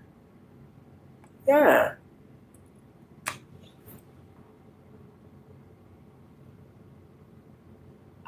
that's crazy. Yeah. Oh, you know what though? I did live with this dude for a little bit. It might have seemed like we were dating, but low key, it was on some sex work shit. Like he was on some like worshiping like fat bitches shit. But that was when I was in Kentucky for a little bit. But again, even that dude, I didn't date him. Like I literally was just like, I guess doing some domination work for housing in exchange for housing. It was chill. I didn't hate it, but he was kind of fucking annoying, honestly. He was very fucking annoying, actually. The Kentucky dude. Woo. But yeah, no, I definitely, yeah, yeah. That's crazy. Like I was over here sitting here like thinking I had 1,000 fucking partners, but it's like I feel like instead of being single, I think like I prefer company. I don't think there's anything wrong with that, but I do think that like when you date people and you like show them online, people start to think like, oh, you have all these boos, and it's like I've showed you some people that I've loved. I don't think there's anything wrong with that, but I do think that like when you're online, you're able to curate what you want people to see. So like, yeah, I wanted y'all to see I was getting loved on. Like I feel like if y'all really, for the ones that aren't fat bitches, people be talking about fat bitches not getting booze. So yeah, I went out of my way to make sure y'all see me getting loved. Absolutely. And I feel like at this point I realized that, it's more about how I'm feeling. Like there were definitely moments where I definitely wanted like people to know like I'm being loved. Like, especially after another racist white person did something to me, Of course, I want my storyline to be about being loved properly. It's just like, in retrospect, yeah, like sometimes I guess I thought things are so crazy. Like, if only someone were here to cuddle me or be close with me in some way.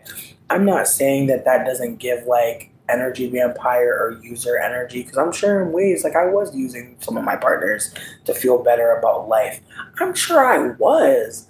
And like in ways, I think that at this point, I'm just trying to remember that like there's so much happiness and joy out there that like Dane's not all I have. I tell him all the time, I'm not all you got. There's so many people that love you and want to do nice things for you and show up for you. And I think that's an important thing to tell our partners and tell ourselves that like this isn't it. It can't be. I don't even think people were jealous or mad. I think that people really, like, I hate to say this, but me talking about, like, going through anti blackness or experiencing, like, white supremacy, like, I hate to say this, but I feel like some people really think I should, like, sit in that a little longer, maybe, or, like, think about that a little longer or talk about that more.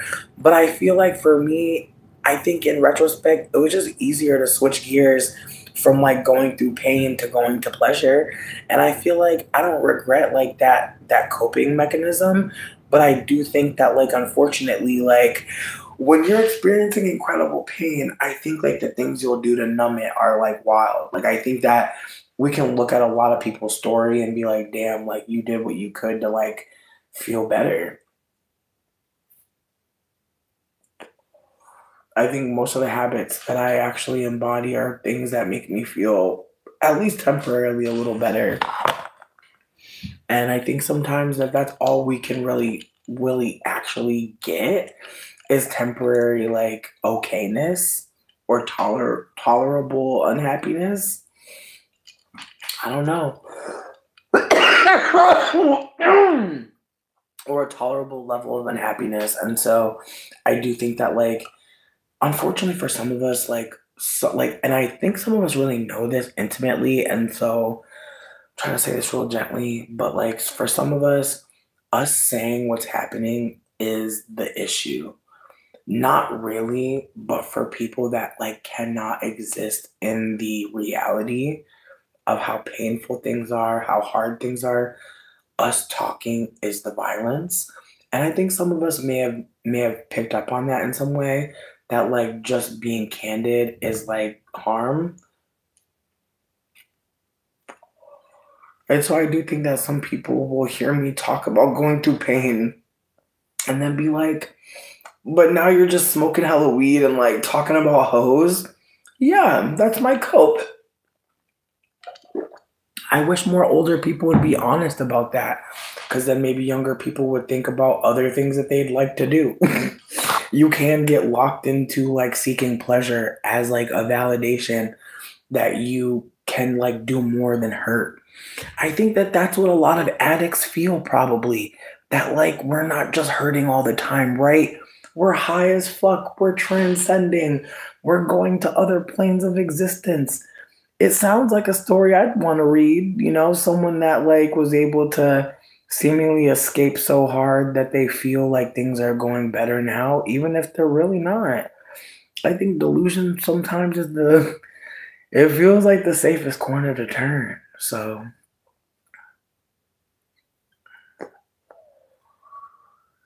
well, and here's the thing, like, was I getting loved? These are things I wonder now. Like I think about how like my desire to be loved made me operate in a different way, made me move differently than I would move now.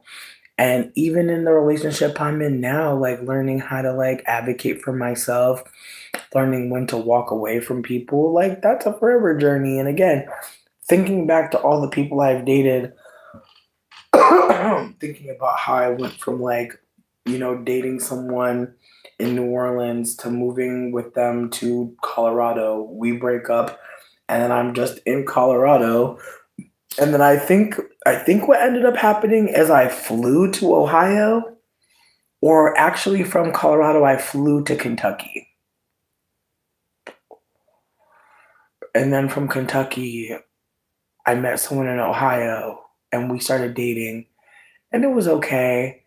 But this was like right before the pandemic, and then when the pandemic hit, and his mom really hated me. My God.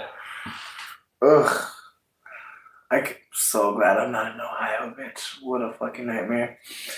But yeah, no, I dated Ryan for not even a year, but then he did some weird shit. Like literally the lockdown had just started, and like I moved from Kentucky to be with him right before the pandemic hit. And so pandemic's hitting, and he over here helping his coworker set up her computer. And I'm like, bitch, we're in the middle of a damn pandemic. Why are you in another bitch house right now? You need to be like leaving work with your computer to work from home and be going with me to the grocery store. Like they were literally about to lock down the country, and this man is helping this woman build a computer. And I'm like, oh, we're no longer together. It's the end of the world, bitch. And you're building a computer with a bitch.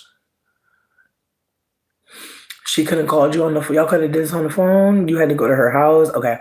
And again, I could already tell he was feeling her a little bit. And so I broke up with him. Why this bitch gonna tell me he broke up with me like years later? I was like, girl, you definitely didn't break up with me. I was like, you did your weird shit with that lady. And I told you I'm done with you. And when I said I was done with him, that shit was crazy because I'm living in this man's house talking about something we're over. The pandemic just started, and I'm literally having to like figure out what to do. And I want to say at that very moment, me and Christopher started talking. I don't know what the fuck we were talking about, but I kept it real with him. I was like, I basically like figured out that this man I'm living with don't care about me. He over here not getting me groceries. I'm like, it's a pandemic. And Christopher was like, that's crazy as fuck. I was like, I know. And so I want to say like we literally kicked it like once. Like he drove like 3 hours to come kick it with me because he lived at the top of the state. I lived at the bottom of the state. I was in Cincinnati. He was in Defiance. And then he drove like 3 hours to come like just kick it with me for the day. And he was like, yo, he's like, I kind of don't want to leave you here. And I was like, that's real. And so he took me back to his house, and he wasn't in Defiance yet. He was like maybe like 3 hours away from where I was, but not in Defiance because that's where his parents lived. And then we were together, and then his lease was about to be up, and he's like, I don't know what I'm going to do. And then his mom literally hit him up. Like, keep in mind the pandemic, all of the shelter in place shit is happening. And his mom calls him and is like, do you want to come home? And he's like, sure. And he's like, can my girlfriend come? And his mom's like, sure. Here's the thing, like all these people that were working in a business building, were building computers or like were setting up their work from home shit. And he offered to help her build her computer. And keep in mind, like this is an older single mother of like children. And like I know that somebody might think that he was doing the right thing, whatever, bitch. I already knew he had a crush on her from what he had said about her beforehand. Like I could already tell that he was attracted to her. And when I think about it, when I look at her and I look at the woman that he was with after me, I don't think I was his type. I think he was just attracted to my personality. I really don't think like he was physically into me. I actually think that he liked women that looked nothing like me, but I think that he was again, like I'm not gonna do too much, but I feel like me and Ryan had a really good rapport. He's another Libra, but I think he had like a Gemini moon or some shit, or a Gemini mama. I don't know. I can't remember. But yeah, no, he literally disappeared. Like we were supposed to go get groceries that day, and he went to go help this lady build her computer. And that's when I decided to go on a dating app and like try to find a new boyfriend. Cause I was like, there's no way that my boyfriend like disappeared on me the day that they're doing shelter in place. Like he literally only went to his job that day to get the computer to bring home to set it up. So it's like you over here building bitches computers in the middle of shelter in place. Like that just don't seem like you're worried about me and my health and my life. And so again, I'm on a dating app in the middle of like him building a computer to work from home. And I start talking to this new dude who lives hours away up north, and like we hit it off and we kick it. And I'm not gonna lie, like no, he was moving wild as fuck, but I didn't give a fuck because I mean no shade, but like Ryan, like, and this is gonna sound how it sounds, like Ryan was not attractive to me. Like I feel like he was just like personally like so fun and so interesting, but I was not that attracted to him. And I feel like when he started playing games and again, he just wasn't that attracted to me, but he was playing with me. And so again, so after that, I want to say me and Christopher get together, we move in with his mama, racist bullshit happens, me and Christopher driving all over the earth.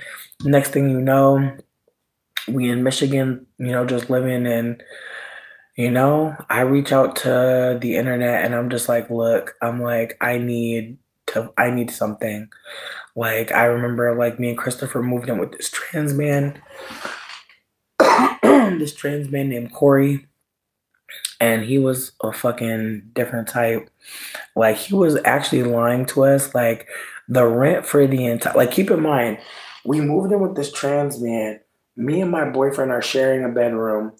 Corey got his own bedroom. There's a living room, a little ass kitchen, and one bathroom.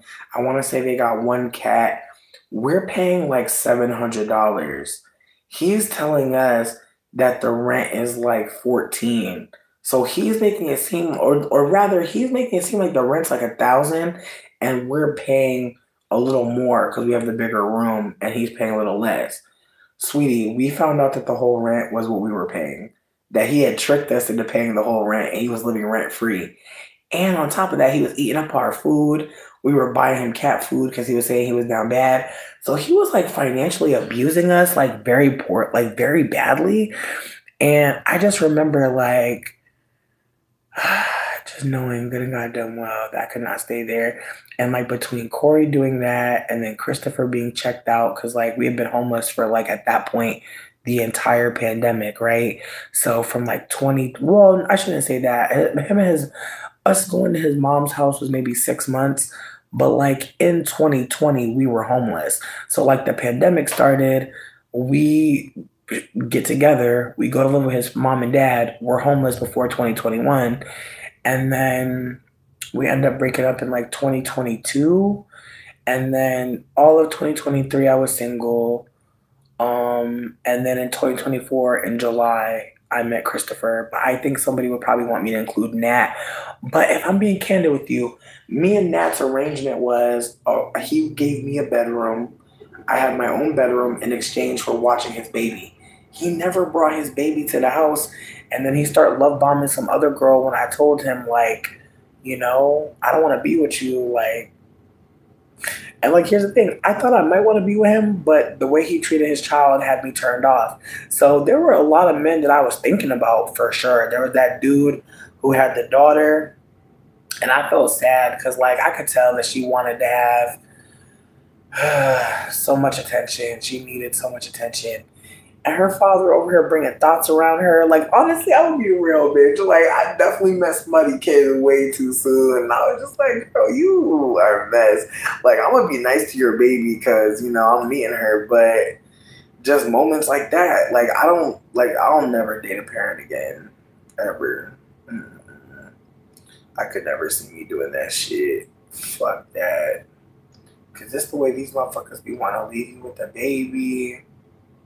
It's the way motherfuckers be talking about they scared of baby proof, and it's like, damn, dude, you need a best friend, just not me. No, bitch, I'm telling you, it's too much. But here's my thing, I don't care. Like, I'm glad that everything worked out how it did. Like, I know that probably sounds unhinged, but honestly, I'm happy where I'm at right now. Like, I'm really happy with what I'm learning in the new relationship I'm in.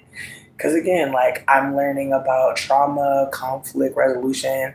I'm learning how to bring things to people gently. I'm learning how to check in to see if people have capacity to have conversations that could be hurtful or triggering. Like, I really feel like the person I'm wanting to the behavior I want to be proud of. I'll say it that way. Behavior I want to be proud of is what I'm trying to be operating. Like, that makes sense to be, offering people, but at the same time, like, I also, I think about just damn, if I had these skills sooner, how many repairs could have been made to how many ruptures. But I just have to remember that, I'm gaining these skills now. Think about how many people that I can connect with now because I am operating in a way that is mindful of my energy and then also accountable to how I can be making people feel. And so again, like I think again, I'm sure to somebody they think I've never been single. I've been single. I don't like it. I don't like being on my own, bitch. I don't. You feel me? Blame my deadbeat crackhead mama. Blame my deadbeat daddy. Blame the state of Connecticut for putting me in the houses of all these people that had all these kids and wasn't treating us right. Like, blame that. But it's hard to be alone, honestly. I'm really used to like being in houses full of people with kids, or being a kid inside of a house full of people, or being a kid in a house full of other kids with one or two adults. Like, I've been socialized to be in group homes. I was in a group home several times. Like, I think that that's the thing about it, is like some of my behavior makes so much sense to me. I know it's not gonna make sense to all of y'all. That's great. Some of y'all really don't know what it's like to be like around strangers and have to figure it the fuck out. I have. I have had to live with people that I did not know from a can of paint and figure out like how to be around them. And that's not an easy thing. A lot of people don't have to figure out how to not annoy someone that they've never met before. But I've had that feat. I've had that struggle in my life, that burden on me to be likable. And I think that's why sometimes like the way I'm performing or behaving, or I have in the past, was because I think that there was a part of me that always knew if you don't behave in the right way, people will decide that you're not worthy of caring for. And I've known that deeper than a YouTube algorithm.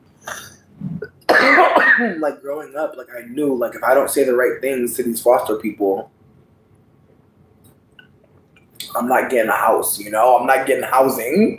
I'm not getting a family. So I kind of learned how to like talk to people enough to like get what my needs need to be met, like in whatever way is possible that that person's offering. Like I've learned how to, you know, be polite enough. But again, just the ways that like we know that like there are people that will really require us to work for it or perform for it or seem worthy enough for it. I think that that's why, like, for me, sometimes someone just knowing that I'm, like, great or just telling me I'm great, yeah, sometimes I really will let that shit go to my fucking head because, again, I'm coming from Trunchbull, Wormwood, Sell Me a Lemon, Matilda head-ass family. Yeah, if they let Matilda Part 2 come out, you probably see Matilda using her powers to get some dick. I'm not trying to be funny. But it's like, it's the way that like when you don't get enough support, like it's the way that like she wasn't getting loved at home. Now she want to get adopted by the teacher. I'm not saying that's bad. I'm saying that the teacher too was abused by an adult and the teacher knows.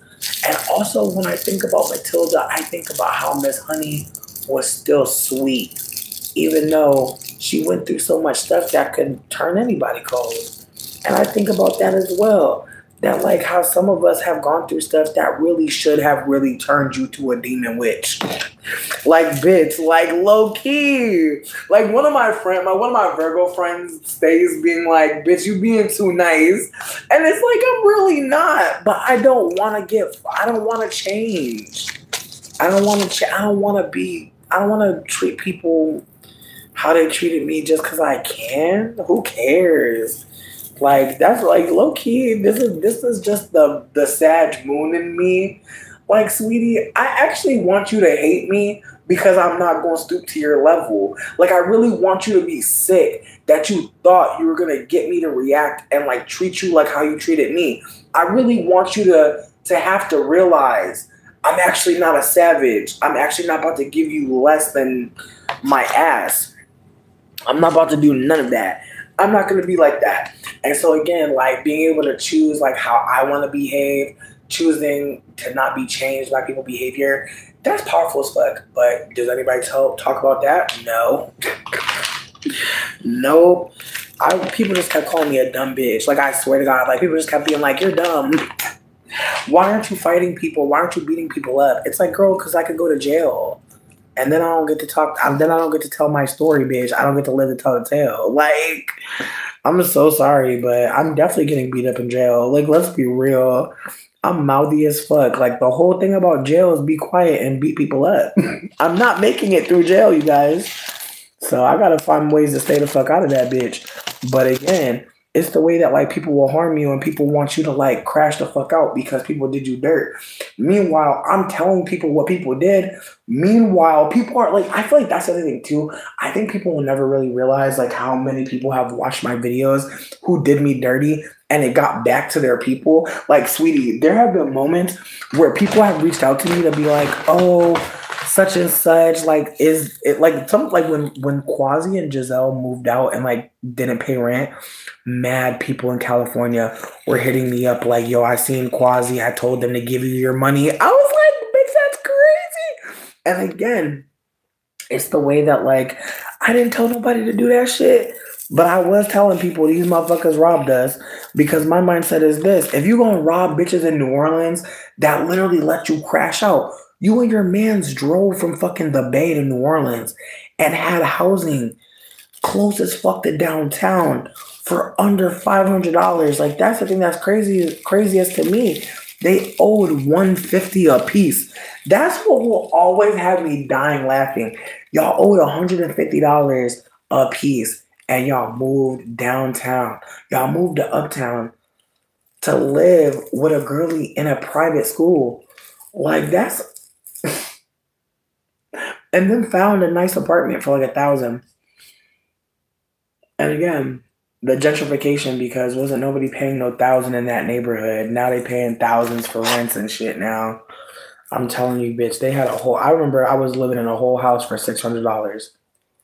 A whole house with a backyard, swear. A 5-bedroom house, $600, swear. And it wasn't a piece of shit at all. And again, it's the way that like in the South, like you could really get a nice little piece of something. But again, I'm telling this whole story to say that I moved places to find love. I moved places to find community. Shit, I moved a place because I found a Craigslist ad that was like, do you want to live outside of capitalism? And I'm like, I do. Ended up moving in with a bunch of queer people, and it was a cool ass living experience, but I think like I just wish there was a camera. Like, I'm so mad there wasn't a camera. Like, just we didn't have a show going, because y'all would have been fucking screaming, laughing. Like, it was so stupid. Like, in a good way though. Like, New Orleans was so stupid, but so good. Like, just think about it. A bunch of people not from New Orleans moved to New Orleans to live an anti-capitalist, like, collective life. It's so crazy. Like, in retrospect, and I'm not trying to do too much, but it's like not one of us was from New Orleans, and we're trying to create a fucking house for, and oh my God, bitch. I feel bad for like kind of roasting it because it was ambitious, but it's just like, sweetie, you're from Virginia. This girlie from New York. I'm from Connecticut. Coming from Boston. Like, in retrospect, if I'm being, I feel like the Leo person that put the house together. Like, and I'm not trying to come for the Leos, but I've had 2 Leo friends, right?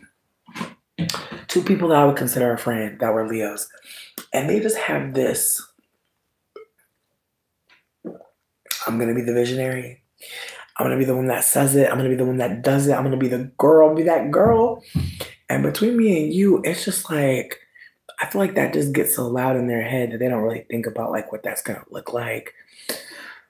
Because again, one of my friends that was a Leo, like, when I really, like, in retrospect, it's like, damn, I really wonder where she is now, you know?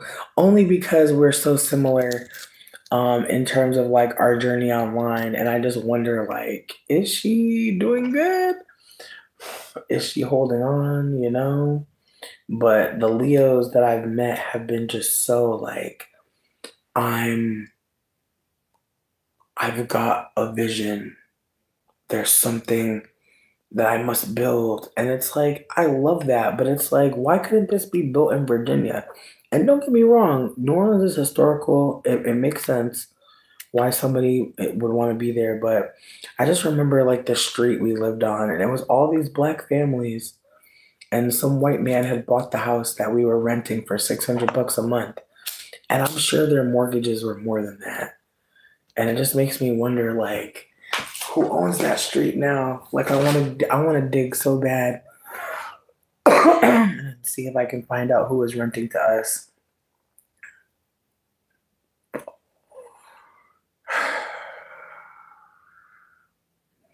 Crazy. Like again, in retrospect, when I think about it, like that whole street was like families, black families that I believe own their homes, and we were renters on the block, and we were like not. We were not the only renters, but we were the new wave. And that house ended up falling apart because a bunch of people didn't want to pay rent. The white people, the white people and the Asian people didn't want to pay rent, and so the house fell. And the anti-capitalist house. I'm sorry, there's just something so ironic about that.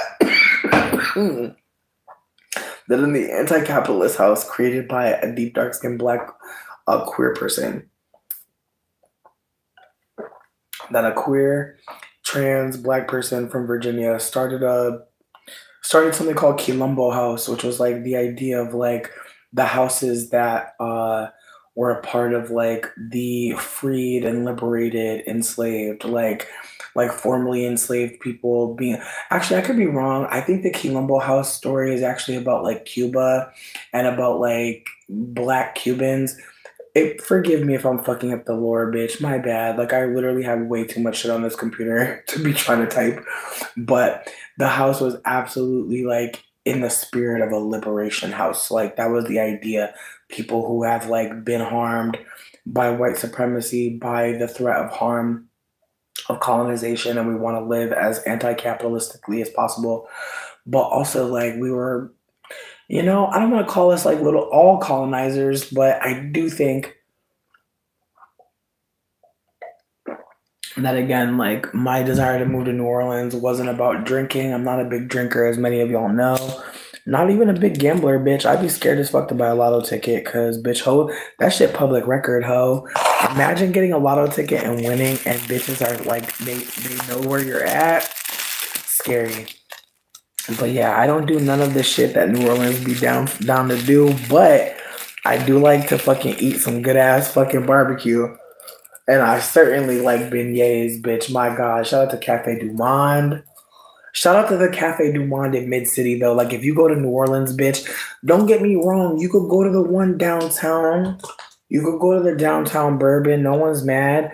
But if you with people, go to the Mid City one. Honestly, it's definitely more like, well, it's less tourist trappy. And again, you may want a tourist trap. That's fine. No hate. But I know for me, I want to just enjoy the time. I want to enjoy the environment. I don't want everybody like taking pictures and acting a fool. Again, when I'm at tourist places, I'm not going to all the tourist traps. I'm just not. But the way New Orleans is set up, like Mid City is a cute ass little spot. That's where me and Sydney lived when we lived out there. It's a nice little spot outside of New Orleans. It's like just outside. Like it's like if you got a bike, you could really go to the city easy peasy. But if you were trying to Uber, it still wouldn't be too bad. But again, like what drew me to New Orleans was just, never having really left Connecticut other than to go to Virginia to visit my family. And so that's as far south as I had ever gone. And I wanted more. And I'm glad I went. I think New Orleans is a very special place, especially if you like being outside. It's very beautiful, natural beauty.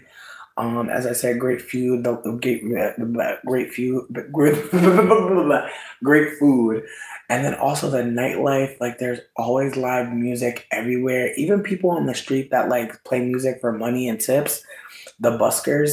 Like, there's always somebody like killing it, like with a harmonica, with a banjo. Like, somebody is playing their ass off in the street, and there's always like just this energy of like, thank fuck we're alive to enjoy this. I think that's why like people really like that city, because it's a city where people are going to live.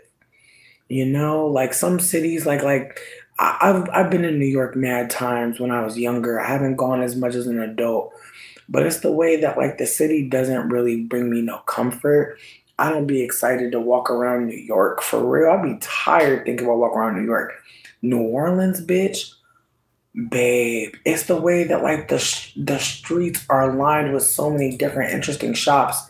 It's the way that even the alley is interesting. It's the way that like lets you stop somewhere to get a drink of water. You might fuck around and just end up taking a sip. It's like the one thing about New Orleans is like even the flies hang out. Like it's just very much the kind of place where you ain't gotta go nowhere, bitch. Sit the fuck down.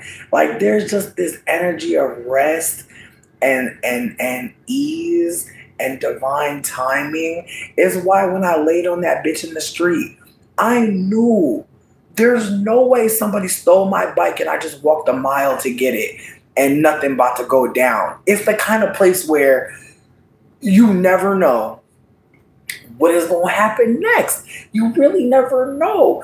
And it's just that fast. Like something could really happen. Like I said, I had a gun pulled on me 2 different times out there, bitch. I had motherfuckers break into my house and chase me through my home, bitch. Chase me out of my house. Make me move, bitch.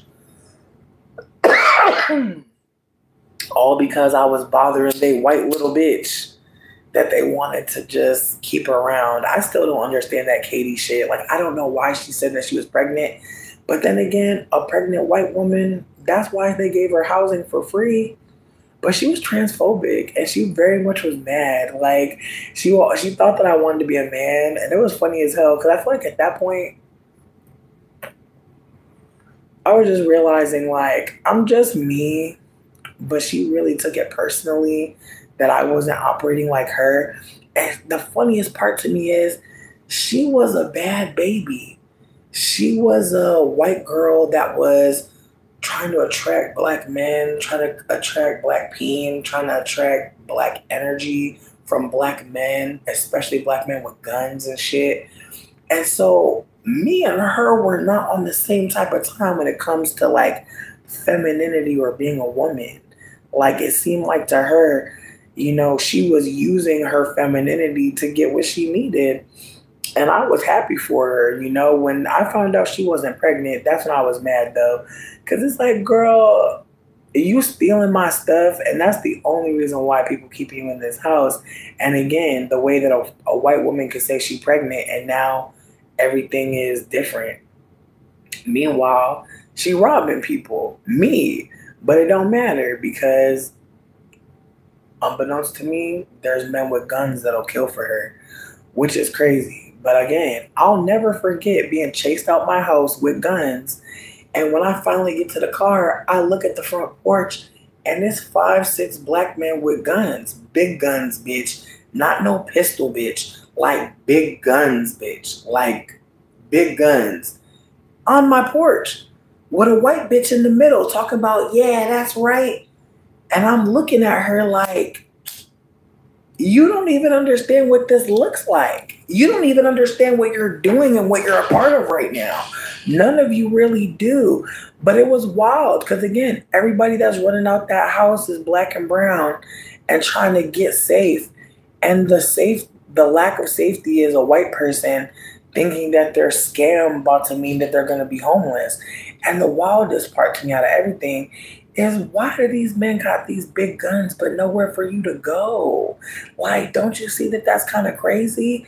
That like they're willing to like chase people out of a house for you with guns, traumatize us for years to come, all so that you can what? Like I always wished I could have asked Katie, like, you know, what was the alternative? Like, did you really have nothing other than chasing us out of the way? With the techs and the AKs, did we really need an AK? I just told you stop stealing my Torrid sandals. Like, I asked her nicely to stop stealing my Torrid shoes. I understand we both 11 wide with a wide width. I feel you. But I don't fuck with you, and you don't fuck with me, and you over here intimidating me, but you want to wear my clothes. Like, that's what's even scarier. Is the bitch was over here accusing me of wanting to be a man, But you wearing my motherfucking torrid fucking feminine ass shoes. Like you over here feeling a way about me, but you stealing my looks. So what's the truth? Because in retrospect, the way she was standing there with those men, she blended right in. The way she was threatening me, she didn't even have a gun in her hand, and she looked the most threatening. It's weird. It's like the way that those men were on the porch holding those guns. It was clear they were trying to just intimidate. In retrospect, a lot of that is that, like, a lot of people really don't want to shoot. I don't think. I think they just want the shit. All these times motherfuckers done tried to kill me and hurt me, and all they wanted was the shit. And for me to back the fuck up. It's just the way that you get a chance to back the fuck up, bitch. Because, like, I'm grateful, but it's just like, bitch, the way that violence has been so close to me and it just didn't get my ass that time. And I can't explain why. Like, I can't explain it. I can't. I think that's what fucks me up too, is that, like, you really never know when someone's gonna try you. Like, I've had guns pulled on me twice, been robbed at gunpoint, had someone had a knife to my neck. Like, it's all these moments where it's like I really could be gone. I don't know, bitch. It's crazy. It's really crazy to think about, but what's crazy, I think, is that I've lived to tell the tale and might have a new way of operating. Maybe. I don't know. I feel like even like me meeting Dane, like I feel like I told y'all, like I am trying to like move out because like as much as I love him, I think like I don't know how to live with a man. I've come to that conclusion that like I feel like all I know how to do is like try to be a wifey, and it's like I don't want to do that anymore. Like I want to live with like a friend or like people that I love that I don't feel like so connected to romantically. Because again, like I feel like this need to like try to be something, and it's like nah.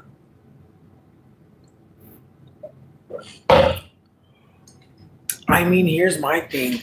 Like, she was in the wrong, but she also was, again, like, I don't want to make it seem like I don't think what she did was fucked up, but I want to be candid that, like, when you think you're going to be homeless, I'm going to hold space for a lot of shit. Again, I lived, so that's why I can think like this. Other people may be hurt and will be like, fuck her. But I know what it's like to, like, again, like I like it's the way that I'll notice like warm places to be in the middle of the night and keep a note in my mind, because I'm never going to like forget that like you could become homeless for no reason.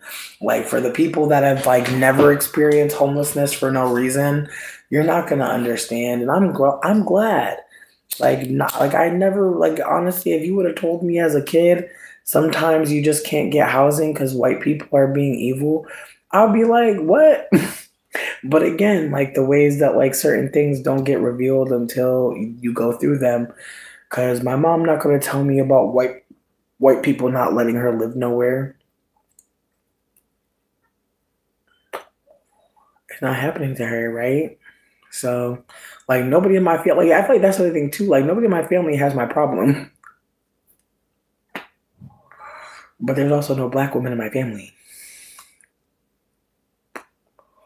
No tea, no shade. Like it's a lot of Like I just want to be super candid that like most of my family members are mixed, like and look white or non-black. Like they don't even look mixed with black. So with that being said, a lot of them be thinking I'm fucking playing. And then the Jamaican side of my family, if I'm being super candid, like I think like for the people who have foreign family, they'll know what I'm talking about.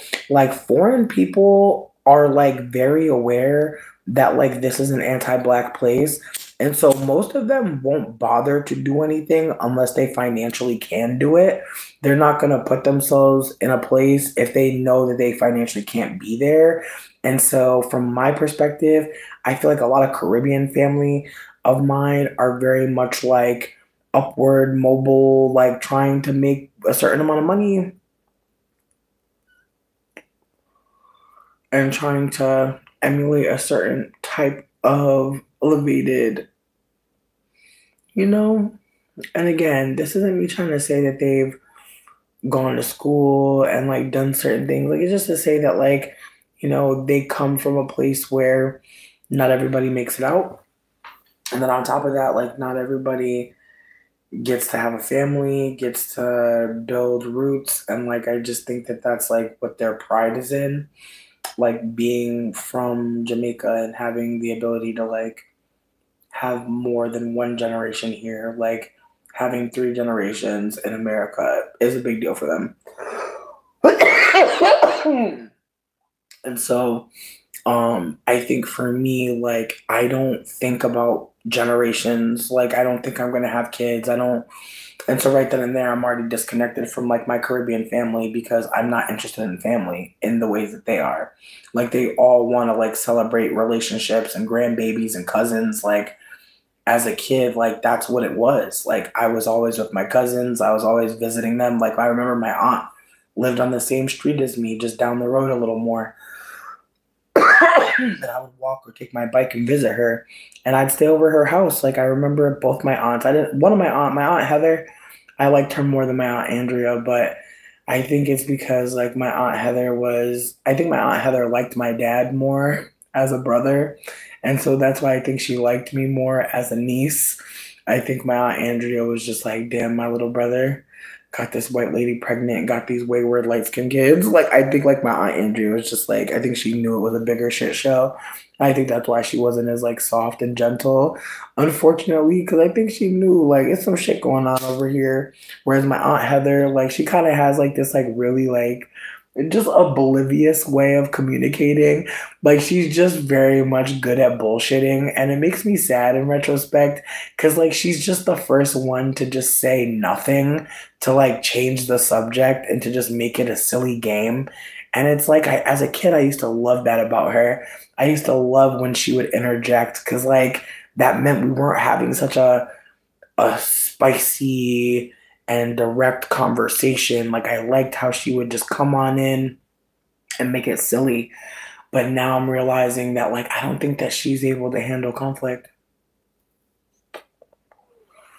I think it actually bothers her that people are talking about things that are hurting them and bothering them. And like I'm realizing that that's why I liked her so much because she stopped everybody from being really serious. Like she made it so that like we all had to, you know, just focus more on like being silly and goofy. And I think I had two aunts like that on both sides, my mom and my dad's side, that were just they were just so good at like just punching in with something that was just so silly, and it just would like disarm you a bit.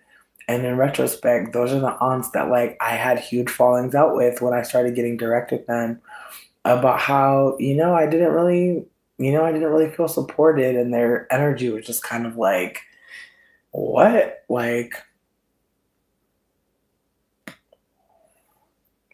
Like I didn't support you, like, and like the energy was just very much like, and it's funny because it's like I know them as such silly jovial women, but when I was direct with them about like just not feeling as much support as I needed, and like just the way that they were just like so mean, and it was just like damn.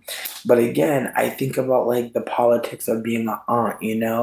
It's like if my brother's daughter ever reached out to me, I don't feel like I would spend my time talking to her, telling her about how shitty our family is. I feel like I'd want to know more about her, and I would probably share some memories of me with my brother that make me smile, that make me laugh. Maybe moments with my grandparents because she's never gonna get to meet her great grands. Well, maybe. Actually, I'm lying. Yeah, she already met one of her great grandparents. But the other one unfortunately has passed, and I think the parents of the woman my brother's with is in like Kosovo or somewhere. My mom had me dead. My mom was like, she not white from America. She Baltic or some shit, and I was just like, my mom, like, yo, my mom really thinks I'm like one of those people who like hates on like interracial relationships. And like what she doesn't realize is I'm worried about the mixed baby that my brother had with this white woman not being traumatized by her white mother. And meanwhile, my mom really think I'm one of those folk who are like, a white woman and a black man? Yuck. Like, I don't give a fuck about that. But her energy really is giving like love is love. Like she's not an American white. She a different white. And I'm like, girl, that could be worse. Like that means she's not gonna be able to give her brown child, the information that is necessary for this place. Like she might help her navigate better in her other country that she may be connected to, but I don't know about here. And again, it's the way my brother literally was like, don't talk to me about our childhood. And it's like, okay. So, and again, if at some point in the future my niece asks me, you know, do you think that, like, do you think you and my dad had a good childhood? I'm going to tell her that I think, there were a lot of people that tried their. I don't think I'm going to do it. I don't think I'm going to do it. I think I'm going to just smile maybe and just say, I'd love to have a conversation with you when you're older, dear. But not right now, not just yet. And I'm hoping that when we do have the combo, it can be one that's like loving and like very nurturing. Because again, like my energy is, I'm not going to bring up that I brought up to her father that she could be potentially harmed by having a white mother. But if she is, I'm just going to hear her and just try to be the elder that I needed when my mom was being fucking weird. And nobody 70.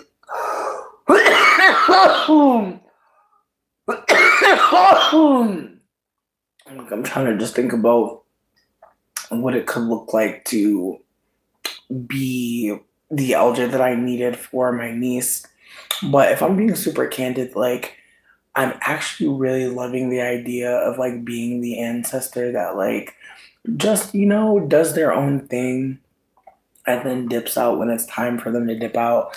Like I really am okay if I never get to meet my niece. Like I obviously want to, but I think if I'm being candid, like, me and my brother meeting up at any point is kind of scary for me because I'm sure he's annoyed with me. I'm sure he's probably thinking that I don't care about him, but it's the way that I didn't want to care about anybody in my family. It was a painful thing to think about. And so I kind of just left people alone. Maybe they think I don't care about them, but it's not true. It's like I care about them a lot, but I'm also like you ever just feel like there's so many conversations to have with somebody, so many things to talk about that it's kind of so terrifying to think about even talking one time. Because it's like, what are we going to say? Are we going to be honest about how we're hurting? Are we going to love each other in that? Are we going to be scared? Like, these are things that I just don't want to have to deal with. And so it sucks, but I think like sometimes you can just like notice that people aren't really open to you expressing and then just be like, well, you ain't got to worry about me. I'm going to leave y'all alone. But it is sad. I'm not going to lie. Like, Dane asked me to come with him to visit his niece and nephew, and I met them already, and they're super cute. His little niece, Rebecca, oh my God. She is so fucking adorable. Like, she's just very silly. Like, just very much like, you can tell, like, her parents are, like, really, like, allowing her to, like, exist fully. And there's no yelling or, like, just really harsh punishment. And you can just tell that she feels at ease. And it was just really cute to see her just, like, be her full self. And again, like, I'm trying to remember that, like, we're not going to always be parents, but we're going to sometimes be asked to provide some kind of parenting, some kind of support, some kind of care. And I'm just hoping that all of my relatives that have kids, like, they just feel safe to, like, say no to the elders. That's what I'm thinking about. Like, just, like, the ways that, like sometimes you really want to like be close with like elders in your family and they're not good for you, they don't treat you good, And then, like, next thing you know, everybody's still fucking with this elder that sucks. And I think about that. I think about how my mom met a baby that, like, really should have never been touched by her, in my opinion. But I think about how my brother is so polite, such a good little Aries, and how he's never going to deny my mother anything. Man, like, we do not talk about the mother wound in men enough, because it's the way men will really suffer some really crazy shit because their mother just didn't protect them. And it's the way that that woman gets a do-over forever. Meanwhile, any woman that comes into his life is never getting that motherfucking plot armor. And again, we're talking about abuse. We're talking about neglect. We're not talking about a mom just being kind of shitty. And it's just the way that, like, ugh, as I told y'all before, it's the way that I know my brother's a passport bro. He definitely is probably an incel, no games. Like, I really hate to say that because, like, you know, there was definitely a time where, like, me and my brother were best friends. Like, I remember me and my brother were the kind of siblings where we would, like, make bands. Like, we would, like, pretend like we were gonna, like, create a band together. And, like, he would always want to sing the falsetto, but he does not know how to sing. And so my brother would be like, woo! Like, it would be so funny. Because I'll be really trying to give it my all, and he would just be, like, playing for real. And I would just be annoyed with him sometimes because I'd be like, bro, you're doing too much. Like, we're trying to go to Hollywood. Like, I was being so dramatic. Like, I was really trying to start a band with my brother. And he taking it like a joke. Meanwhile, I'm like, bitch, we trying to make money. We trying to get out of poverty, bitch. Like, in my mind, I'm like, we got the skills. And my brother over here pretending to play a guitar, bitch. It's so funny.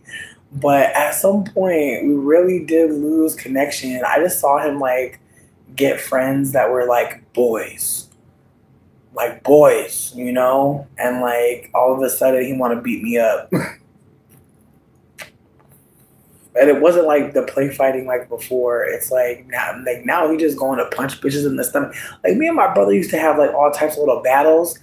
But at some point, this motherfucker just started punching bitches in stomachs. Like, it started getting crazy. Like, man, one day it involved a CD case. Like, bitches started getting nuts. And it's like, damn, what's happening? But he started playing football. He started hanging out with these boys. They was real rough.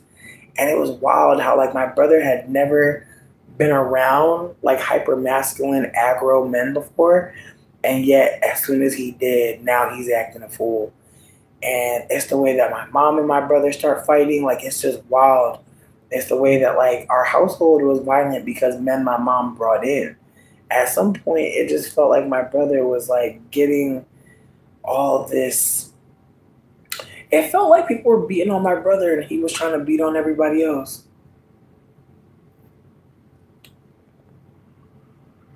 I don't know. Like, I know, like, just, like, in, like, girl world, there's, like, little secret fucked up things that be happening. Yeah, like, I've definitely seen some wild shit in, like, locker rooms, like, in gym situation. So I'm sure there was something going on there. But, again, like, I think about how, like, there's just all this violence. And, again, like, we didn't grow up with our dad in the house. And my dad wasn't very violent. He was verbally abusive for sure, but physically, no. I'm not saying that that's less. Just saying, like, he wasn't as physically. But my mom was more physically and verbally. And, like, just how, again, like, it just felt like we were going through something else now, something else. And now that I look at my family, it's like, man, it's like the way that I see it, it's like we all went through something quite deep, quite devastating. But I also think about how, you know, people recover however long it takes, I guess. I don't know. Like, there's just a part of me that thinks that, like, my brother probably just wanted to be a regular person, right? One to have kids, one to have a family. But I'll never forget when he said bitches from Romania are built different. I feel like that's when I realized he was a passport bro, and I was like, nah. Mm-mm. And again, like him saying that American women are just different, he can't see himself being with an American woman. It's like, so like I said, like at some point, my brother started to like hear from other men how he should be as a man. And he believed it. Because look, my dad is despicable, right? Like I already told you, my dad is a weirdo. And it's like, I hate to see it because it's like, I wonder who my brother would be if someone were loving towards him and showed him a man with dignity, you know? And I see like how he was failed. Like I know like he looked just like my dad too. Like I know like he probably was like, damn, you know? Because again, like me and my dad, I used to really like him. I used to really like him, but that's because he's delusional. Like in retrospect, I think me and my dad got along very well when I was a child because he could lie with abandon. But the older I got, the more I realized, like, damn, he's cruel. I also started noticing that he was using a lot of women. Like always, like I would go to his house, he'd be at a different bitch house. He was always at a different bitch house, and then like when he did have a house, it's the way that like there was no joy in it. Like it just felt like he used women to like feel whole. Like in retrospect, I realize now that's what I felt. Like I remember like going to visit my dad and he would be at different women's house and like they would be having kids too. Like my dad really preyed on single moms, which feels crazy because at some point he was preying on women that weren't single moms. So you making bitches moms and then you just going to find moms that already have kids to take care of your kids? Cause I'm telling you, it's the way that I was meeting all these random women. They was over here cooking for us, doing all this stuff. And I always felt weird. Like I never felt comfortable at my dad's anything because it wasn't my dad's house. And then on top of it, like my dad would take us out with him and he would be talking to other bitches. So it's the way that I would see him benefiting from a single mother. And then he out here talking to women while we're in the car, which is so bizarre. Like a man hitting on you with his two babies.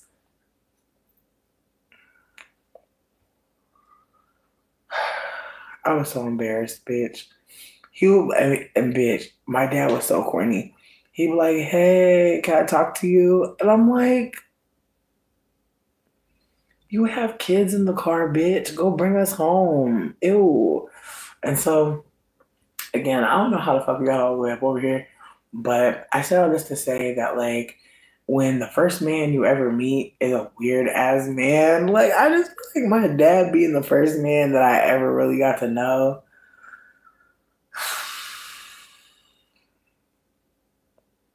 Tragic, bitch.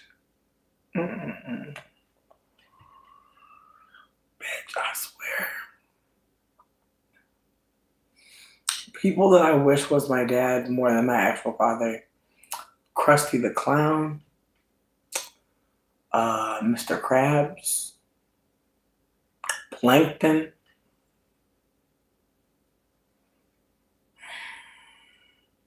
him from Powerpuff Girls. I just feel like he'll be a fun dad. Hmm. Mm. Actually, I almost said Trunchbull, but I'm like, that's where it's debatable. Cause again, I feel like Trunchbull really just disgusts me. Like, like Matilda as a story is crazy as hell. Like when you really think about it, it's a really crazy story. Like I don't know that we needed it. I'm traumatized, bitch. Like I really hate that for me. Like every time I think about Matilda, I just think about the Chokey.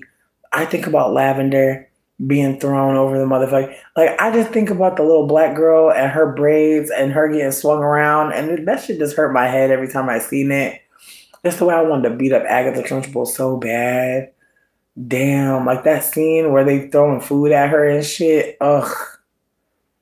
Mm. I feel like that's gonna be like the incitement of the child mob. That's gonna be really that point where they realize like it's happened before. Children have risen before. I'm telling you. Wish. But yeah, listen, thank y'all for hanging out with me. I just had a lot of shit to say about a lot of things. I'm gonna definitely do it. It's like I don't want to delete this live. I feel like I'm gonna unlist it and then watch it back and then see if I want to post it because I'm like high as hell. And like I feel like I want to post it, but I may not want.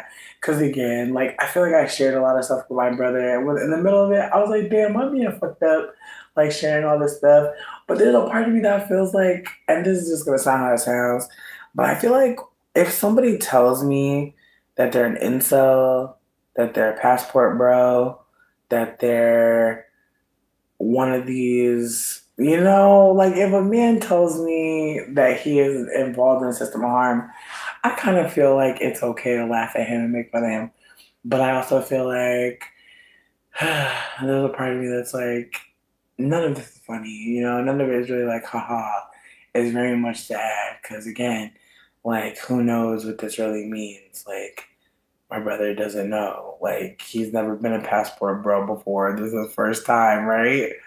And so I think about that man who had the Filipino wife and like people turning on this woman and thinking that this man who married this woman when she was very young is, it's worth harming her and all this shit. And it's like, damn, like this man literally said that, like, she's too Americanized now, as if that's like wrong now that she's here. And I just wonder, like, does my brother like really think it makes sense to like have a partner that doesn't have the same access as him in this country? What does that look like? And again, I wish we had a closer relationship, but even if we did, he already told me that he thought getting a passport to find a wife was what he needed to do. And because we were closer, like we're a year and 6 months ahead, we're a year and 6 months apart. I truly believe like my brother, um, because he's more browner skinned than me, I think that he's experienced um, the type of anti-blackness that I've not. And so where people were like treating me nicer because they assumed I was insert other race than black. Like my brother, when people look at him, they don't see someone mixed. And so with that being said, I do think that part of my brother's desire to find a woman outside of America might have also been a desire to find someone to show his mixed ancestry through lineage. And again, my niece is very white looking. She actually, I think, is a ginger.